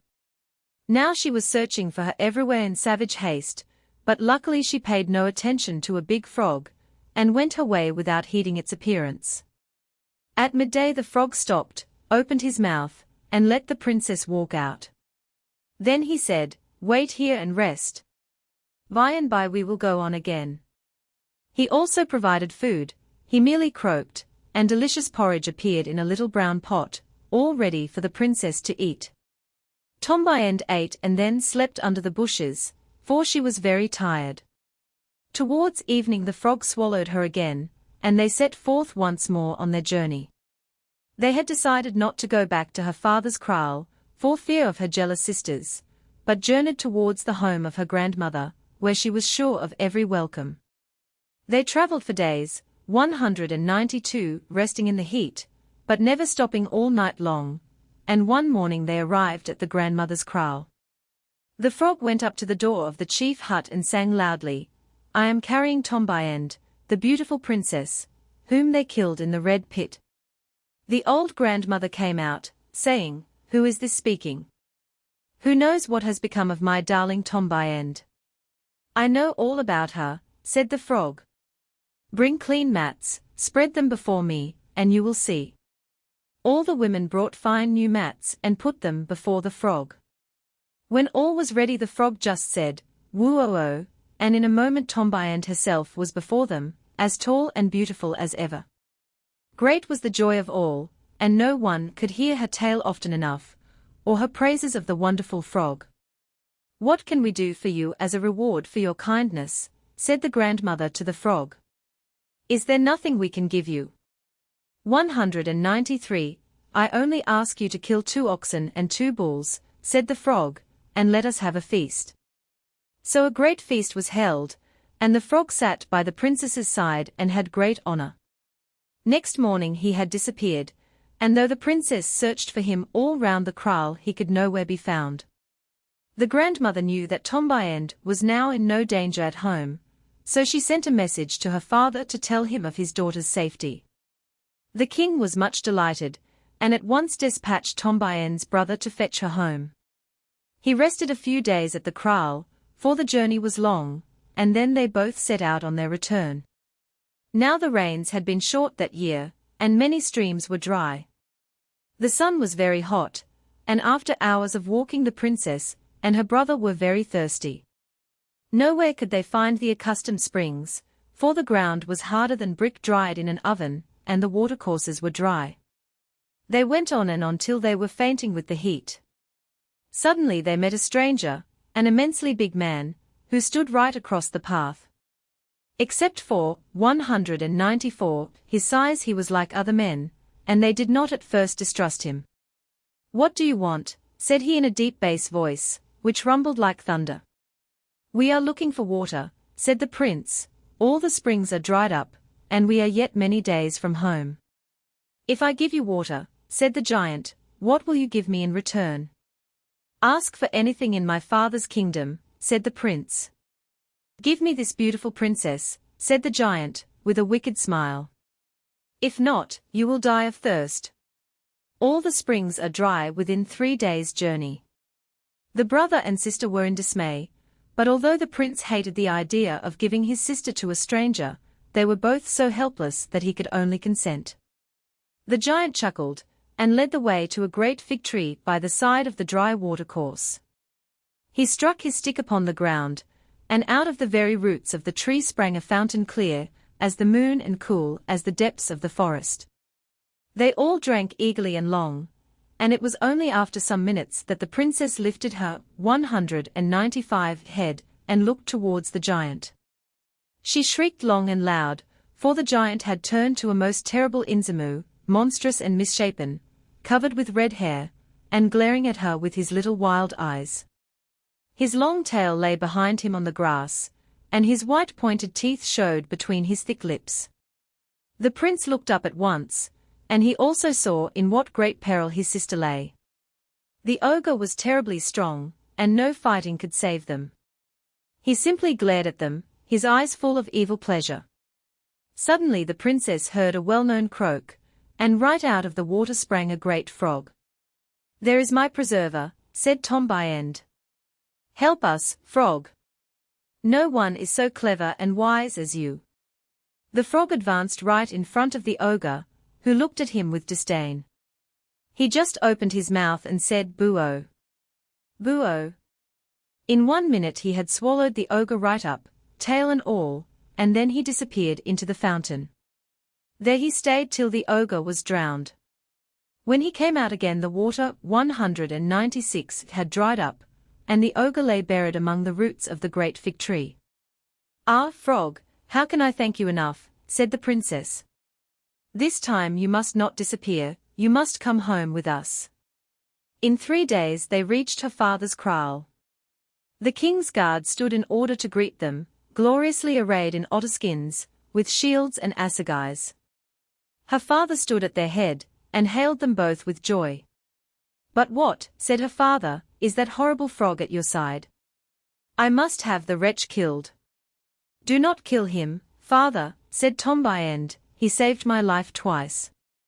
And at those very words the frog suddenly grew into a handsome man, taller than Tombiend herself. He was in full warlike array, with shield and assegai, and a great plume of white ostrich feathers on his head. Any one could see at once that he was a prince. All greeted him with loud shouts, only Tombiend was not so very much surprised. "I am no frog," said the prince, "my father is a great chief. The ogre from whom I rescued the princess overcame me by witchcraft in former 197 days, but now that I have won the love of a maiden, I am once more free. Give me the hand of your daughter in marriage, and 100 cattle shall be yours." A few days later Tombiend married the fairy frog, and all will acknowledge that it was a reward he well deserved. As for the wicked sisters, the king forgave them in his great joy, and Tombiend forgot all her troubles in a new home. 198. One red ochre is much prized among Kaffirs, as a dressing for the hair and skin. It is said to protect them from the heat of the sun, and is also thought very becoming. Contents 17 Nya Bulembu, or The Moss Green Princess. A Swazi tale. There was once a little princess named Kitila, the prettiest and nicest child you could possibly find. She was her mother's one delight, and her father was a very great chief indeed. But for all that, many little girls were far happier than she, for her father hated her mother, and did everything he could to show how much he despised her and her child. He did not allow Kitila so much as one necklace of beads, and her little skin cloak was shabby and poor. He had another daughter, Mapindane, whose mother was his favorite queen. He loved her dearly, and delighted in her beauty and pretty ways, for she also was a charming child. But so much did he dislike Kitila, that he was quite annoyed to see, 199, that she was pretty and likely to be admired. At last he determined to humiliate her, and her mother forever by dressing her in the skin of the Nya Bulembu, so that everyone might be frightened of her, and no prince might ever love her. Now the Nya Bulembu is a strange beast who lives in the water. He has long teeth and claws, and his skin is covered with bright green moss. No one has anything to do with him who can help it, and his very name means the despised one covered with moss. The king thus hoped that his little girl would be taken for the monster himself, and would be hated by all as much as he himself disliked her. You will see, however, that he would have done much better to be kind to his little daughter, for the Nya Bulembu is a fairy beast, and it is not wise to meddle with him. One day the king called his chief counselors and his people together, and told them of his intentions. The little Princess Kitila, he said, is to be dressed in the skin of the Nya Bulembu. Fetch me an animal which is young, with regular teeth, long claws, and a perfect skin well covered with green moss. 200. The king also gave orders for plenty of green mealy bread to be made with which to entice the animal out of the water. A party of picked men then went out together, and came down to the river. They followed its course till they came to a deep pool, where the water was quite black. The huntsmen stood round in a ring, and sang the song of the Nya Bulembu, Nya Bulembu, Nya Bulembu, come out of the water and eat me. The king has sent us for the great Nya Bulembu. Come and let us see you. Laugh and show us your teeth. Out came a huge old monster, with only 2 or 3 teeth left, and no moss on his skin at all. No, said the huntsmen at once, we don't want you. They journeyed on again in a great storm of wind and rain. When it had passed away, and the sun shone once more, they found themselves at a second big pool, which was blue as the sky. Here they stopped and sang the song of the Bulembu once more. Out came a vicious-looking creature, with but little moss on his coat, and only one tooth 3 feet long. No, we don't want you either, said the 201 huntsmen, and they travelled on again till they came to a third pool, which was bright green. Round it grew a most beautiful fringe of green moss, and the water itself was vivid green, like the grass in spring. Once more the huntsmen sang the magic song, and out came a nice green Bulembu, beautifully covered with moss, and showing all his long white teeth. They set big pieces of mealy bread for him, and as he came out to eat they caught him alive. Then they travelled like the wind to the king's kraal. As they drew near home they sang, have all your assegais ready. The Nya Bulembu is coming. All the men in the kraal seized their assegais and hurried to the gate by which the Bulembu must enter. They stood in line in front of the entrance, and as the green monster rushed upon them he fell on their spears and died. Then they took the body to the hut of the despised queen, and began to prepare the skin for use. First they cut the body open, and to their great surprise out came the most lovely beadwork. There were necklaces, bracelets, and 202 girdles of every colour and pattern, the most lovely little embroidered bags, and the most beautifully woven mats. Nothing that a king's daughter could want was missing, and everything was of the finest workmanship.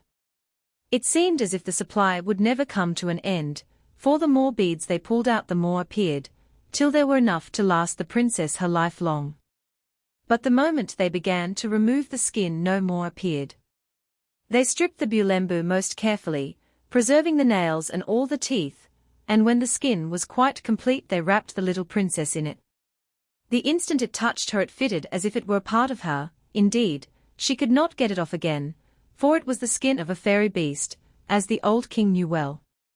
You could no longer see that she was a little girl at all, she looked just like a hideous green monster. Kittila and her mother cried most bitterly at this undeserved disgrace, but the chief counselor could only say, "It is the king's order, we must obey him."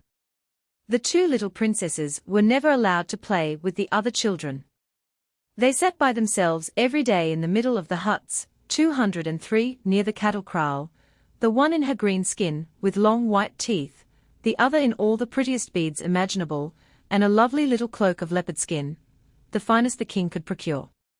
The two little girls were great friends, and as they played and ate their food hundreds of little birds came every day and picked up the fragments. Many years passed by, and the girls grew into womanhood. Mapindane was now very lovely, and was a joy to behold as she sat in the sun, but poor Kittila was still clothed in her hideous green skin, and looked the same as ever. The feast of the firstfruits was now at hand. The king's wise men had been absent a month travelling to the coast to fetch water from the great sea, for no other may be used for the potion which cleanses the land from all evil. They set their calabashes in the sand at low tide, and when they are filled by the magic power of the ocean they return home joyfully. Every day they were expected, and when at last they arrived the king gave orders that all preparations should be made. The day before the feast every one went out to gather the firstfruits in the fields, and no 204 one remained in the kraal, but one old queen to watch over the two princesses. The two girls sat in their usual place, and the birds flew round them as they ate and picked up all they could. Suddenly a flock of rock pigeons swooped down upon them, and in a moment they had seized the beautiful princess and carried her away, but the green monster they left alone. Suddenly a flock of rock pigeons seized the beautiful princess and carried her away. Suddenly a flock of rock pigeons seized the beautiful princess and carried her away. To face page 204. The old queen looked up and shrieked, "There goes the lovely princess. There goes the king's favorite child." She called out all the people from the fields and sent them after the pigeons. But the birds rose high into the air, and then headed straight for the north. They carried Mapindane far, far away to a new country, and placed her in the kraal of a very great king. There she stayed till the king saw her, and made her his wife, and there she lived in great happiness. But she could never send a message home, for no one had even heard the name of her people, or knew the way through the thick forests which lay between them. So her father and mother never knew of her good fortune, and always believed that the birds had eaten her. Poor Kittila in her green skin was worse off than ever, for the bereaved queen was 205 very jealous and angry, and as she was all-powerful, Kittila was no longer allowed to live as a princess, but was set to do all sorts of degrading work. At last the king said to her, "You are no good at all, you must go and scare birds. You are so ugly that every bird who sees you will fly away at once." From that day the princess was no longer called Kittila, but Nyanya Bulembu. She often said to her mother, "How hard my life is. Why was I born to all this?" But her mother always remembered the Bulembu's magic gifts, and said, "Do not despair, all will come right presently." And so it did. For the first time the princess went to the fields she met a fairy in the shape of a very old man. He took pity on her, and gave her a stick, saying, "When you come to the fields just wave this, and call aloud. All the birds will fall down dead at once. When you go bathing take the stick with you into the water, it will give you your true shape again. But remember never to leave go of it, or your power will depart." Kittila took the stick, and found it quite as powerful as the fairy declared. She had no 206 trouble with the birds, but kept the crops in safety as easily as possible. Every day in the hot, still afternoon, when all creatures are asleep, she went down to the river. As her foot touched the water the green skin floated away, and hundreds of pretty girls came to play with her at her call. She stood in the water and sang, "Nyanya Bulembu, here I am. I was dressed like a monster, but I am like any girl. Today they fed me with the dogs." Then she called for food, and instantly a feast appeared, and she and all the fairies ate and laughed together. But when she came out of the river her green skin reappeared, and she was once more Nyanya Bulembu. The other little boys and girls who were also scaring birds were dreadfully afraid of the monster, and never went near her. They never asked her to join them in the afternoons when they played together in the water, but they often wondered what she looked like when she bathed by herself in a lonely pool. One day they went down to see, but they hid behind the 207 trees, so that the princess never knew. When a beautiful girl appeared instead of the ugly monster, they were so astonished that they ran straight home, and told the whole story to the princess's mother. The despised queen was very pleased, but she told the children not to say a word to anyone. So the moss-green princess continued to scare the birds. Some months later a great prince came to visit the king. He was young and handsome, but he was noted above all for his wisdom and good judgment. His father had sent him to seek a bride. She was to be the most beautiful woman he could find, and everyone was anxious to see the girl chosen by so wise a prince. The young man traveled far and wide, but found no maiden whom he could love. At last he came to the kraal in which lived the moss-green princess. He went straight to the king and asked him if he had any daughters. "Yes," said the king, "but I have only one." "You shall see her with pleasure." "Let the prince see the monster," said Mapindane's mother, with a bitter laugh. So the prince was taken to the fields where Kittila was scaring birds. When he got there the little 208 boys and girls who were at work came to him and said, "Do you want to see Nyanya Bulembu? She is bathing just now, we will take you to the pool she always visits."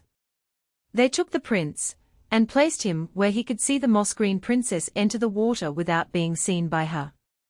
When he first saw the green monster appear he held his breath with horror, and thought some trick had been played upon him. But directly this hideous creature touched the water the green skin fell away, and there stood the loveliest maiden he had ever beheld.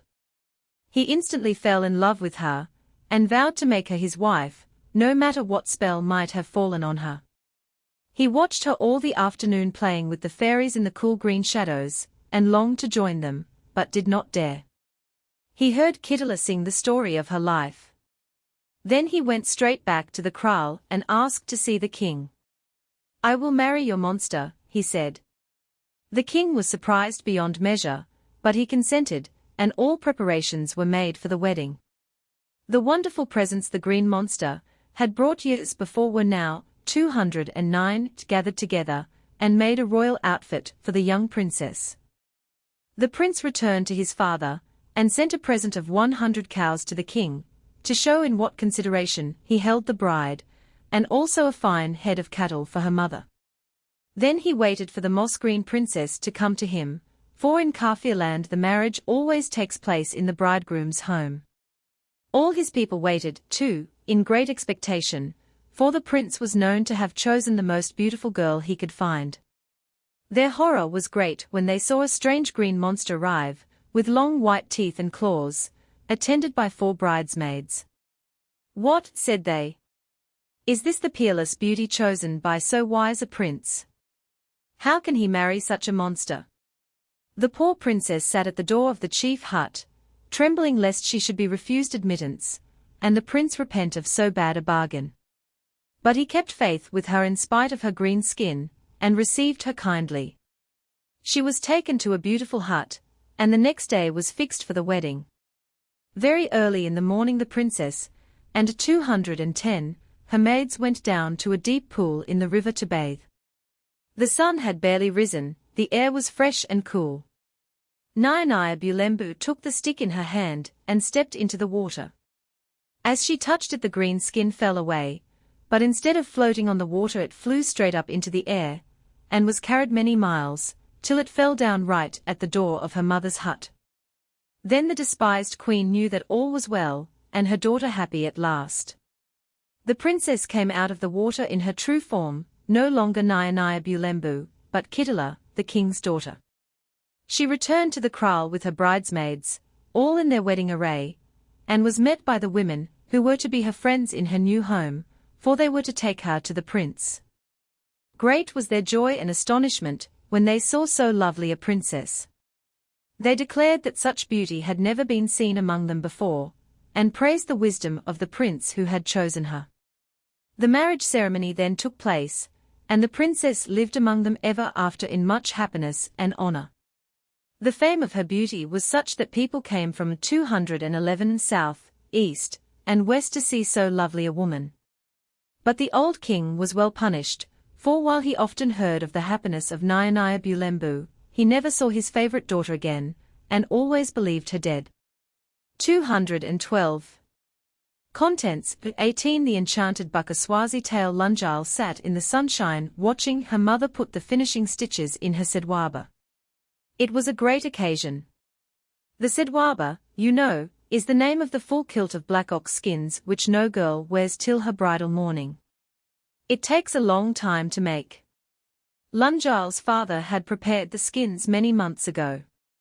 He had braided them on the inner side and dyed them inky black with charcoal, till they looked quite like velvet. And then Lunjal's mother, who sewed better than any one for miles around, cut out the kilt so that it should fit tightly round the waist, but fall into cunning folds at the knee, and stitched all the pieces together most beautifully. Now the kilt was ready and Lunjal, 213, might set out for the home of her betrothed as soon as ever she pleased. That evening she saw all the maids who were to accompany her to the wedding, and arranged the day of departure. It was kept a dead secret. Lunjal's father and mother would not expect to know, for every Kafir bride loves to slip away in the early morning without farewells. 2 days later, at the first flush of day, Lunjal and her maids set out on their journey. It was early summer, the first rains were over and the valleys and hills were covered with thousands of flowers, vivid scarlet, or blue like the sky, while here and there were great patches of delicate yellow, the very hue of the English primrose. The air was fresh and crystal clear, and the girls laughed and sang songs of travel. Lunjal was full of joy, for her bridegroom was a chief's son, and she had chosen him out of many wooers. For she was not only beautiful, she was just as good and industrious, as she was lovely, and many suitors had asked her in marriage. She hoed all her father's lands, and the beer she made was the best for many miles, so that there was no kraal where she would not have been welcome. The girls journeyed together for some days, 214, till at length they reached the bridegroom's lands, and went straight to his father's kraal.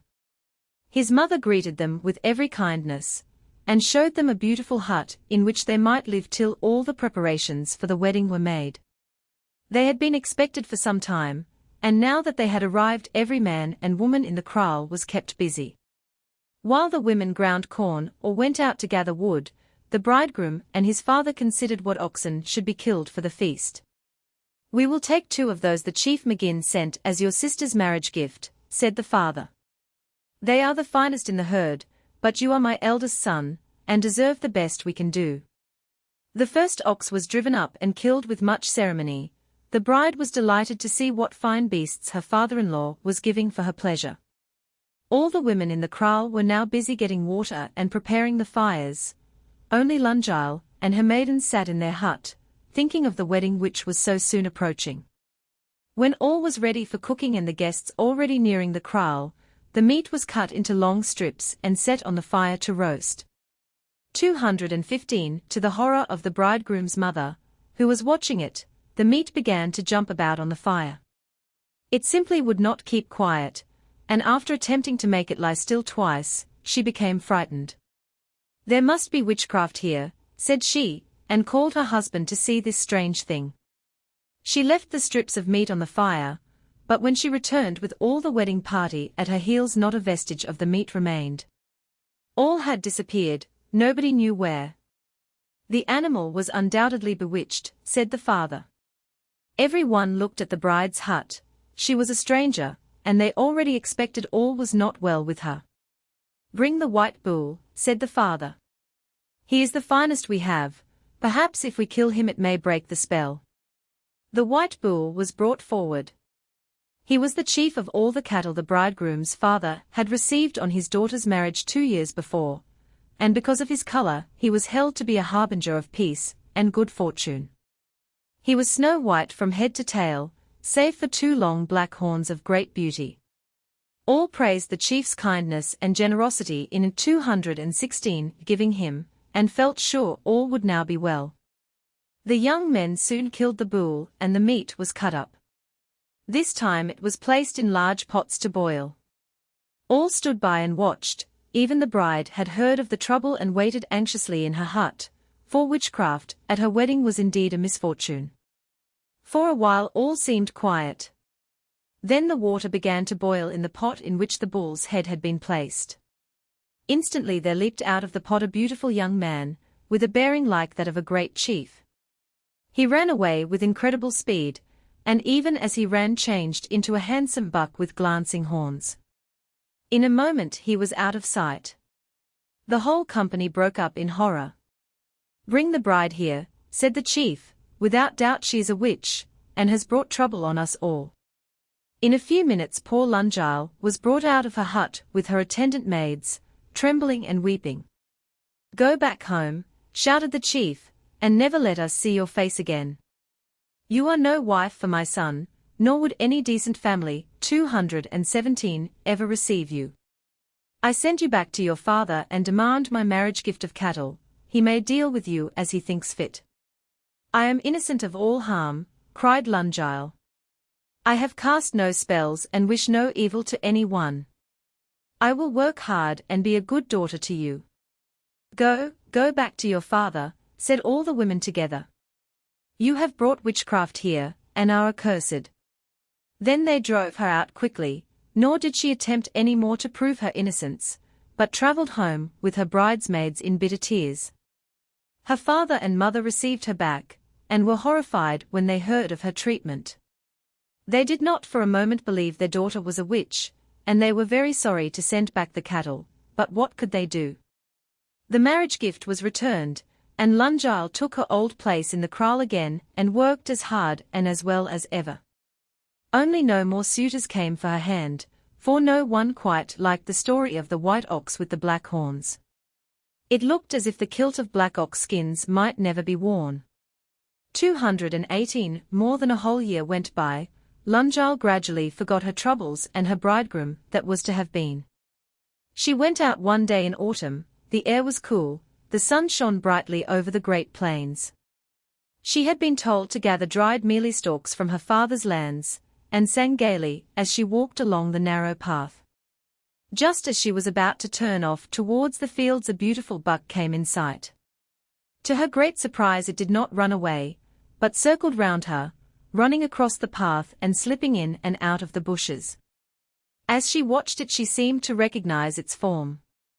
"Where have I seen this beautiful animal before?" said she, and thought a minute.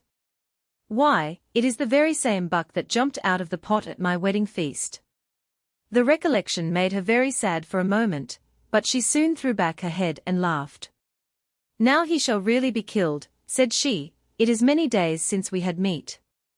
I will see if I can catch him as he passes." The buck continued to dance around her, coming nearer and nearer, but always just slipping out of her hands. They had now left her, 219, father's lands behind, and were drawing nearer and nearer to the mountains. Once she touched the buck with her hands, but he jumped away. She followed till they came to a stream which flowed down a green valley. There the buck stooped to drink by a great bush covered with heart-shaped leaves, on which still lingered a few scarlet blossoms. Lungial jumped forward and seized him by the horns. He did not seem to mind, but shook his head and made her follow him by a tiny path, which ran up the valley, following the course of the stream. Lungial found the buck was far stronger than she thought. She could not turn him back, and kept looking from left to right to see if any one was coming who would kill her game for her. But the valley was empty and wild. High waving grass surrounded her on either side, extending to the foot of great rocky cliffs. Before her lay a long narrow valley, closed at the end by a great round mountain. As they went on, a huge forest came into view, which clothed the lower slopes of the mountain. A blue shadow began to creep across the valley. Lunjal saw it, and thought, "No one is in sight. I shall hardly reach home before dark. 220, the buck is too strong for me. I must give him up." She let him go with a sigh, and hurried back so as to reach the plains again before sundown. She had not gone far when she turned her head out of curiosity to see if the buck was still in sight. To her intense surprise, he was following her, walking in a cloud of mist which shone gloriously in the sun. She stood still, and in a few minutes the buck was at her side. "What do you want?" said Lunjal.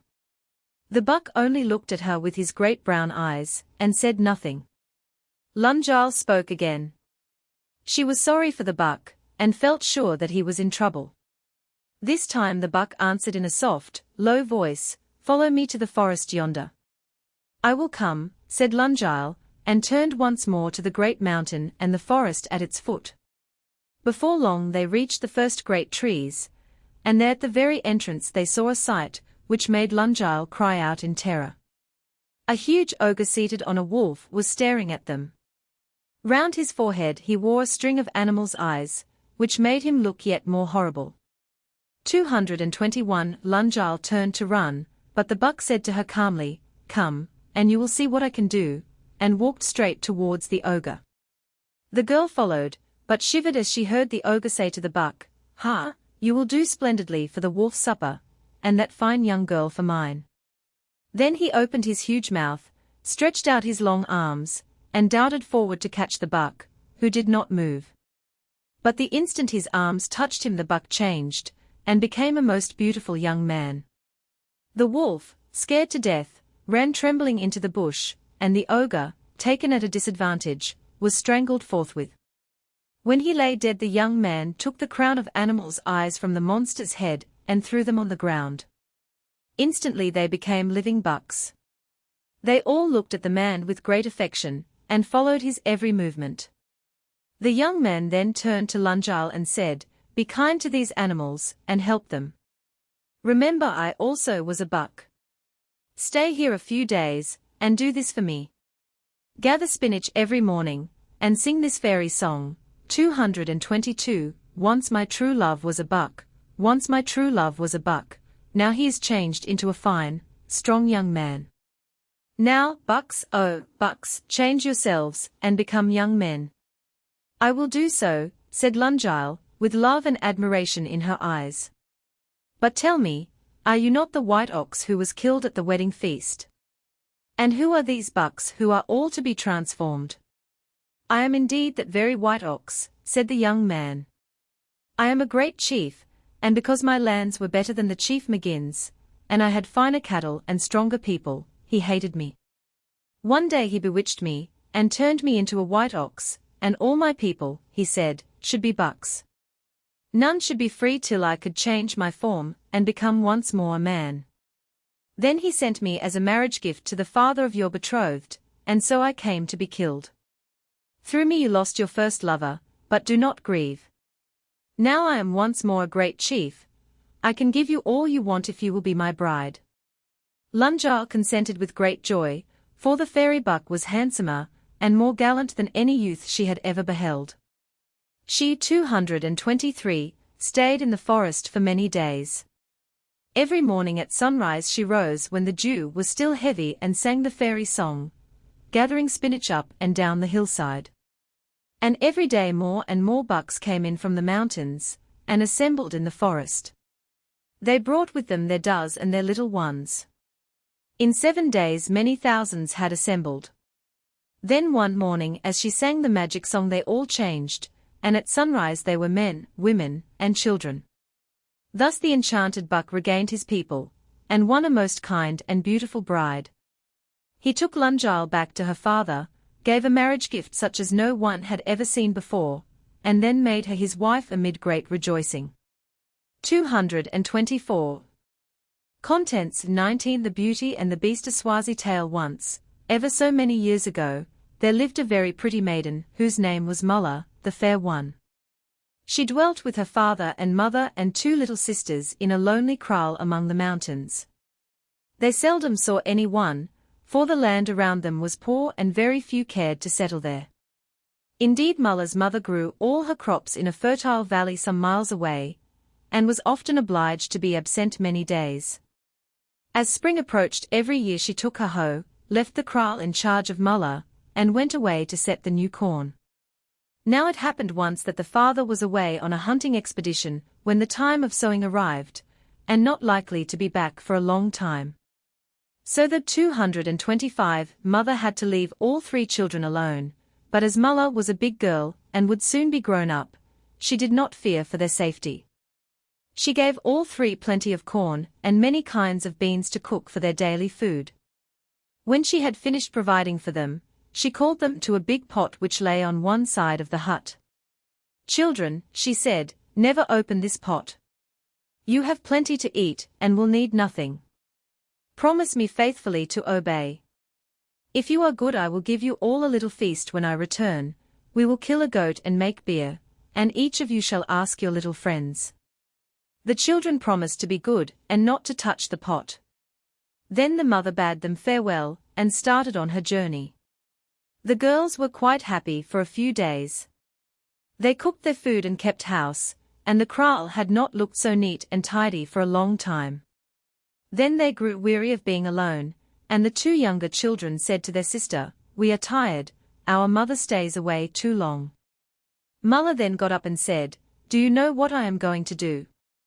"No," said they. 226, "I am going to open the big pot." "Oh no, you mustn't," said the other two, "we all promised faithfully not to touch it." "I am going to see what is inside," said Mulla with determination. She went straight to the pot and opened it, but instead of the store of food she expected to see out came a huge ogre, who instantly filled all the hut. There was no room left for anyone else, and the little girls fled in terror. But the ogre called after them and spoke so nicely that they soon came back. "I will do you no harm," said he. "You two elder girls must go out to get water while I keep your youngest sister here to cook the food." But while they were away he killed the little girl, and put her into the big pot to be cooked for dinner. When the two sisters returned they found the pot already boiling, though they could see no fire. "Come," said the ogre, "and sit down. I have a nice little dish ready for you. Your sister has not returned yet." But just at that moment a huge bee came in at the door, and buzzed all round their ears. Soon they distinguished words. "Do not eat, 227, anything," it said. "It is your own little sister, who has been killed in your absence." So they answered that they were not hungry and sat still. After that Mulla made constant plans to escape with her sister, but the ogre always knew of them at once and followed her everywhere. Once they thought that they were quite safe and well away when the ogre suddenly appeared right in their path and said, "Where are you going to?" "Oh," said they, "we are not going far, we are going to play by the river a little while." They ran on a little farther, and though the ogre followed them suspiciously, the younger sister managed to slip away through the bushes and swim down the river to the bottom of the valley. Thence she made her way to the fields in which her mother was at work. There she besought her to come and help Mulla, and rescue her from the horrible Inzimu. But the mother shook her head. "You are punished," said she, "for your disobedience. I can do nothing till the proper time comes, we must wait for your father." In the meantime the ogre kept Mulla alive, for he did not like to eat her, as Inzimus always 228, have a stock of provision in reserve, and do not use the last of the store. One day he left her in the hut, while he went out to search for fresh prey. She took the opportunity to escape, and this time she was successful. She ran on and on by many winding paths, keeping always to the trees which followed the watercourses, till at last she had left her own valley behind, and could run straight forward to her mother's lands. There at last she found both her mother and sister, and very glad they were to see her. She begged her mother to kill the ogre, but her mother only shook her head once more and said, "What can we do? Your father is not back yet." But while they were still talking, their father came in sight, to their great relief and joy. He was told the whole story of their troubles, and in great anger and indignation he seized his shield and assegai, and started forth to find the monster and kill him. The next day he returned with a sad face. "We cannot go home any more," said he to his wife. "We must build a new hut here." I threw my assegais at the monster with all possible force and skill, but they simply fell powerless on the 229 ground. It is useless to think of revenging ourselves, the monster is a magician. At this news the mother called the two girls and told them the Inzimu was not dead, and it would no longer be safe for them to return home. As he would be sure to search, especially for Mulla, who had last escaped him, she had decided to send her right away. "You shall go to your married sister. She is in a good position and will look after you, and presently, no doubt, someone will want you for his wife. But remember to go straight along the road, and on no account to touch the manambela one which grows by the way." Then Mulla put on all her prettiest beads and dressed herself in a length of black stuff gaily striped with green and blue, which she knotted round her waist. No girl in all Swaziland was prettier than she, or walked with a freer air. Her mother watched her go with pride, and had little doubt that she would soon marry a chief's son. Now you would have expected Mulla to be 230 very careful and obedient after her last sad experience, and for a long time she travelled very soberly. But the afternoon was very hot, for it was full summer, and she gradually became very thirsty. There was no water near, and at a turn of the path, she came in sight of beautiful manambela covered with rich ripe berries. The manambela is, you know, the forbidden fruit. Mulla looked at it longingly, and at last she said, "Oh, I am going to eat it," and climbed straight up the tree. Directly she got up and picked a berry, a deep bass voice called out of the trunk, "Dear good girl, give me some ripe fruit." The voice was so deep that the whole tree shook. Mulla gathered the fruit and came down in a fright. Immediately the tree opened and out came a big ogress, an imbula, with an ugly snout like a wolf, and long red hair all over her body. The ogress took the fruit and said, "You are not safe travelling alone, a pretty girl like you. Give me all your things and I will give you mine, then no one will know you." Mulla gave her the striped cottons, but did not want to part with all her beautiful beads.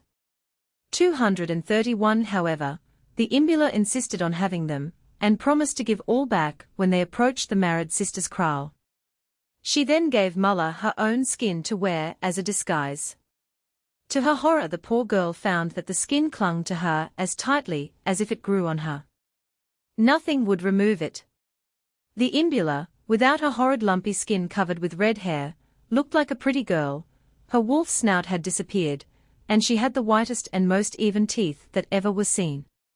It was she who was now Mulla, the fair one, while the real beauty had become a loathsome monster. Just outside the sister's kraal Mulla tried to make the ogress give her back her dress and ornaments, but the monster absolutely refused. They soon came to the gate. The imbula went right in, asked for her sister, and was welcomed by all and given great honor. "What are we to do with your companion?" asked the married sister, with a glance of disgust at Mulla. "Oh, just put her anywhere," said the imbula. "She can feed quite well with the dogs in some old hut." "Very well," said the married sister. "She 232 can live with the old woman over there, no one will see her or be troubled by her." So the ogress passed as a beautiful princess, and great attention was paid her. She looked exactly like a very pretty girl, but she had one great difficulty. All imbulas have a tail, just like Inzimus, and this tail she could not get rid of. She coiled it round her waist and hid it under her girdle, but every day she feared discovery. However, no one dreamt of such a possibility, and for a long time all went well. Meanwhile the real beauty lived in the hut with the old woman. She was deeply hurt at being treated thus by her own sister, but presently she discovered that her skin gave her magic powers, so she began to use them. "Tell me," she said to the old woman, "would you like to be made young again?" "Yes, indeed," said the old woman. Very well, you shall, said Mulla. And the next morning every one was wondering what had happened to the old woman, for she once more looked like a girl. But Mulla bound her to silence, for she was far too indignant to let her sister have any hint of the truth. So the two lived together quietly, but in much comfort. 233, for Mulla found that she was able to obtain excellent food for them both by a mere command, and they never touched the scraps which were thrown to them. Now the real monster soon had ever so many lovers, for the fame of her beauty spread far and wide. At last she announced her engagement to a very wealthy and handsome prince. Her behavior, however, puzzled every one very much. She would never allow him so much as to kiss her, and declared that she was far too modest to allow him even to sit by her. The real beauty knew quite well why this was, but every one else thought it very strange. Soon after the engagement was announced, Mulla told the old woman that she was going down to bathe. The married sister heard of this. She said to herself, I should much like to see this strange creature in the water, and followed the supposed monster to the river. There she saw a most wonderful sight. Directly the misshapen being touched the river, her skin floated away, and she stood in the sparkling water, the most beautiful maiden that ever was seen. Then she stretched out her arms and sang, 234, Come, maidens, come, come and play with me, come and play in the water. And at once beautiful girls came from all sides and played and laughed with her as their princess. When Mulla had played long enough, she got out of the water. The skin fitted on her again as tightly as ever, and she became a hateful beast once more. The married sister went home certain that something was wrong, and consulted an aged princess noted for her wisdom. The next time that the supposed monster bathed, they went down to the river together, and caught her just before she left the water.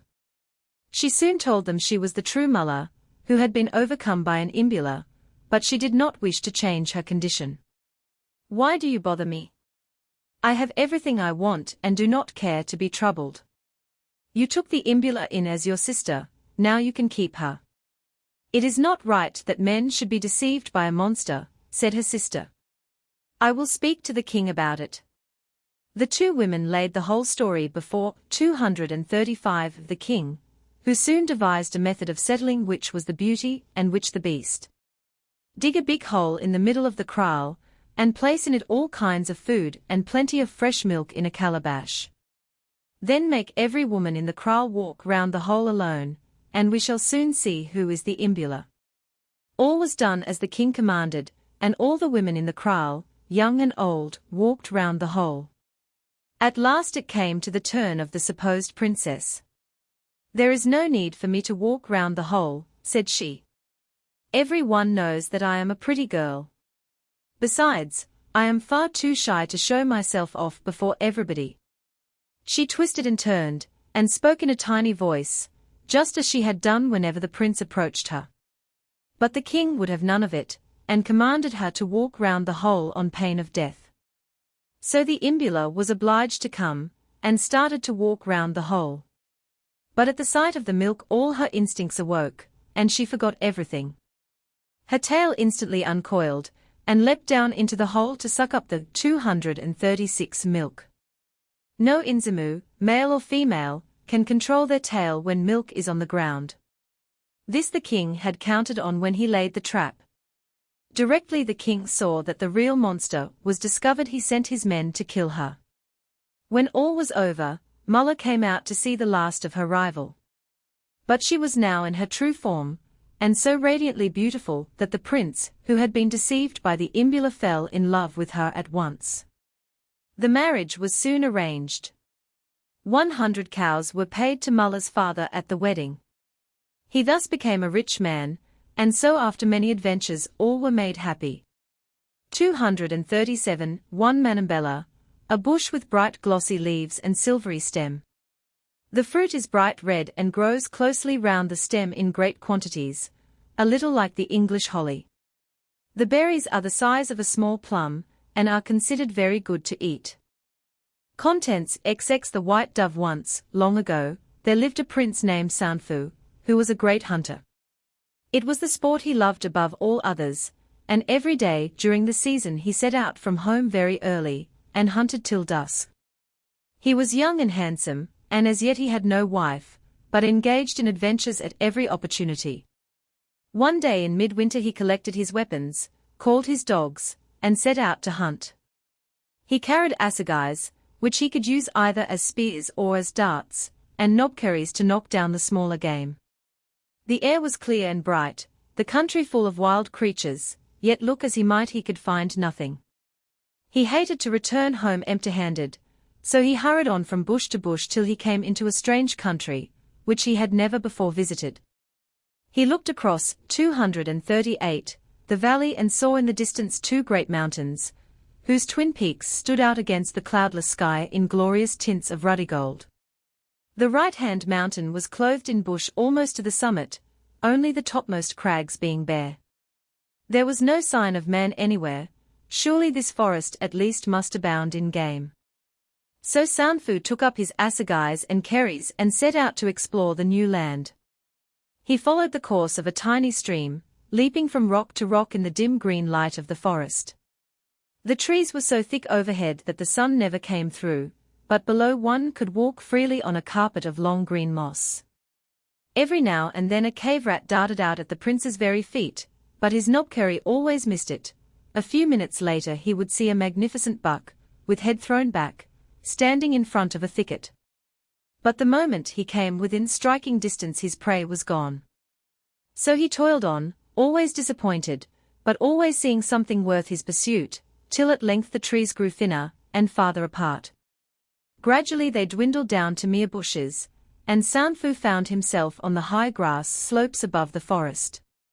239, he left the stream and made straight for the pass between the two mountain peaks, determined to see what lay beyond. The highest point once gained, he looked down into a beautiful wooded valley with several fine streams, the very place for game. Sanfu straightway began the descent, but at closer view he found that the slopes were covered with huge boulders, and the grass was so high that it would be impossible to see any game.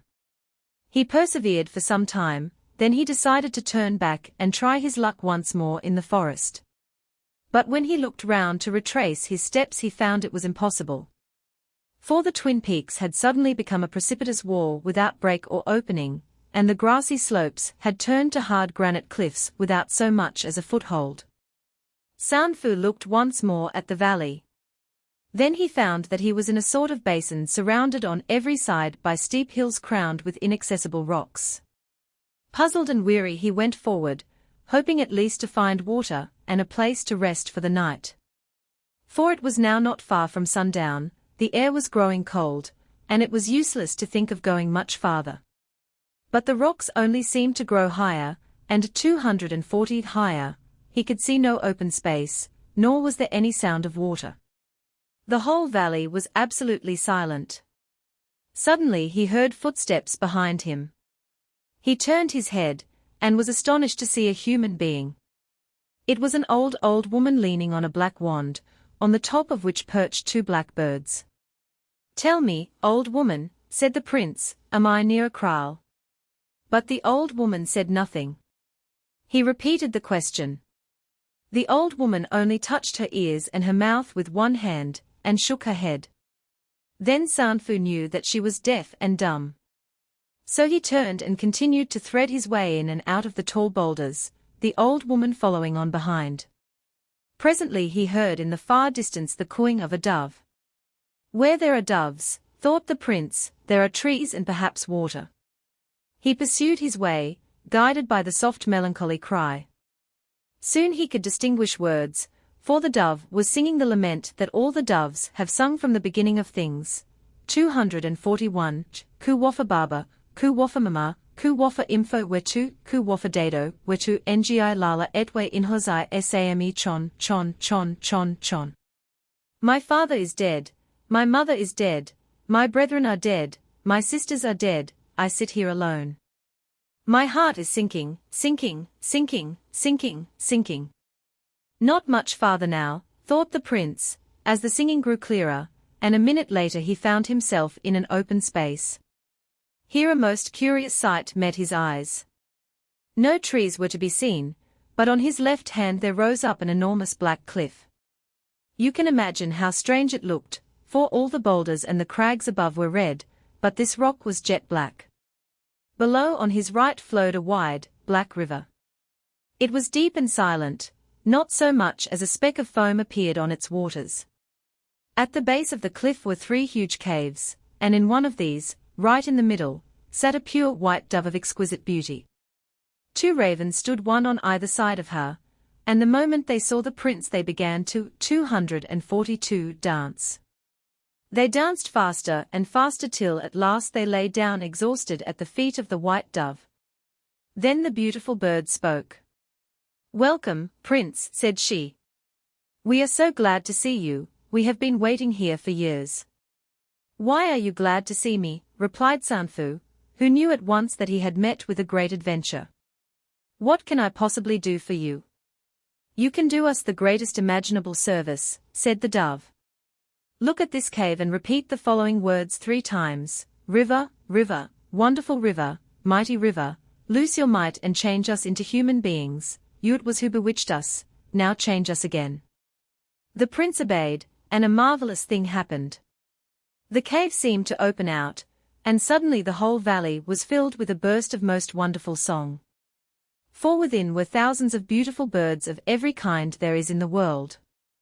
They flashed and shone in the sunlight, golden orioles and many-colored lories, the emerald cuckoo, and all the exquisite finches. 243. Then there were dainty little black honeysuckers, whose luster is like mother of pearl, and graceful doves of every hue. And beyond all these were gorgeous birds from the great forests of the far north, such as Sanfu had never seen. He gazed in wonder and delight for a long time. Then he turned to the white dove and said, "What do you want me to do now?" "Repeat these words once more," said the white dove. He repeated them again. To his astonishment the second cave opened out and thousands of animals appeared, great herds of buck with beautiful horns, both small and great, noble elephants and tall giraffes, and lions and tigers with glossy skins. Their cries almost drowned the call of the birds, but they appeared to live in peace and did one another no harm. "Do you see those animals?" said the dove to the amazed prince. "Those are my father's men." "Who then are the birds?" asked Sanfu. "They are the beautiful women and the girls who live in his kingdom." "And the third cave? What does that contain?" 244. Said the dove. "That is the greatest wonder of all. But it cannot be opened yet." "Is there nothing else I can do to help you?" said the prince. "For you appear to be under some terrible enchantment." "You can do everything," cried the white dove. "Do not leave this valley. Stay here for 1 year and we shall be delivered." "That I cannot possibly do," said the prince, "for no one will know what has become of me." "If you refuse," said the dove, with a determination you would never have expected of her, "you yourself will be changed into an enormous hairy spider, and dwell in a house of dried leaves and moss.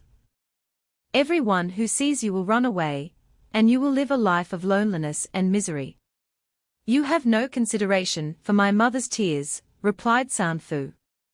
"I am the only son of my father. They will both think I am killed." "You shall be fully rewarded," said the dove. "If you do this for us you will never regret it. But if you refuse you become a 245 horrible spider, and neither your mother nor your father will ever recognize you again." "Very well," said the prince. "I promise to stay with you and help you." "Give me your wand," said the dove to the mute woman. "The prince must be hungry." The old woman gave the wand, and as it left her hand she herself disappeared. The dove took it and threw it on the ground, but curiously enough the 2 black birds perched on the top did not stir, and were thrown down with the staff. Directly the wand touched the ground there appeared an excellent meal, bowls of porridge and thick milk, and strips of meat served on a fine mat, and to crown all a big calabash full of good beer. Sanfu was very hungry and thirsty. He ate and drank well, and then lay down to sleep under a rock. He kept his word and never attempted to leave the valley. The mute woman did not appear again, and the white dove sat in front of the cave and sang her former melancholy song. She never spoke at all, and might have been nothing more than an ordinary bird.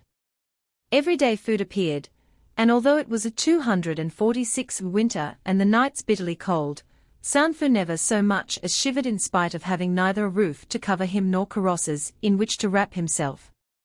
So far I have done well, thought he, but what shall I do when the rains come and the heavy thunderstorms? I shall be washed away or killed by the hail. Clouds began to appear every day, and the weather grew oppressively hot. At last one evening a tremendous thunderstorm arose, and Sanfu thought that his last hour had come. To his astonishment not a drop of rain touched him, and the ground on which he slept remained quite dry.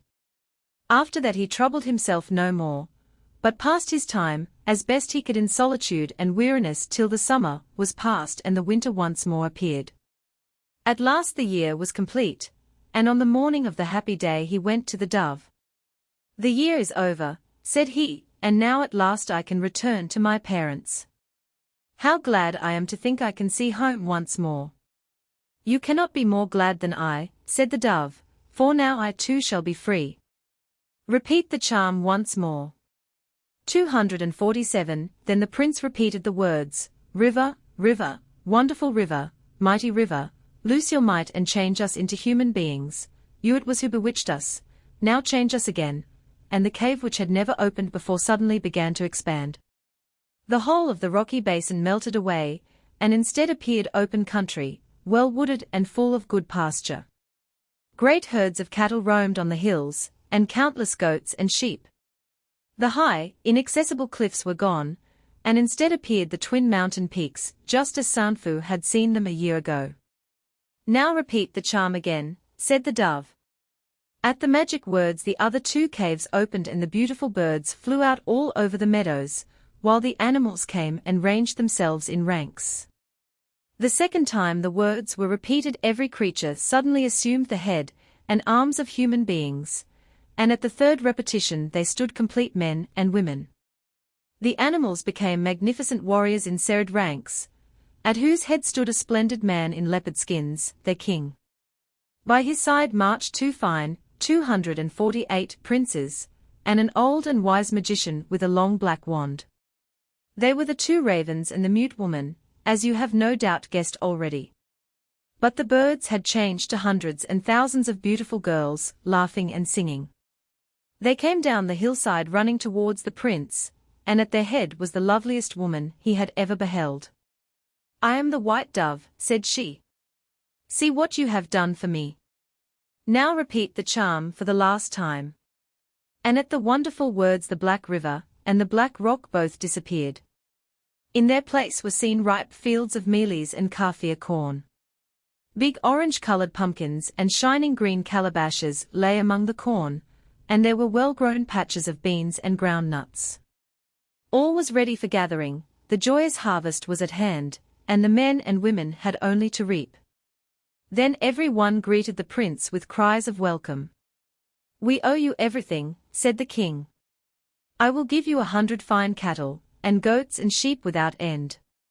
249 But Sanfu was silent and did not reply. "You do not seem pleased," said the king. "Is there anything else we can give you? You have only to ask." "All I want," answered Sanfu, looking at the white dove, "is the princess. I want no cattle, for I am a rich man, and my father a very great chief. But I will give hundreds of oxen for the princess, if only I may have her for my wife." The princess looked at him with delight, but the king hesitated and said he must confer with his chief men. He consulted with them day after day for many weeks, not, I think, because he did not care for Sanfu, but simply to show that he was a great king, and his daughter not to be had for the mere asking. At last, when poor Sanfu was worn out with anxiety, for he loved the princess dearly, the king said he was ready to receive him. "The princess is yours," he said, "on condition that you stay here and live in our country. Go home first, and bring what men you will as your followers, but do not leave us altogether." The prince willingly promised for the sake of the white dove. He went home, told all his 250 adventures to his father and mother, and in the end all his people rose up and came with him.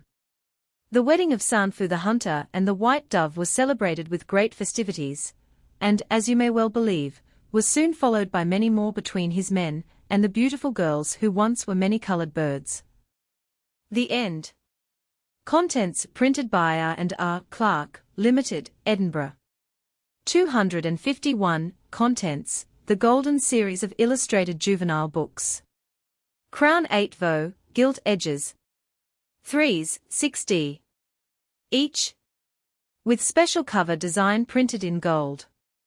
New book by Mrs. Molesworth. Fairies of Sorts.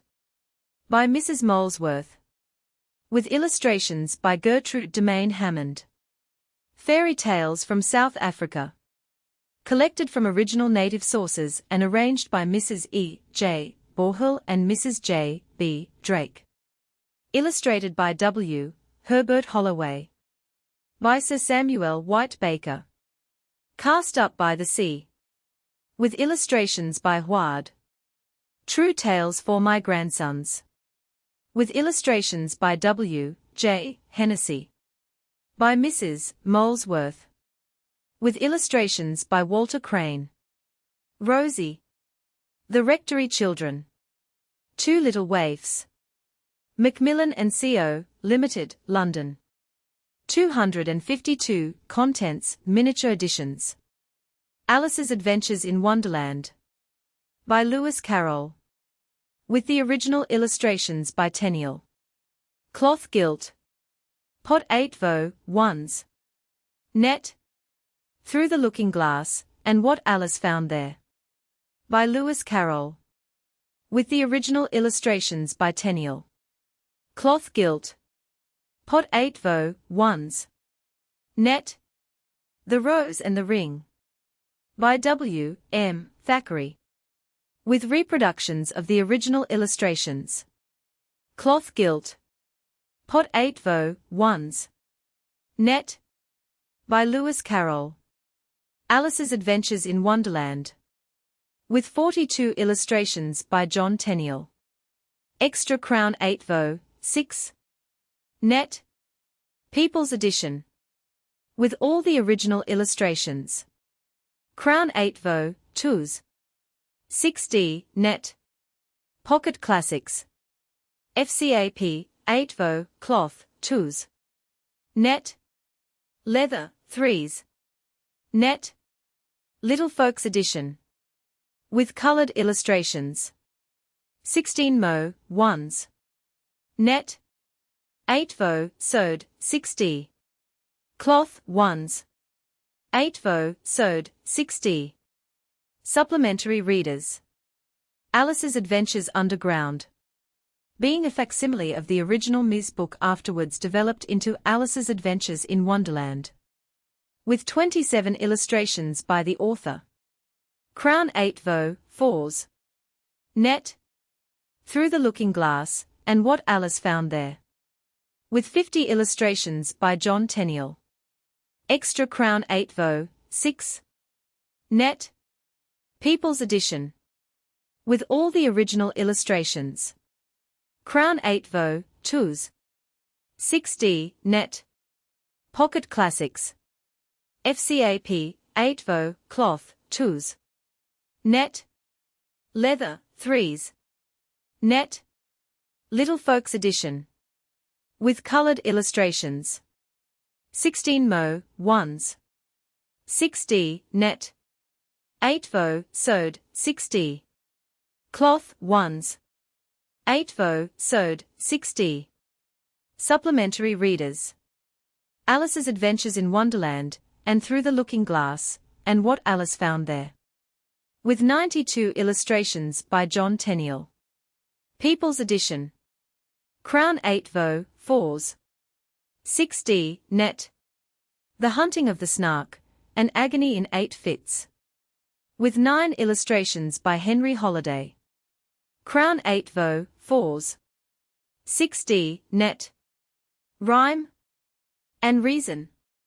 With 65 illustrations by Arthur B. Frost, and 9 by Henry Holliday. Crown 8 vo. 6. Net. Sylvie and Bruno, concluded. With illustrations by Harry Furness. Crown 8 vo. 7s. 6d. Net. People's Edition. Crown 8 vo. 2s. 6d. Net. Sylvie and Bruno. In one volume. With illustrations by Harry Furness. Crown 8 vo. 3s. 6d. Net. 253. Contents. Macmillan's Prize Library, a carefully selected Series OF illustrated books suitable for presentation in ornamental bindings. Crown 8 vo. Price 2s. 6d. Each cloth elegant. Gilt edges. 3s. 6d. Each, except volumes marked asterisk, by Rev. J. C. Atkinson. Walks, Talks, Travels and Exploits of Two Schoolboys. Illustrated Play Hours and Half Holidays. Illustrated by Coleman. Scenes in Fairyland. Illustrated The Last of The Giant Killers. Illustration by Jane Austen. Pride and Prejudice. Illustrated Sense and Sensibility. Illustrated EMMA. Illustrated by L. N. Badenoch. The Romance of the Insect World. Illustrated by Rev. R. H. Barham. The Ingoldsby Legends. Illustrated by Edward Burts. The French Prisoners. Illustrated by Sir Walter Besant. The Life of Captain Cook. Illustrated by A. G. Bradley. The Life of Wolfe. Illustrated by Frank Buckland. Curiosities of Natural History. In 4 volumes. Illustrated by Sir W. Butler. The Life of Gordon. With portrait by J. Fenimore Cooper. The Last of the Mohicans. Illustrated The Deerslayer. Illustrated The Pathfinder. Illustrated The Pioneers. Illustration, The Prairie. Illustration, 254, by Julian Corbett. Life of Drake. With portrait for God and Gold. Illustrated by Mrs. Craik Olive. Illustrated by G. Bowers. The Head of the Family. Illustrated Agatha's Husband. Illustrated by Sir Edward Creasy. The 15 Decisive Battles of the World by Daniel Defoe. Robinson Crusoe. Illustrated by Charles Dickens. Oliver Twist. Illustrated The Old Curiosity Shop. Illustrated Christmas Books. Illustrated * Barnaby Rudge. Illustrated by Maria Edgeworth. Popular Tales. Illustrated Lazy Lawrence, and Other Stories. Illustrated by J. H. Faber. Insect Life, Souvenirs of a Naturalist. Illustrated by Violet G. Finney. The Revolt of the Young Cormacks. Illustrated by W. Ward Fowler. Tales of the Birds.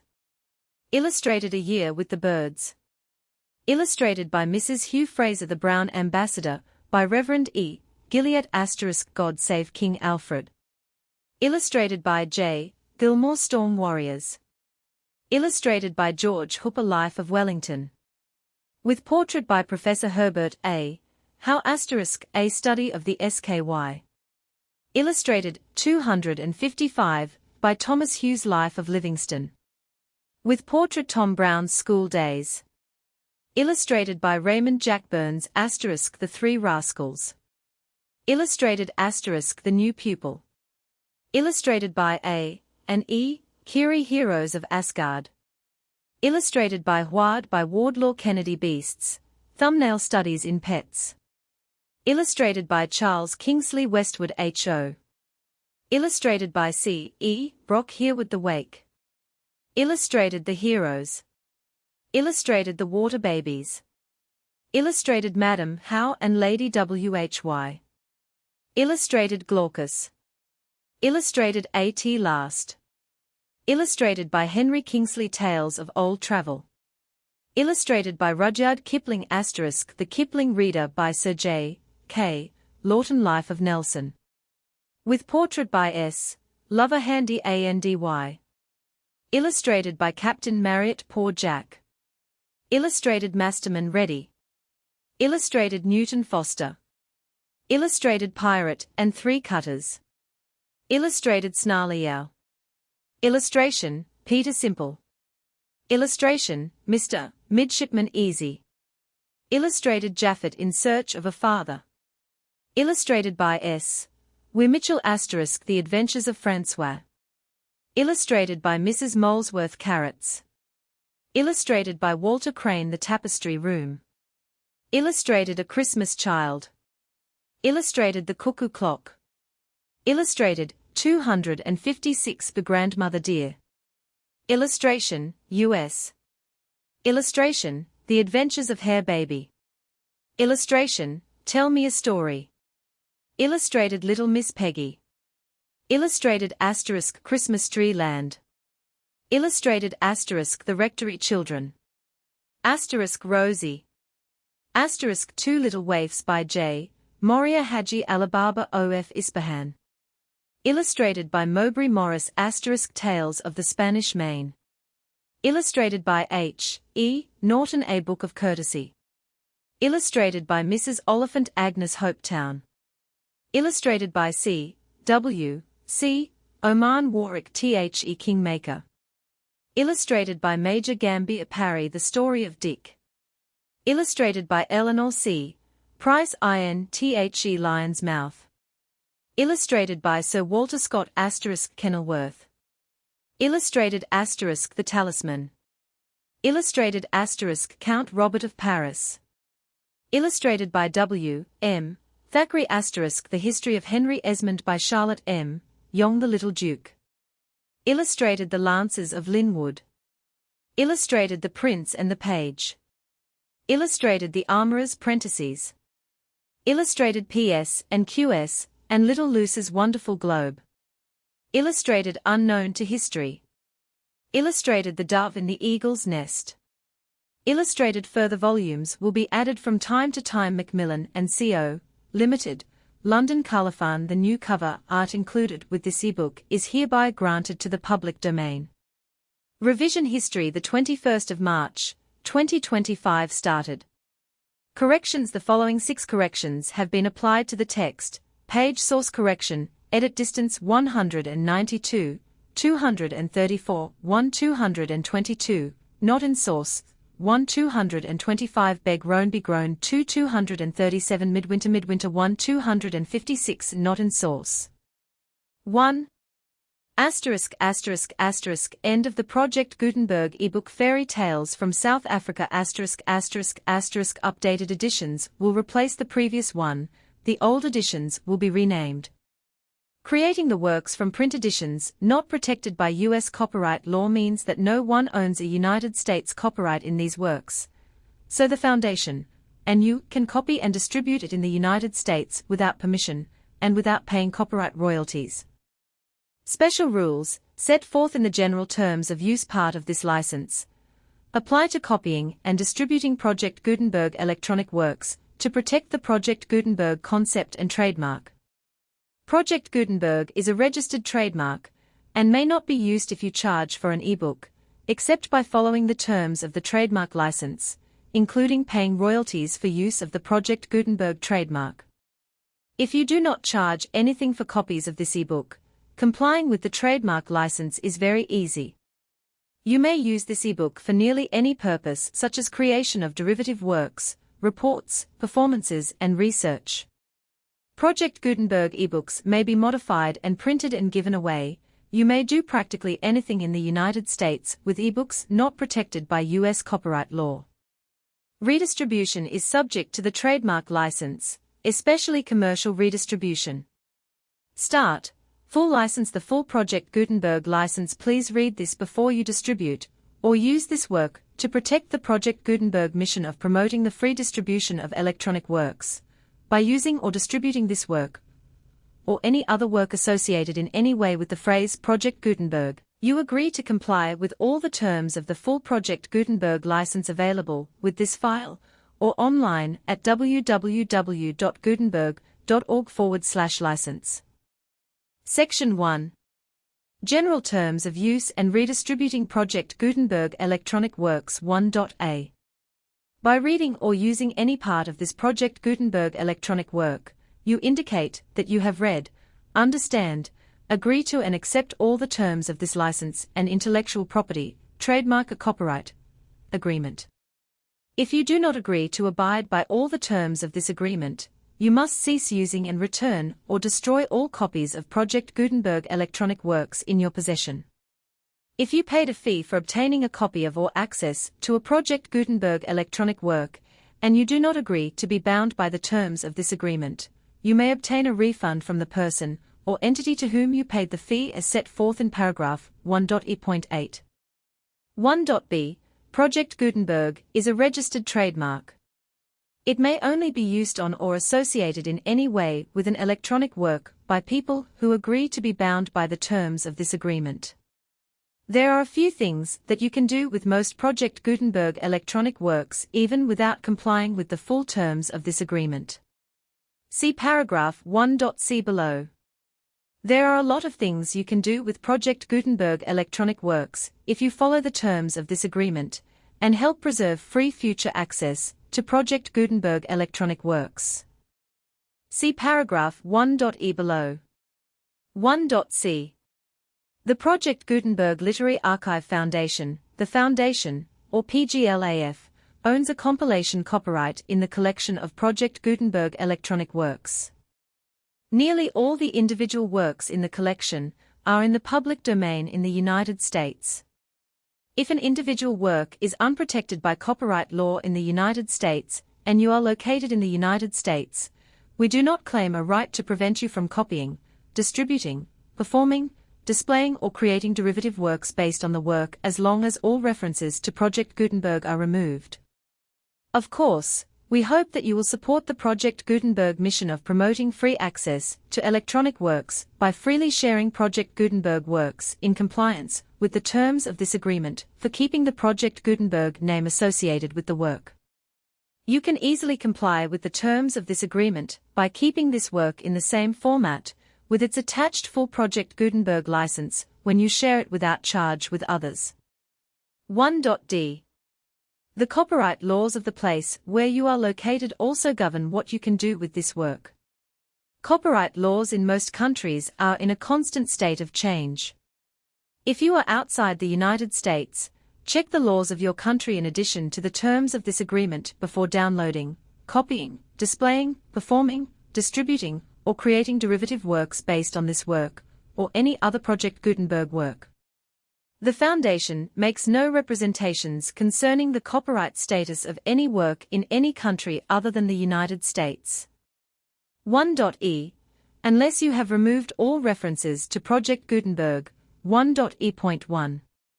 The following sentence, with active links to, or other immediate access to, the full Project Gutenberg license must appear prominently whenever any copy of a Project Gutenberg work, any work on which the phrase Project Gutenberg appears, or with which the phrase Project Gutenberg is associated, is accessed, displayed, performed, viewed, copied or distributed. This ebook is for the use of anyone anywhere in the United States and most other parts of the world at no cost and with almost no restrictions whatsoever. You may copy it, give it away, or reuse it under the terms of the Project Gutenberg license included with this ebook, or online at www.gutenberg.org. If you are not located in the United States, you will have to check the laws of the country where you are located before using this ebook. 1.e.2. If an individual Project Gutenberg electronic work is derived from texts not protected by U.S. copyright law, does not contain a notice indicating that it is posted with permission of the copyright holder, the work can be copied and distributed to anyone in the United States without paying any fees or charges. If you are redistributing or providing access to a work with the phrase Project Gutenberg associated with or appearing on the work, you must comply either with the requirements of paragraphs 1.e.1 through 1.e.7, or obtain permission for the use of the work and the Project Gutenberg trademark as set forth in paragraphs 1.e.8 or 1.e.9. 1.e.3. If an individual Project Gutenberg electronic work is posted with the permission of the copyright holder, your use and distribution must comply with both paragraphs 1.e.1 through 1.e.7 and any additional terms imposed by the copyright holder. Additional terms will be linked to the Project Gutenberg license for all works posted with the permission of the copyright holder found at the beginning of this work. 1.e.4.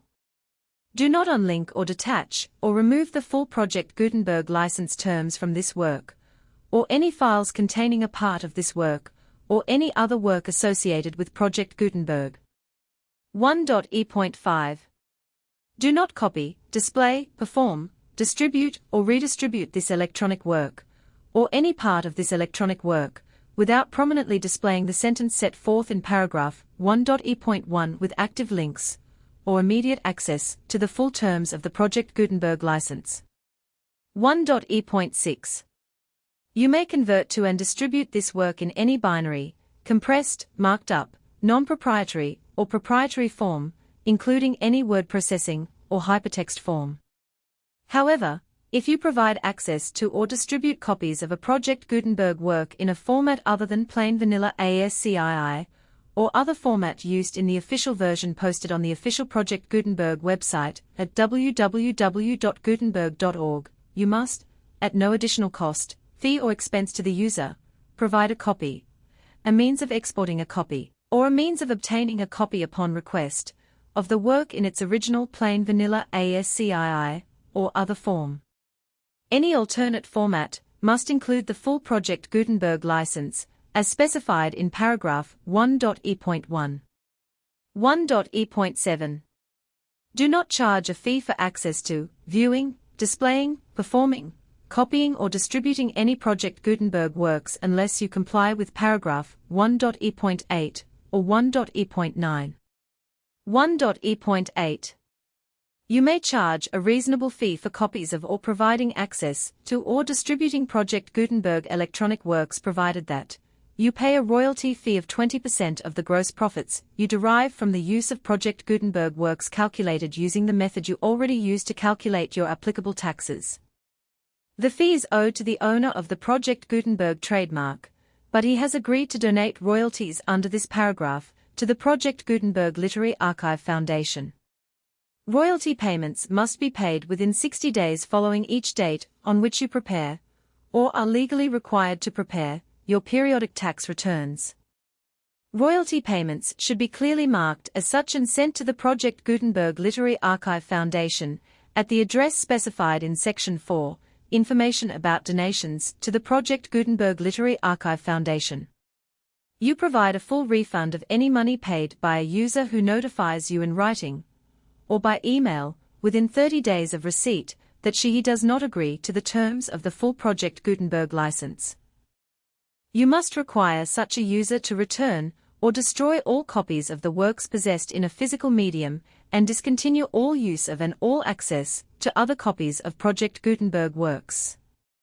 You provide, in accordance with paragraph 1.f.3, a full refund of any money paid for a work or a replacement copy, if a defect in the electronic work is discovered and reported to you within 90 days of receipt of the work.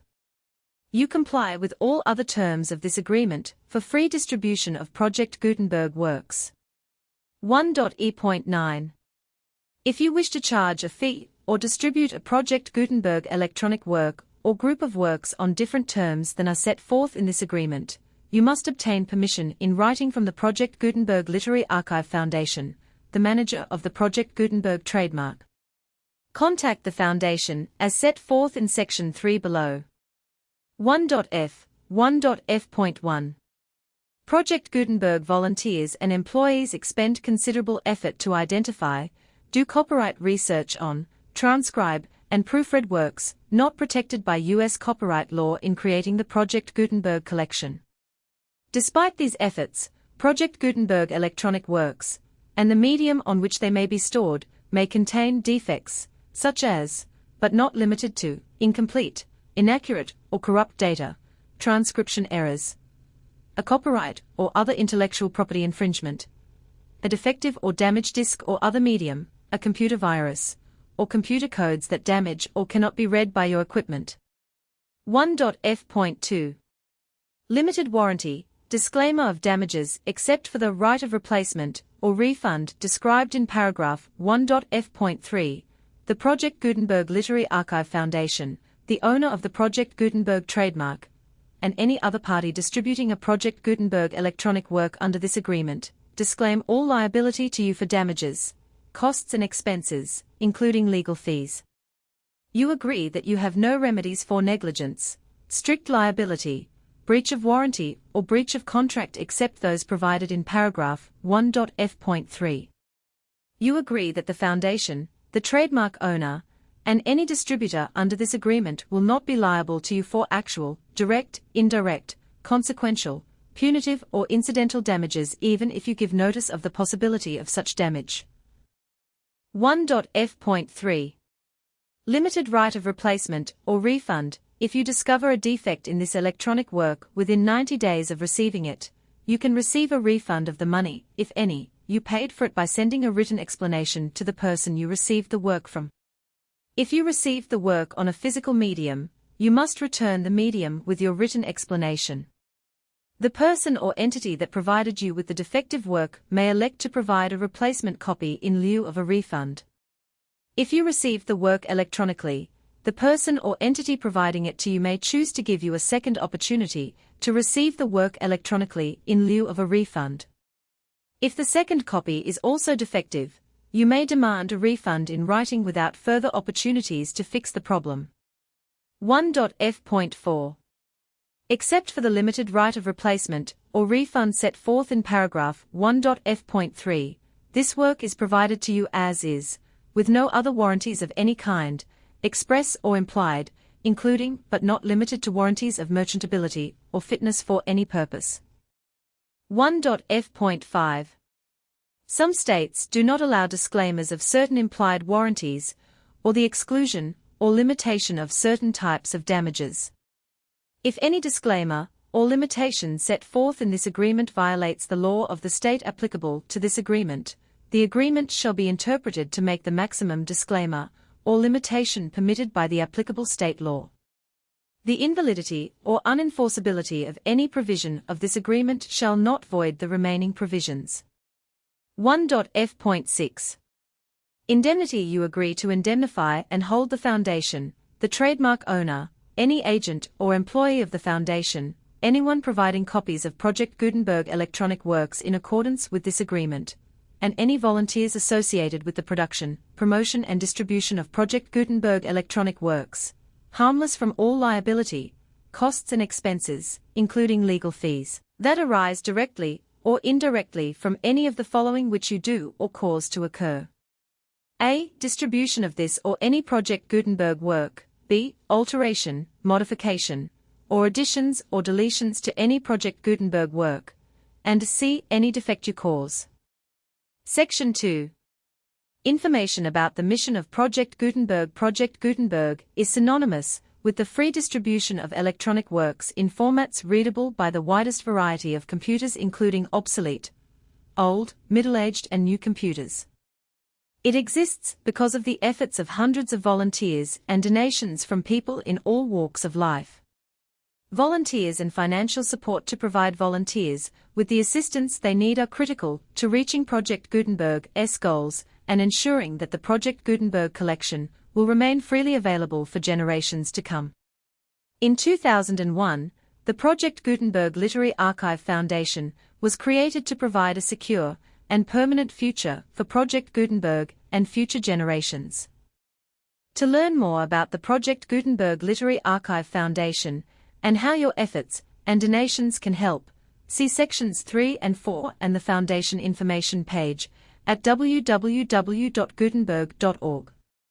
Section 3. Information about the Project Gutenberg Literary Archive Foundation. The Project Gutenberg Literary Archive Foundation is a non-profit 501(c)(3) educational corporation organized under the laws of the state of Mississippi and granted tax-exempt status by the Internal Revenue Service. The Foundation's EIN, or Federal Tax Identification Number, is 64-6221541. Contributions to the Project Gutenberg Literary Archive Foundation are tax-deductible to the full extent permitted by U.S. federal laws and your state's laws. The Foundation's business office is located at 809 North 1500 West, Salt Lake City, Utah, 84116, 801-596-1887. Email contact links and up-to-date contact information can be found at the Foundation's website and official page at www.gutenberg.org/contact section 4. Information about donations to the Project Gutenberg Literary Archive Foundation. Project Gutenberg depends upon and cannot survive without widespread public support and donations to carry out its mission of increasing the number of public domain and licensed works that can be freely distributed in machine-readable form accessible by the widest array of equipment, including outdated equipment. Many small donations, $1 to $5,000, are particularly important to maintaining tax-exempt status with the IRS.